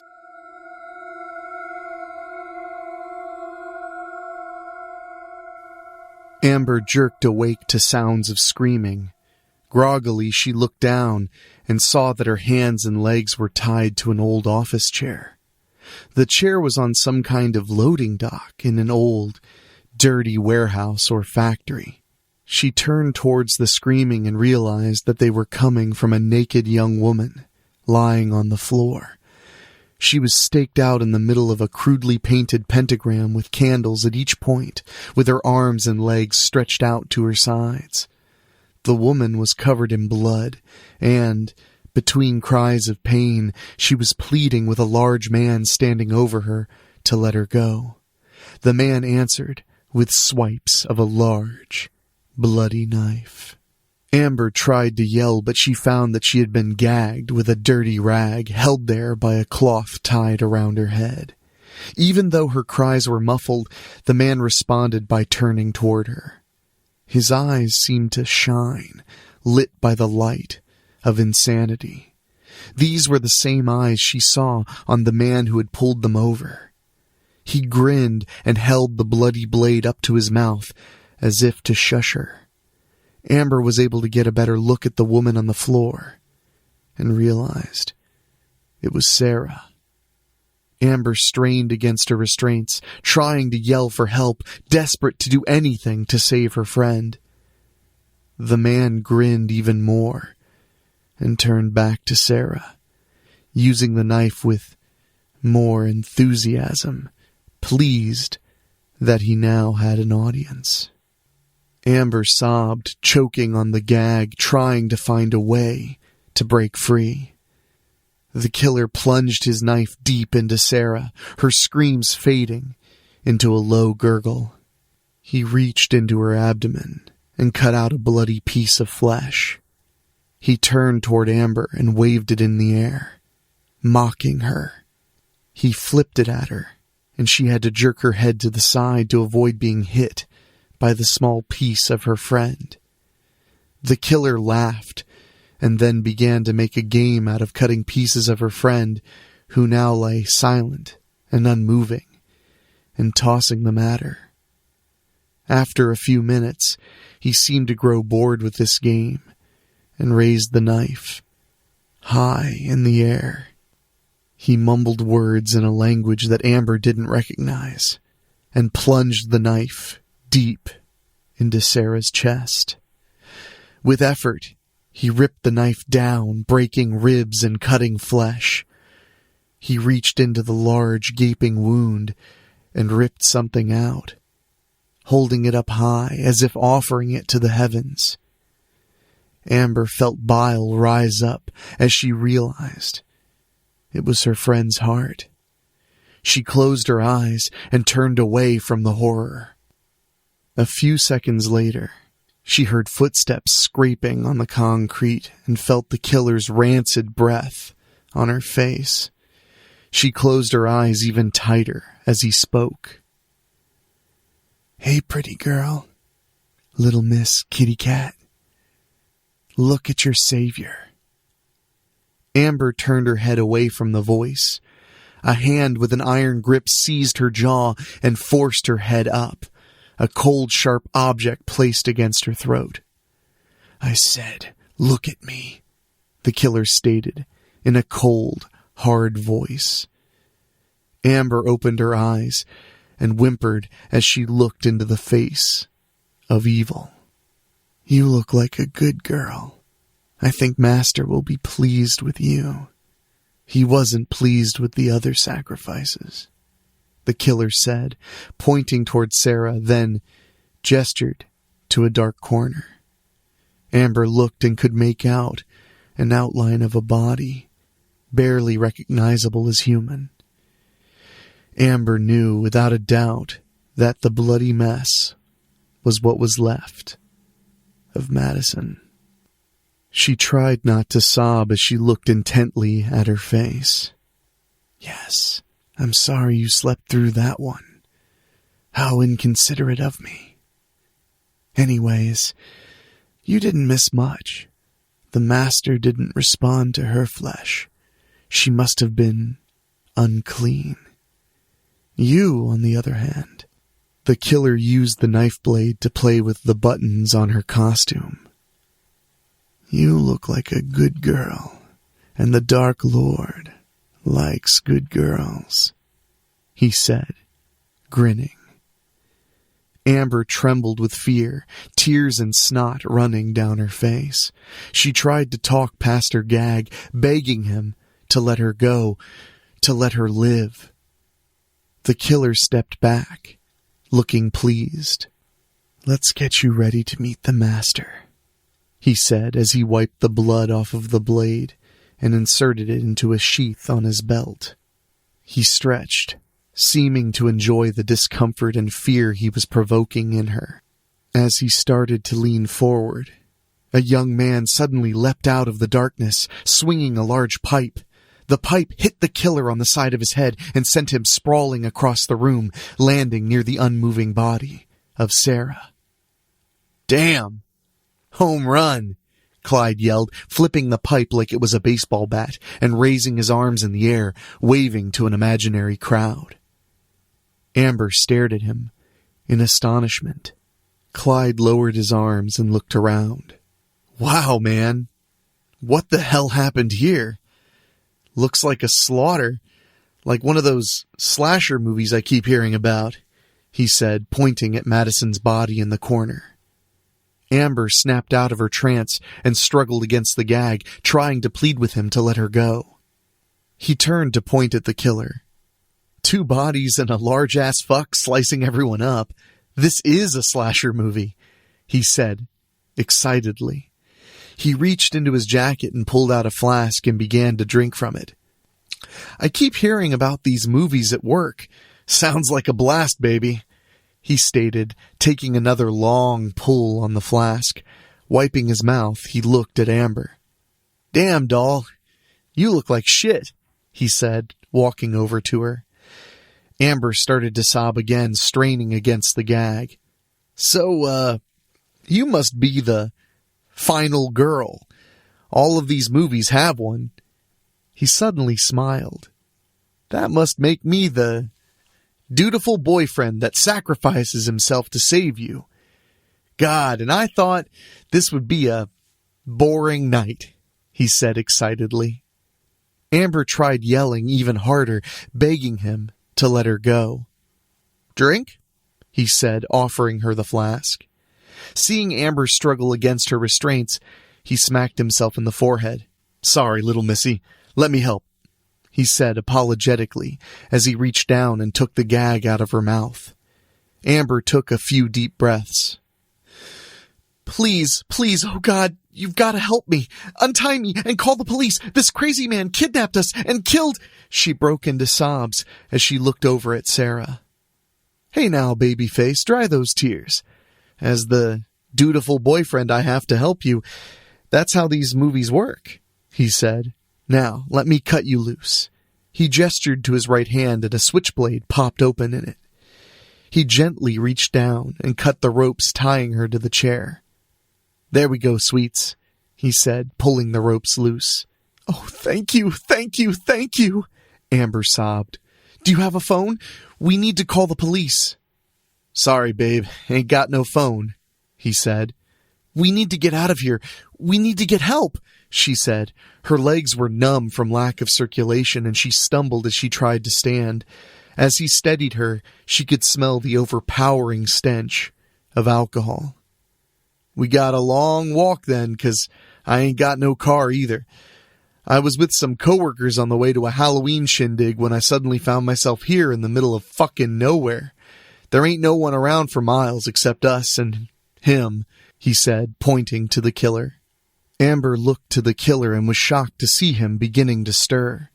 She could now hear a low moan coming from him as the maniac began rubbing the side of his face. "Oh God, you have to finish him! He's getting up!" she gasped. "Well, it's not time for that yet. What kind of movie would that be? This is where we beat feet and try to hide from the vicious killer," the young man said as he turned away from her. "God, I always wanted to be in a horror movie."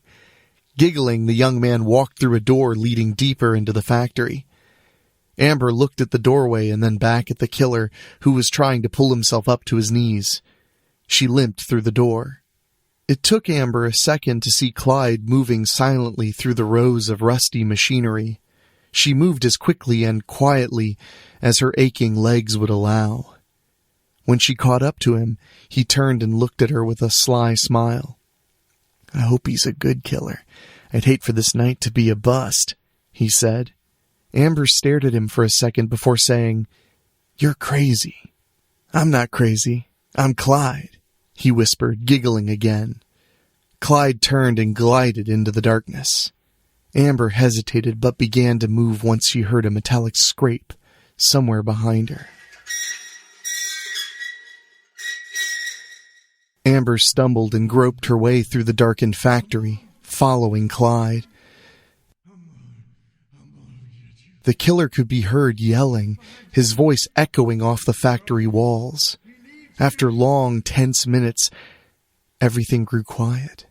Suddenly, a beam of light sprung out of the darkness, illuminating the row of machinery ahead of her.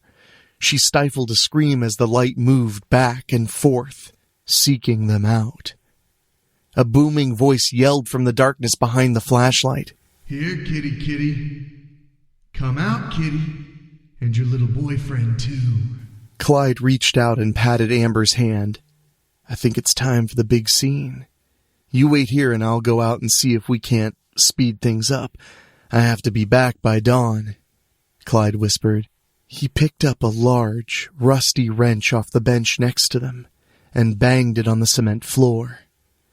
The flashlight whipped around and locked on to the crouching figures of Clyde and Amber. Clyde stood and, shaking his fist at the killer, roared, "If you want her, Daddy-O, you have to go through me first." The killer, unseen behind the bright light, laughed and said, "That's it, little man. Come to me." Clyde ran at the killer. Amber heard sounds of a struggle, and the beam of the flashlight swung back and forth as they fought, but it was difficult for her to tell what was going on. Finally, the struggle ended. A figure stumbled back and fell on the ground in front of Amber. The flashlight swung around to spotlight Clyde, lying on his back, holding his hands to his throat, blood pouring out from between his fingers. Clyde tried to speak, reaching out to her, but all that came out of his mouth was an eruption of blood. His outstretched hand fell to the ground as he stopped struggling and laid there, limp and unmoving. The light snapped to Amber's face, blinding her. She tried jumping to her feet to run away, but her legs gave out from under her. She fell forward, striking her head on the edge of a bench, landing on the floor, dazed. She felt the breath leave her as the killer brought his large boot down upon her neck. "I have so much to show you, my little kitty cat," he whispered. Once again, Amber's world went dark.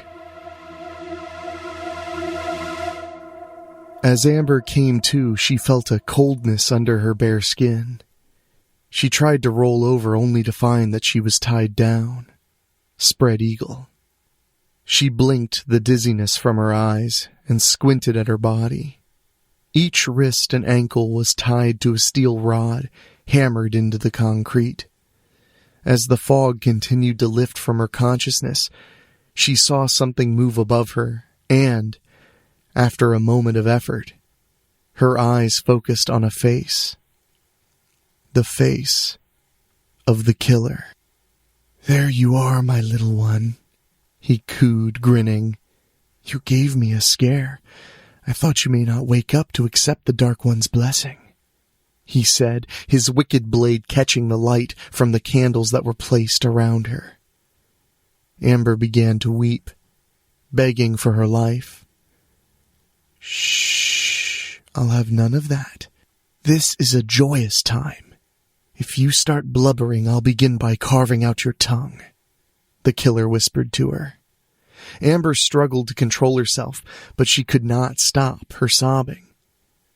"Maybe I should begin here," the killer purred as he ran the knife down her bare belly toward her privates. "After all, that is what turns little angels into lying whores," he said, yelling the last few words. He plunged the knife several inches deep inside her. Amber screamed as she felt blood flowing from between her legs. The killer pulled the knife out of her and slowly ran his tongue along the flat of the blade, savoring the taste of her blood. "Oh yes, the Dark Lord will shower me with rewards for bringing him a soul like yours." He leaned down and licked the tears from Amber's face as sobs wrecked her body. Laughter exploded from behind them. The killer whipped his head around and gawked at what he saw. Amber, with considerable effort, raised her head and stared unbelieving at Clyde, sitting calmly on the loading dock in the chair that Amber had been tied to earlier. Clyde's white t-shirt was covered in drying blood, but he seemed unhurt. He flicked his thumb across a match head, causing it to burst into flame. He brought the match up to a cigarette in his mouth, lighting it. "Damn, you have no idea how much I miss these," he said, taking a deep drag. "You'd think with all the smoke and fire where I work, they would allow these, but nope," Clyde continued wistfully. "Hell can be a weird place sometimes." The killer rose to his feet. He waved his knife in the air before saying, "You stay back. She is my sacrifice to the Dark One, and you cannot have her." Clyde laughed again, dark and ominous. "You think this," he said, spreading his hands toward the carnage around them, "will get you the attention of the Dark Lord? You have no idea what it takes. I committed countless atrocities, gave him the souls of hundreds of men, women, and children. I ripped babies from the wombs of their mothers and burned nuns alive, screaming for their God to save them, and yet I barely registered on the radar of his lowest lieutenant." Clyde was now standing, screaming at the killer. "I devoted my whole life to killing for his glory, and he doesn't even know my name. You think killing a couple of skirts will bring down his blessing? You're a fool," he said, with contempt. The killer, shaking with rage, roared, "The Dark One promised me glory, eternal life. You will not take that away from me." The killer lunged forward and buried his knife up to the hilt in Clyde's chest. The killer stopped dead, his mouth agape as Clyde, almost nonchalantly, grabbed him by the neck and lifted him off the ground. Clyde looked up at the killer and grinned. "So, he promised you eternal life. Well, let's, test that out." Clyde's hand shot out and plunged into the killer's chest. When he withdrew his hand, he was holding the killer's still beating heart. He left both the killer's body and heart to drop to the ground. Sighing, Clyde took a seat at the edge of the loading dock. He reached over and picked up his cigarette from the floor, where he dropped it during the confrontation. He ran his hand, still slick with the killer's blood, through his hair and sighed again. Taking a drag from his smoke, he said, "Man, this isn't how I pictured this night going. Hell is a bitch of a place to work. A handful of us get one night off a year, on Halloween. For the first time since I've been there, almost 70 years, I was picked. We had a great night planned. We were going to terrorize a small remote village, burn their crops and livestock, possess a few people, and end the night in a bloodbath." He flicked ashes on the killer's forehead. Somehow, I ended up here.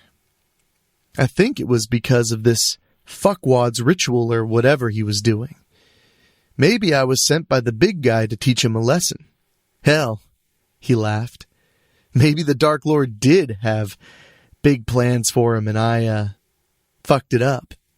Oh well, either way, I'll find out in the morning. Clyde took a final drag off of his cigarette and flicked it off into the darkness. Well, little missy, he said as he looked over at Amber, I don't have to leave until dawn, so let's have ourselves a little Halloween party. He pulled the knife from his chest and tested the edge with his thumb. Grinning, he jumped to his feet and walked toward Amber. For the last time, Amber began to scream.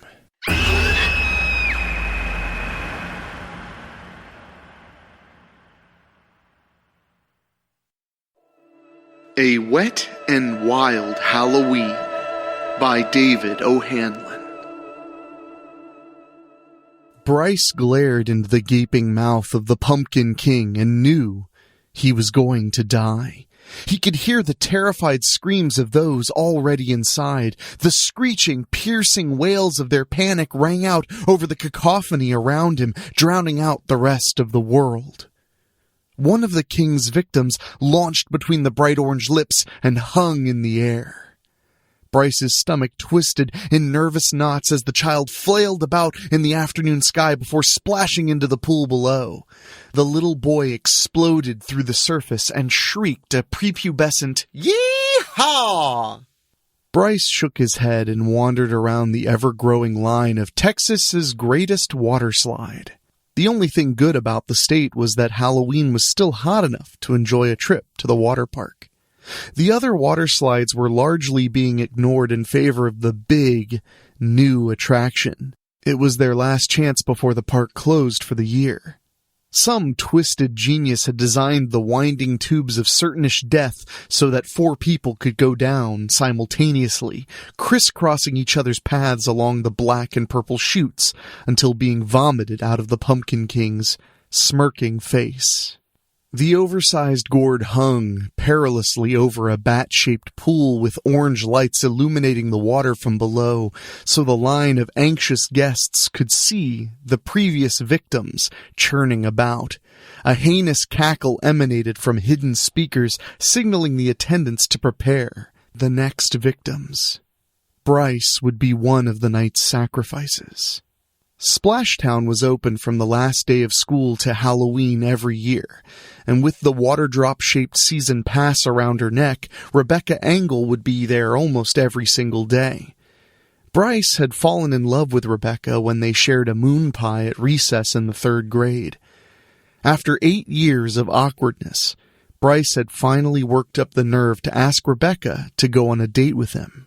She'd be at Splashtown anyway, so it wasn't any extra effort on her part. He was still surprised when she said yes. "Mommy, my skin is stinging," a little girl with auburn pigtails whined as she walked past Bryce. "You're fine, Susie," her mother said. "You just need more sunblock."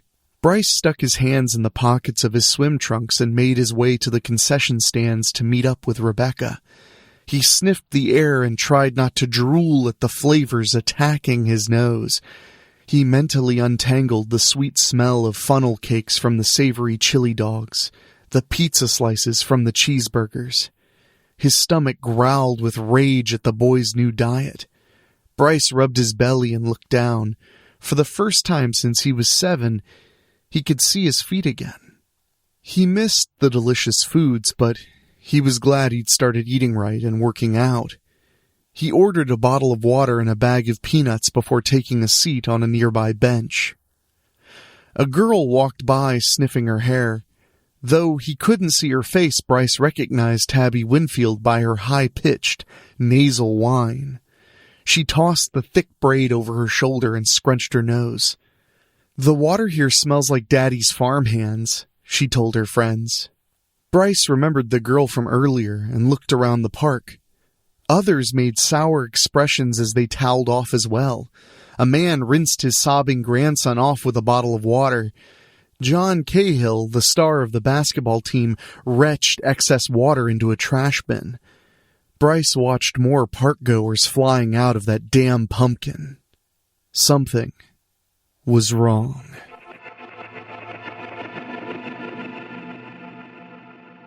"God damn it, Stu!" Peter Brack shouted as he ducked under the low-hanging pipes on his way to the maintenance supervisor's office. "You got the solution up too high. These assholes are beating down my door demanding refunds and free t-shirts. Those shirts cost me $6.50 apiece." Peter stopped complaining once he got to the water treatment controls. Stu Band was nowhere to be seen. Pete checked the gauges on the machinery himself and sputtered his plump lips. Everything was in the green. He thumped them each to see if they were stuck, but nothing happened. He squatted, as much as his knees allowed, and stared at the water samples collected in the slight tubes. Something sparkled in the suspension. What in tarnation is going on? Pete scratched at his horseshoe of silver hair. Pete shouted for Stu again. No response. He continued his inspection of the machine, then stumbled to a halt. He closed his eyes and gritted his teeth, hoping he was wrong. He opened his eyes slowly and looked at the 55-gallon drums plumbed into the treatment lines with a defeated sigh. Pete had been running Splashtown for 30 years. The drums for the water treatment solution had always been blue polymer. Pete stomped closer to the red steel drums and rapped his knuckles against the side of the nearest one. It was already half empty. He searched each of them for a label or any other indication of what might have been inside. "I'm going to break your scrawny neck, Stu." He grabbed the wheel to shut off the flow. "The lawyers are going to have our balls for breakfast if this shit is toxic." A moist hand clamped onto the back of Peter Brack's neck. The screwdriver plunged into his ear, and he fell to the concrete. Stu's slimy, malformed hands cranked the wheel, fully opening the valves. Brack's final seconds were pure terror as he watched the sample tubes change color. That horrible shimmer became a frantic, swirling glow. Something slithered along the pipes overhead. Pete could almost see it.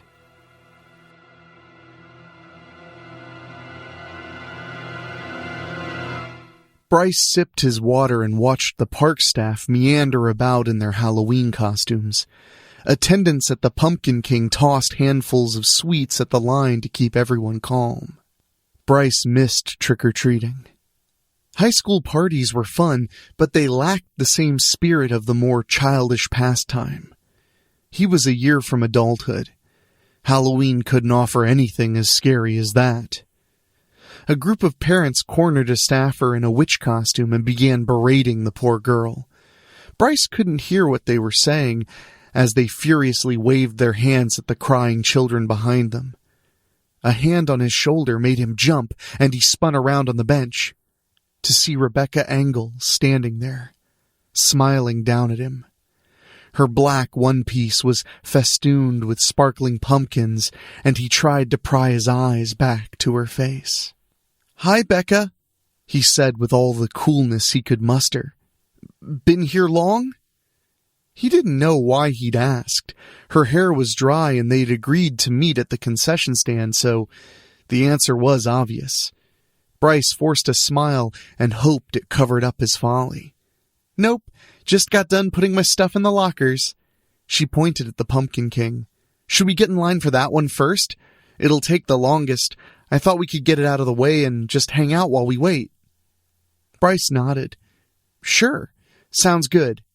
The line zigzagged back and forth in 6 rows between orange and black velvet ropes. They took their place at the end of the line and talked about their chemistry test and the fall dance. He was too distracted by more disgruntled guests, which caused him to miss his opportunity to ask her to the dance.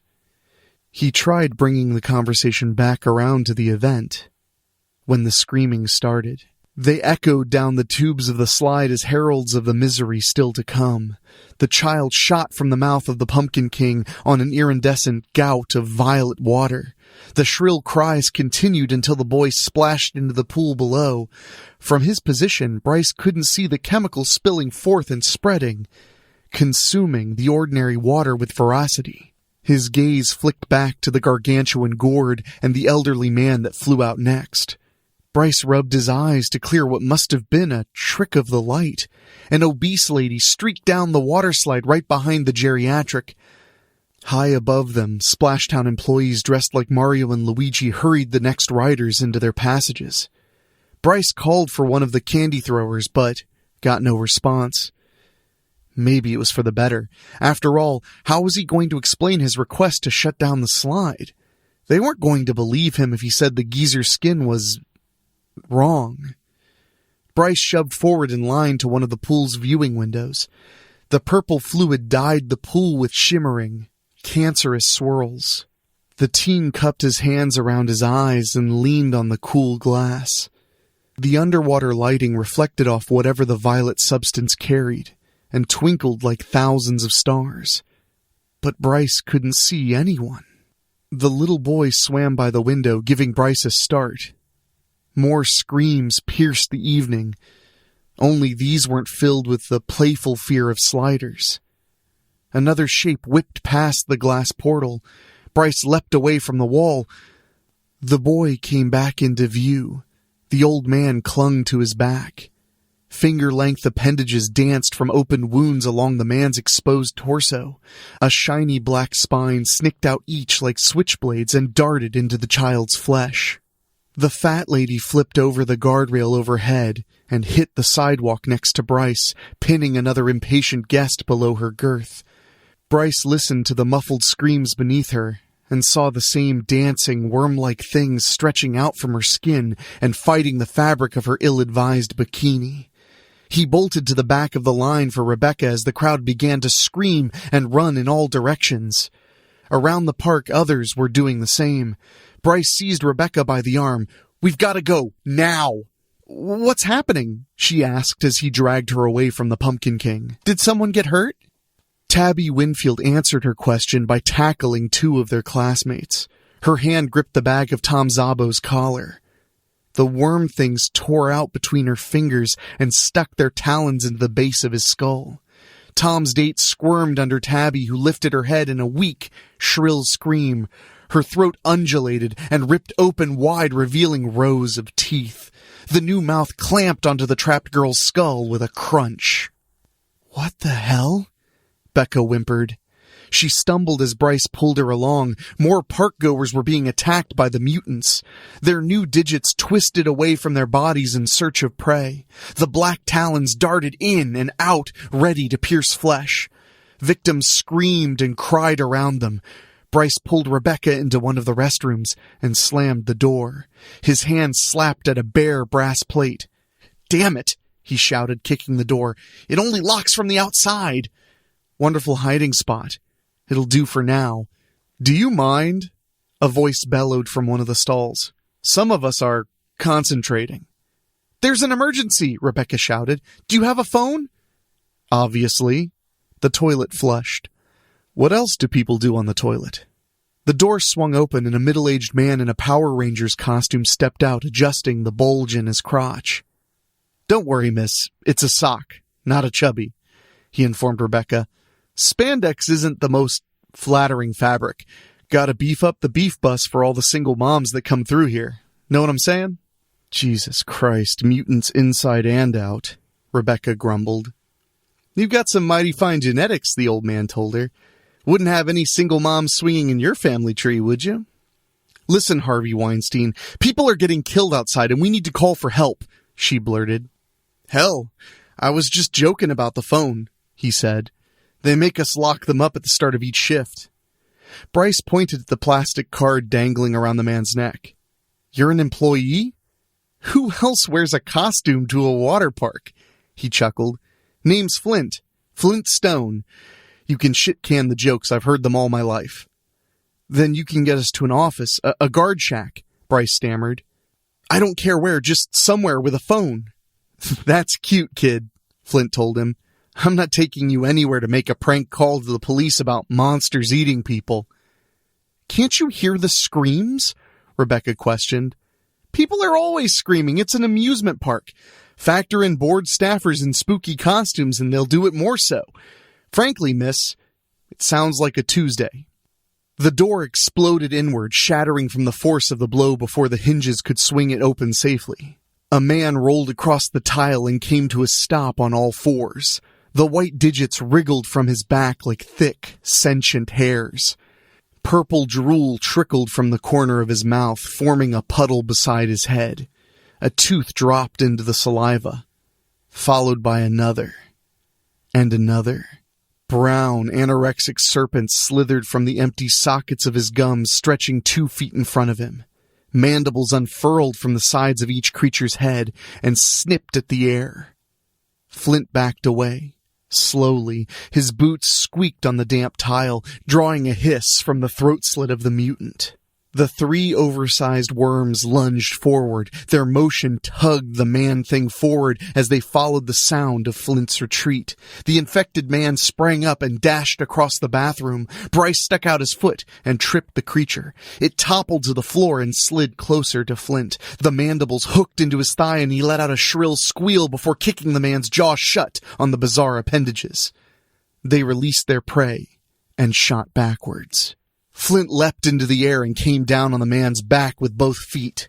The black talons speared at the white leather boots with sewing machine quickness. Flint pushed off, rolling across the floor and away from the failed counterattack. He dipped into the stall and shut the door.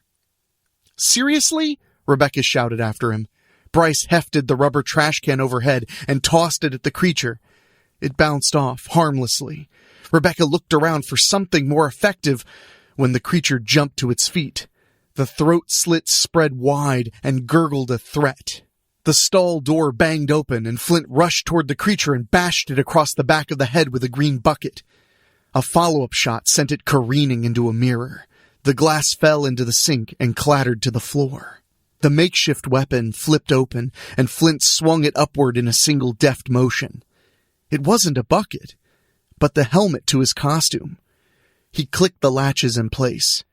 Can't go into battle without my armor, Flint muttered and dipped under an attack from the mouth tentacles.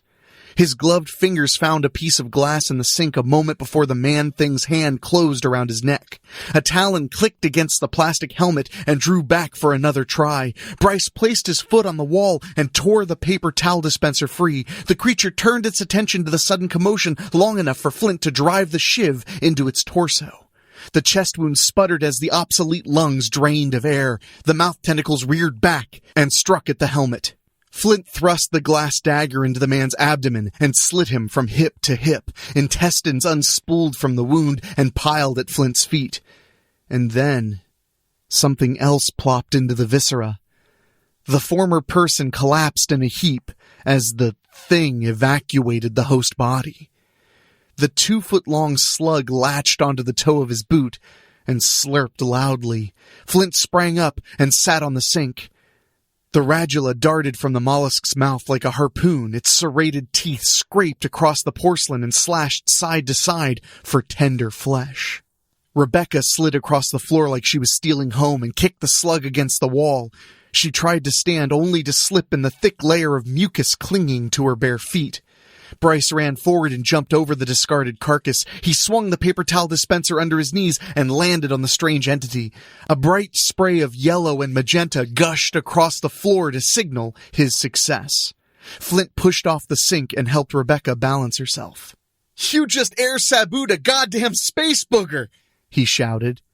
"It's a snail," Rebecca corrected him. "Still look like a Tuesday to you?" "Snails have shells," Bryce said, between gags. "What do you think that was?" Rebecca pointed at the dead body. "They got in the water, into the Pumpkin King. Where are their shells now?" Flint shifted his visored gaze between the teens. "I don't follow. How'd a bunch of those things go unnoticed?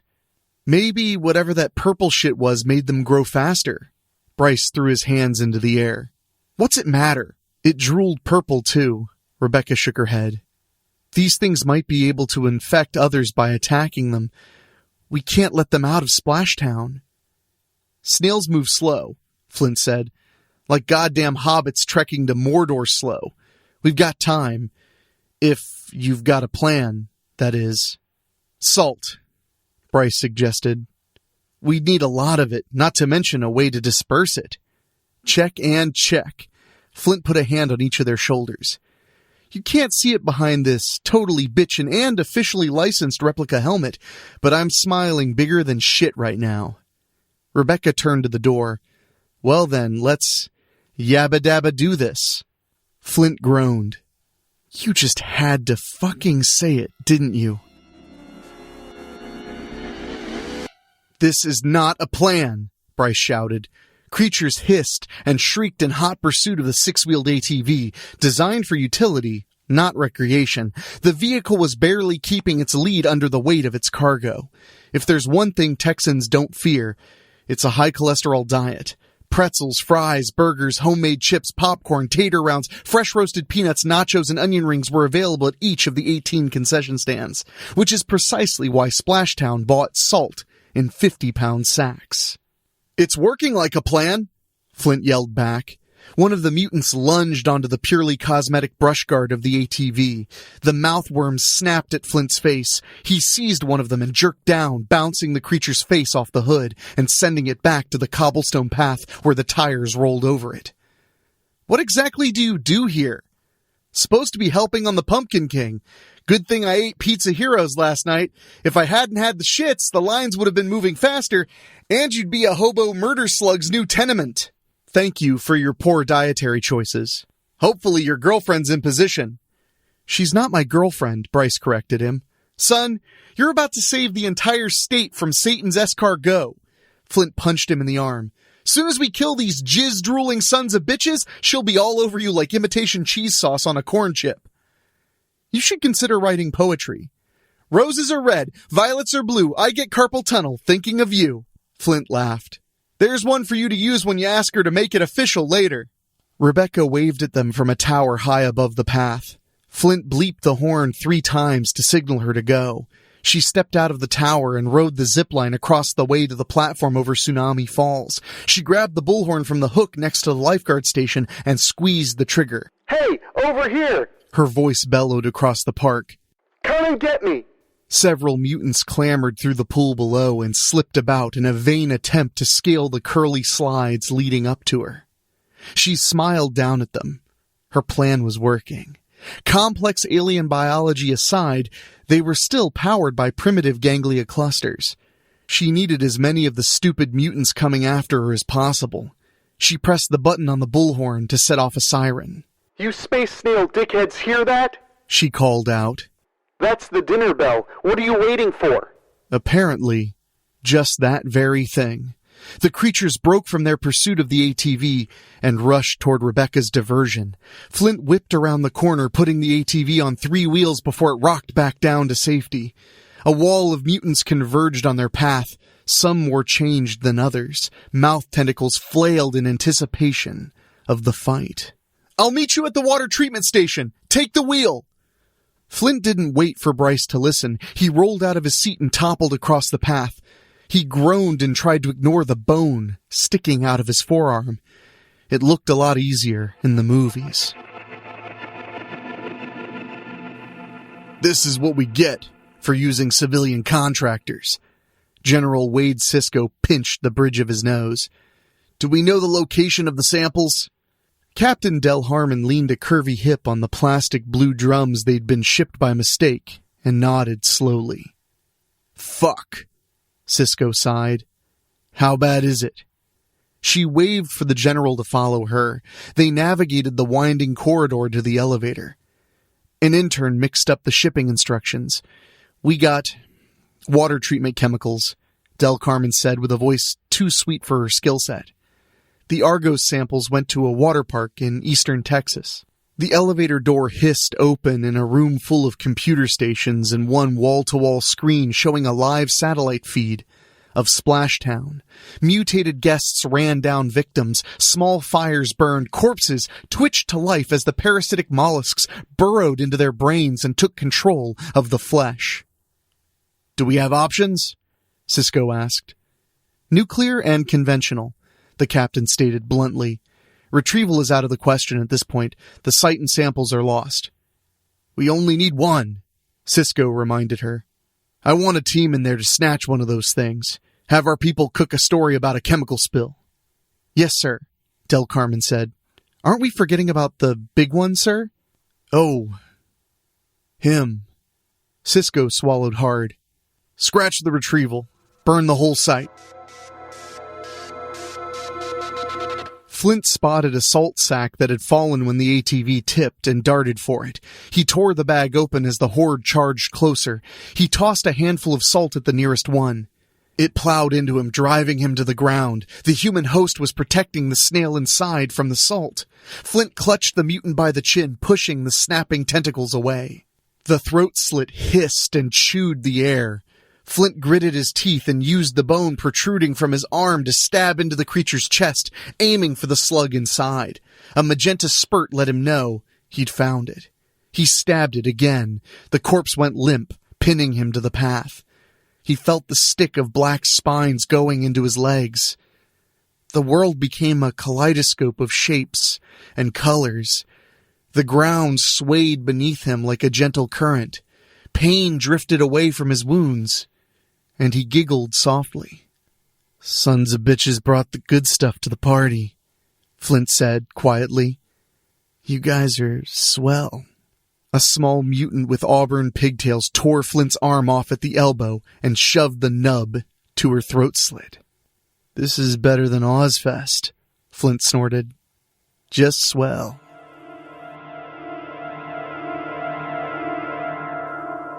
The mutants clamored over their own, building a meaty ladder off of each other's failed attempts at ascending the water slides to get to Rebecca. Her plan was working. Too well. She scurried down the ladder into the tiny chamber where the staff entered the ride and cracked the door open. The area behind the ride looked clear, and she bolted across the grass to hide behind a fish-shaped fountain spewing violet water from its puckered lips. Then something caught her eye. The clear path to the front gate.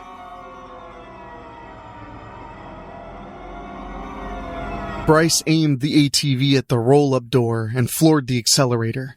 The little green vehicle bounced off the door with a bang, and Bryce face-whipped into the steering wheel. "Shit!"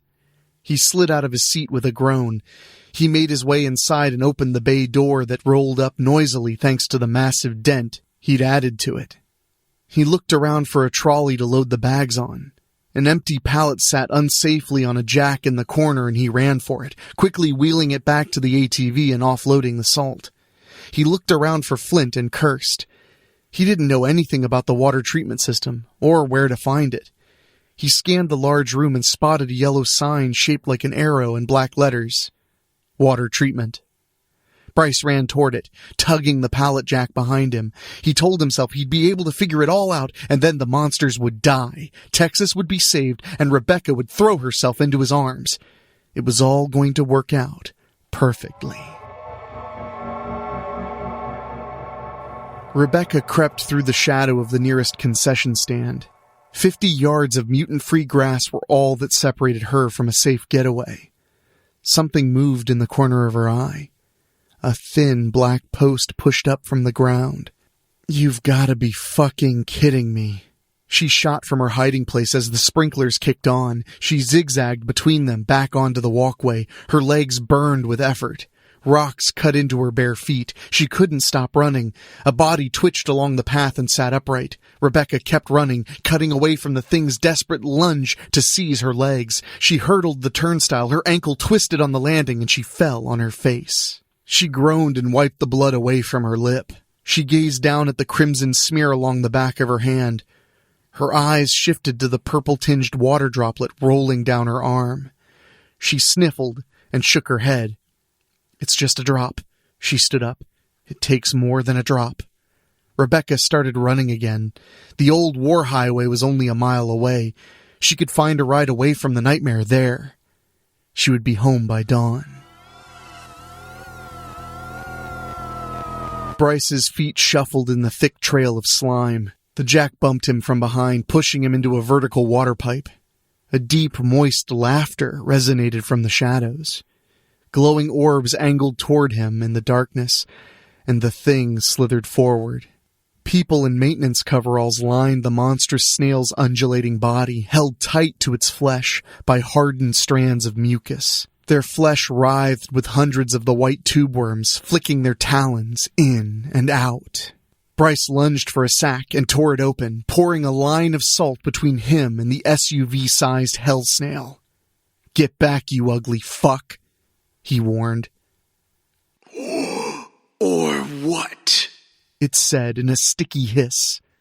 Will you assault me? The snail attempted to laugh again. This shit keeps getting weirder. Bryce scooped a handful of salt and cocked his arm back. "Last warning." I fear not, morsel. The behemoth slithered forward, inching closer to the saline barrier. You fight. Tasty meat in a fighter. The monstrous mollusk speared its radula over the line and pierced Bryce's shoulder. The teen screamed and collapsed onto the pallet. Tasty meat, indeed. Bryce clutched the wound, watching his own blood spurt between his fingers. He remembered enough from biology class to know the brachial artery was severed. He was a goner. "You want to taste a fighter?" Bryce rolled over and pressed his gory hands into the salt. "Let me just season your meal first." The snail overlord stretched its head across the line, letting the tip of the radula wrap around Bryce's ankle. It tugged the teen closer. He rolled and punched the organ. The snail whipped back its head, slinging the radula side to side. Violet drool splattered Bryce as it roared angrily. "Your mother fucks garden gnomes." Bryce lunged forward, punching the beast in the gaps of its cadaver shell. The mucus-glazed tissue shriveled and bubbled in the wake of the boy's salted knuckles. He jumped up and struck a blow against one of the beast's googly eyes, rupturing the orb in a shower of goo. The monster headbutted him to the floor. Valorous effort, morsel, the snail said in a pained slur. But you have failed. They both cocked their heads at the sudden, piercing whistle coming from high above. Rebecca Engel watched the ground sail beneath her and then toppled through the muddy field. She groaned with pain as she sat down and tried to orient herself. A fiery pillar rose where Splashtown used to be. She hadn't even heard the explosion when the shockwave caught up with her and launched her far, far from the nightmare. Everything was gone. All the monsters were dead. So was Bryce. She'd wanted to tell him how much she liked him ever since they shared a moon pie at recess in the 3rd grade. But she was always too chicken. He died trying to save her and the rest of the world from the murderous mollusks. At least that much happened. We're all safe now, Bryce. We won. It's over, Rebecca said softly, and scratched at a stinging spot on her arm.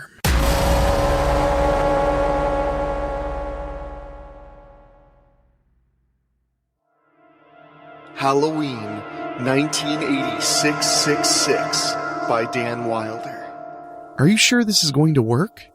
I can't believe this fool. I'm fucking unemployed, dateless, 18, and working a spell more than 2,000 years old, on Halloween, in the dark, in a graveyard. Damn. If this crap got any more cliche, I would have flown in here in a Sopwell Camel, while my pals bobbed for apples and picked on a kid with obvious alopecia issues. Don't you think she'll be all hot with a big old set of boobs? How did I end up here?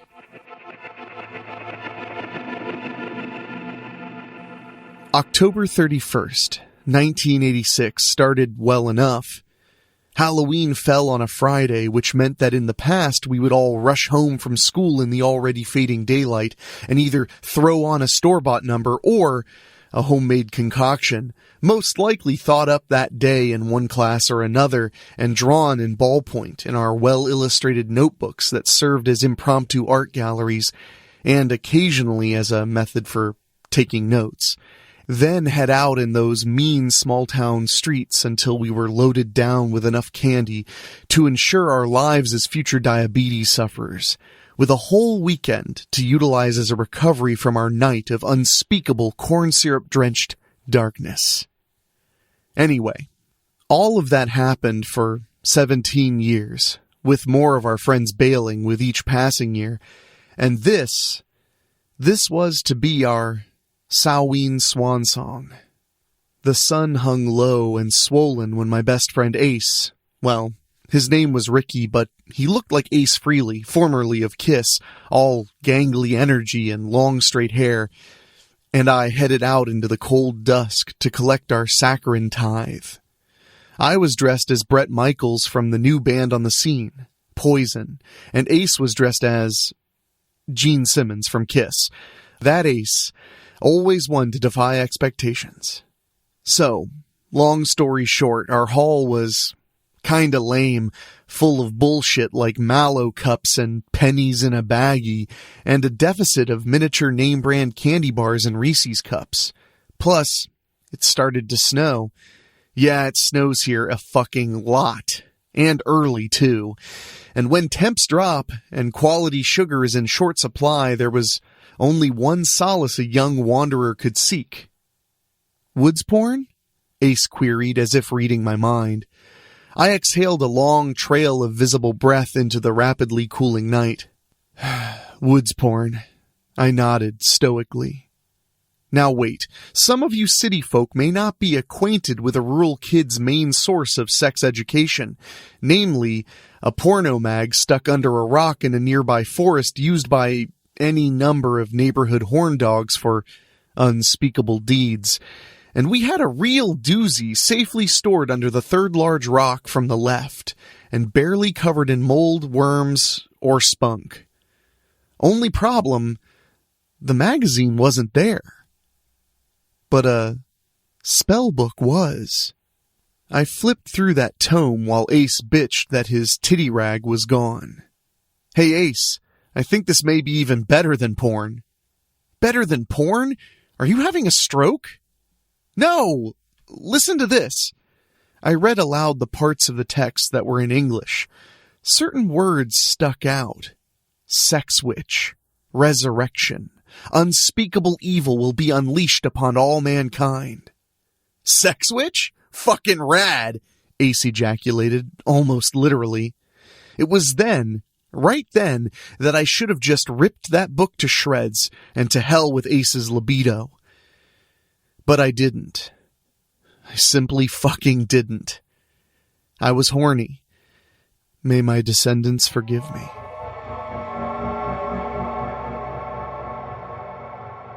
The pictures in the book indicated we'd need to be in a graveyard and acquire a few supplies.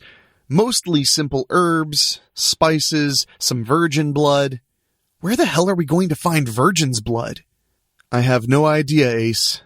I'm pretty sure these kinds of things were probably easier to come by in the old days. Yeah, the ancients never had to deal with the liberated 80s woman, all in control with those sweet, sweet shoulder pads. Are you okay? Do you need a minute? My sister. How is that any way, shape, or form the answer to that question? My sister is a virgin. Are you sure? Have you seen her face? Yeah, it's gorgeous. What? Nothing. I was just fucking around is all. Good. Anyway, I know she's a virgin. How? Simple. I read her diary. Dude, isn't that a bit wrong? Who cares? She writes funny-ass girl shit in there, including the fact that her legs are locked together tighter than a hummingbird's tweet. Why? I don't know. She hasn't found her Prince Charming or something. Does she mention me in there? Anywhere? No. Why the hell would she? I don't know. An eligible younger guy can be a real enticing thing for a older lady. Older lady? She's 19. Whatever. So, genius, how are we going to obtain her blood? Leave that all to me. Hey, Hannah, can Sam use your bathroom? Why? What's wrong with the other two? Dad's in one and the toilet's clogged in the other one. Hannah scrunched up her face, her angelic face, in thought. Ace leaned in and offered this wisdom. Head straight to the trash can next to the toilet. It'll be in there all ripe for the taking. I nodded. Hannah looked me over. Fine. He looks like he has okay aim. A compliment. She actually paid me a compliment. He probably sits down to pee anyway. I have a condition. Split stream, it's just easier to sit. Ew, shut up and go quick. Thanks, I sputtered. I entered her bathroom and was immediately overcome. Here was my holy land. I cast my eyes around. So many sweet-smelling lotions and soaps. Finally, I saw the goal. The Snoopy trash can that sat on the tile floor, just left of the sink. I headed across the cold floor and swallowed hard. There it was, a simple discarded maxi pad. I eyed it nervously and made my approach. We reconvened outside. The swollen full moon and ever-increasing snowfall made the whole scene seem surreal. I held aloft that sacred feminine hygiene product. Ace beamed. Yes! Awesome job, dude! I smiled sheepishly. Thanks. The walk to the graveyard was long and quiet, given how it was now after 9 and trick-or-treating had officially ended. We were 2 cold lunatics strolling around in the snow, heading off to make ourselves a woman.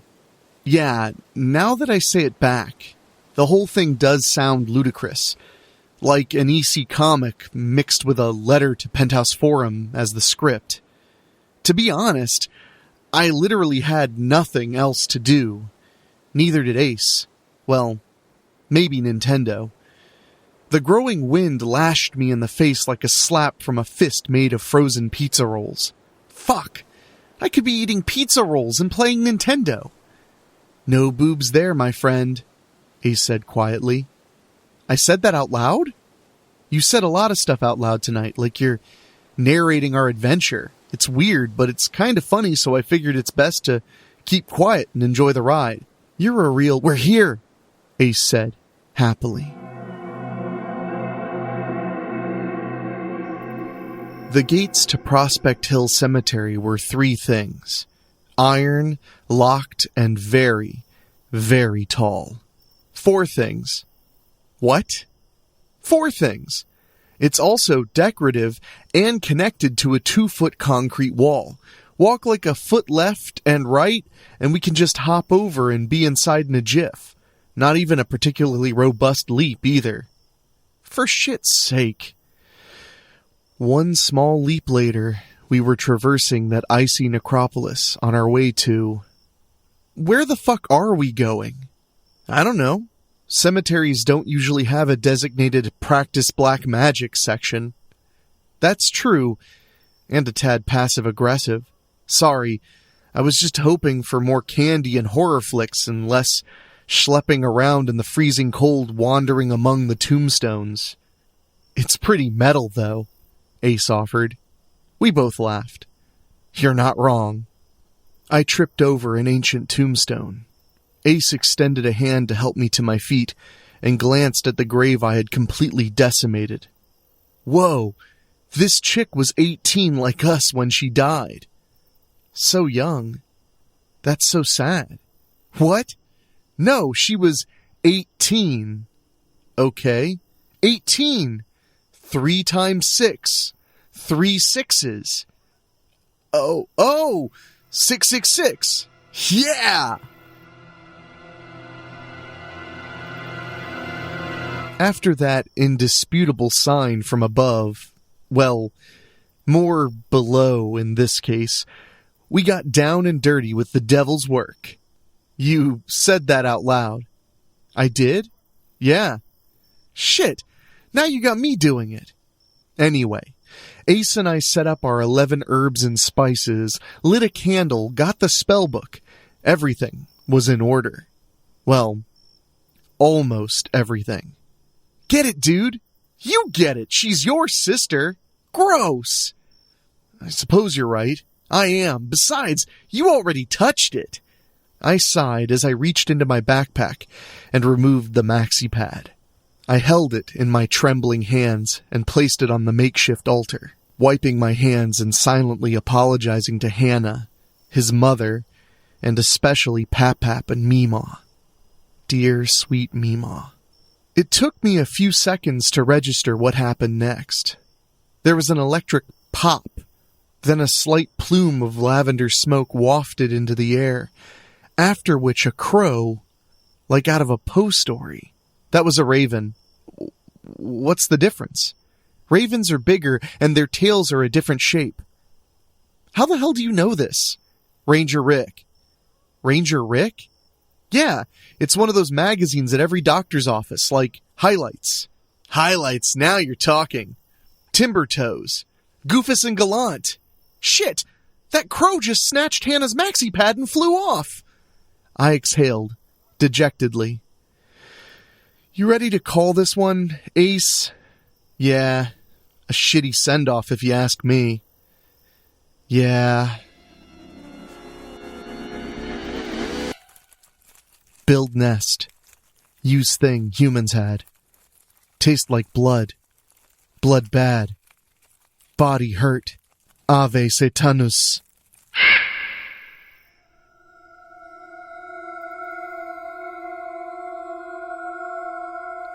I sat the plate of pizza rolls down and returned to my game. While most of the night had been either weird as fuck, disappointing, or an unholy combination of both, this was a welcome reprieve. After the ceremonial burning of the mouth on the pizza rolls, I swore and played on. Tap, tap. What in the hell was that? Tap, tap. I looked around the room, but nothing seemed amiss. Tap, tap. The window. It's coming from the window. I crossed the room and stared into the darkness beyond. I didn't see jack shit. I wonder if those pizza rolls have cooled down any. They hadn't. Shit. Now I can't stop messing around with the loose dangle of burnt skin hanging down from the tender roof of my mouth. Tap, tap. Back to the window I go. This time, I barely caught a glimpse of a porcelain-skinned hand retreat into the darkness. After the whole jump back and hope that fart wasn't a shit routine, I scrambled back to the window. I pressed my face against the pane in a futile attempt to see further into the night. The glass was ice cold. The hand that tapped the glass felt even colder.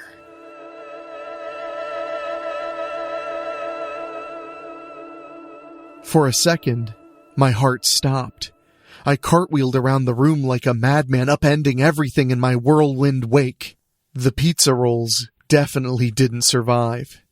Neither did the can of soda that fell onto the video game console, creating a massive jolt that traveled along the controller cord, through the buttons, and directly onto my bare feet. That were, admittedly, a tad damp from piss. Don't judge me, I'm frail. Can you keep your private time a tad more private, dear? My mother called up the stairs. Just great. I'm going to die, and my mother will be left with just a memory of her darling offspring, cock in hand, trying to beat the devil, and losing. Good news. The shock restarted my heart, so there's a fucking Halloween miracle. Tap. Tap. Oh shit. I haven't even caught my breath from dying the last time. I saw the hand again, but this time, It didn't retreat. Hello? Hannah came into view, the extended hand connected to her alabaster body by an arm so delicate it could have been that of an angel itself. She was wearing an oversized Kajagoogoo t-shirt, and if the suddenly bright moonlight behind her illuminating that which lurked beneath the smug smile of Limhall was to be believed, absolutely nothing else. Hannah? Yeah? What are you doing out there? Trying to get your attention. Well, you definitely got that. Hannah drew closer to the window. Her t-shirt shifted to reveal more of her perfect shoulders, and just a pixie's whisper more cleavage. After seeing you earlier, I couldn't get you off my mind. You couldn't? No. I'm sorry I made fun of you. Your condition must be a heavy cross for you to bear. I mean, it's a bit of an inconvenience at times, but it's manageable. Look at you, shouldering your pain like a big, strong man. Are you feeling okay, Hannah? Yeah. Why? Because usually you're repulsed by my very existence. Now you're rubbing against my window like a cat in heat. Oh, I'm in heat all right. With that, Limal and the lads were torn free and tossed into the crisp night air. Holy fucking shit! I exclaimed as Hannah's naked form stood at the window. You like what you see? My boner and I answered in the affirmative. Why not let me in, and we can get to getting? Know what I mean? Hannah winked. I don't know. What in the hell was I saying? You don't? Hannah pouted. It was sexy as all shit. Well, it's weird is all. Isn't tonight reserved for the strange and unusual? My pulse pounded in my pants. I suppose you're right. I started to make my way closer to the window, as if on autopilot. Oh, you can just bet I am. I unlocked the window and opened it quickly. Hannah smiled. So saccharine. So sweet. The door to my bedroom nearly exploded off the hinges. I turned to see Ace and Hannah. You guys look like shit. Did, too. All bruises and scratches. I turned back to Hannah. Wait. Hannah at the window. Hannah at the door. Door Hannah pointed at window Hannah. Window Hannah's skin was going from pure driven snow to blood clot rotten blood. And her pitch black eyes and anglerfish teeth weren't doing her any favors either. It was then that a bit of logic slapped me right in the face. I'm on the second floor. Hannah can't float, at least as far as I know. Man, that should have been a huge tip-off that something was slightly amiss. I blame the pizza rolls. You guys really look like shit. Blame it on your girlfriend out there. Tap. Tap. She's not my girlfriend. Closest you'll ever get to me, real Hannah said under her breath. Tap. Tap. Hey, I heard that. Come on, in my own house and everything? You two can kiss and make up when we're out of here. Tap. Motherfucking tap. The window exploded inward as we all turned in unison to see the creature's extremely enormous bird foot extend back into the darkness. Speaking of darkness, I then realized why I couldn't see outside, as quick flashes of the beast's dreaded wings revealed a wingspan of nearly 30 feet. We didn't hesitate to haul ass from the room, the nightmare form of that toothy horror snapping in our wake. We slammed my bedroom door closed behind us and dashed down the stairs as the sound of the cheap plywood door of my bedroom being splintered from repeated blows of the monster spurned us on. We dashed past the kitchen where my mother washed dishes as she danced and bopped to the music issuing from her Walkman. Wait, we have to get my mother out of here. We don't have time, Ace screamed, dragging me by the arm. I tried to fight back, but A lifetime of video games and shitty eating habits had left me a tad deficient in the strength department. We blasted into the chilly night, large snowflakes blowing past our faces. The creature sailed directly past my mother and followed us through the open front door. We flew into the night.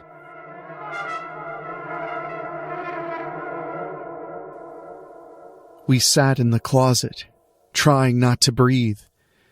We'd snuck into a house a few blocks away, climbed into an unlocked window, and paused to collect our wits. After long moments of silence, Ace spoke. "What the fuck are we going to do?" "We? You're the one that talked me into this. I was horny." "Reasonable, but still. Hey, does anyone want to discuss how you grody fools stole my maxi pad to make that thing?" "It was him. It was your idea, Ace." "Yeah, but you took the pad. You didn't want to touch it. Neither did you, but I figured since you're all hot and horny for Hannah." "Are you serious? You two are disgusting." I think you're a beautiful woman, Hannah. I had no desire to touch your period blood." "Shut up, Ace," we both spat. Screams filled the air. What the fuck was that? More screams followed. Jesus. Hannah exhaled dejectedly. "I'll go and check. You two cuddle here." Hannah gingerly snuck out of the closet. The seconds seemed like days.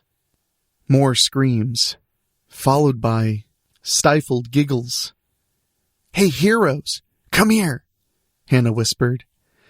We quietly exited the closet and joined Hannah in the hallway.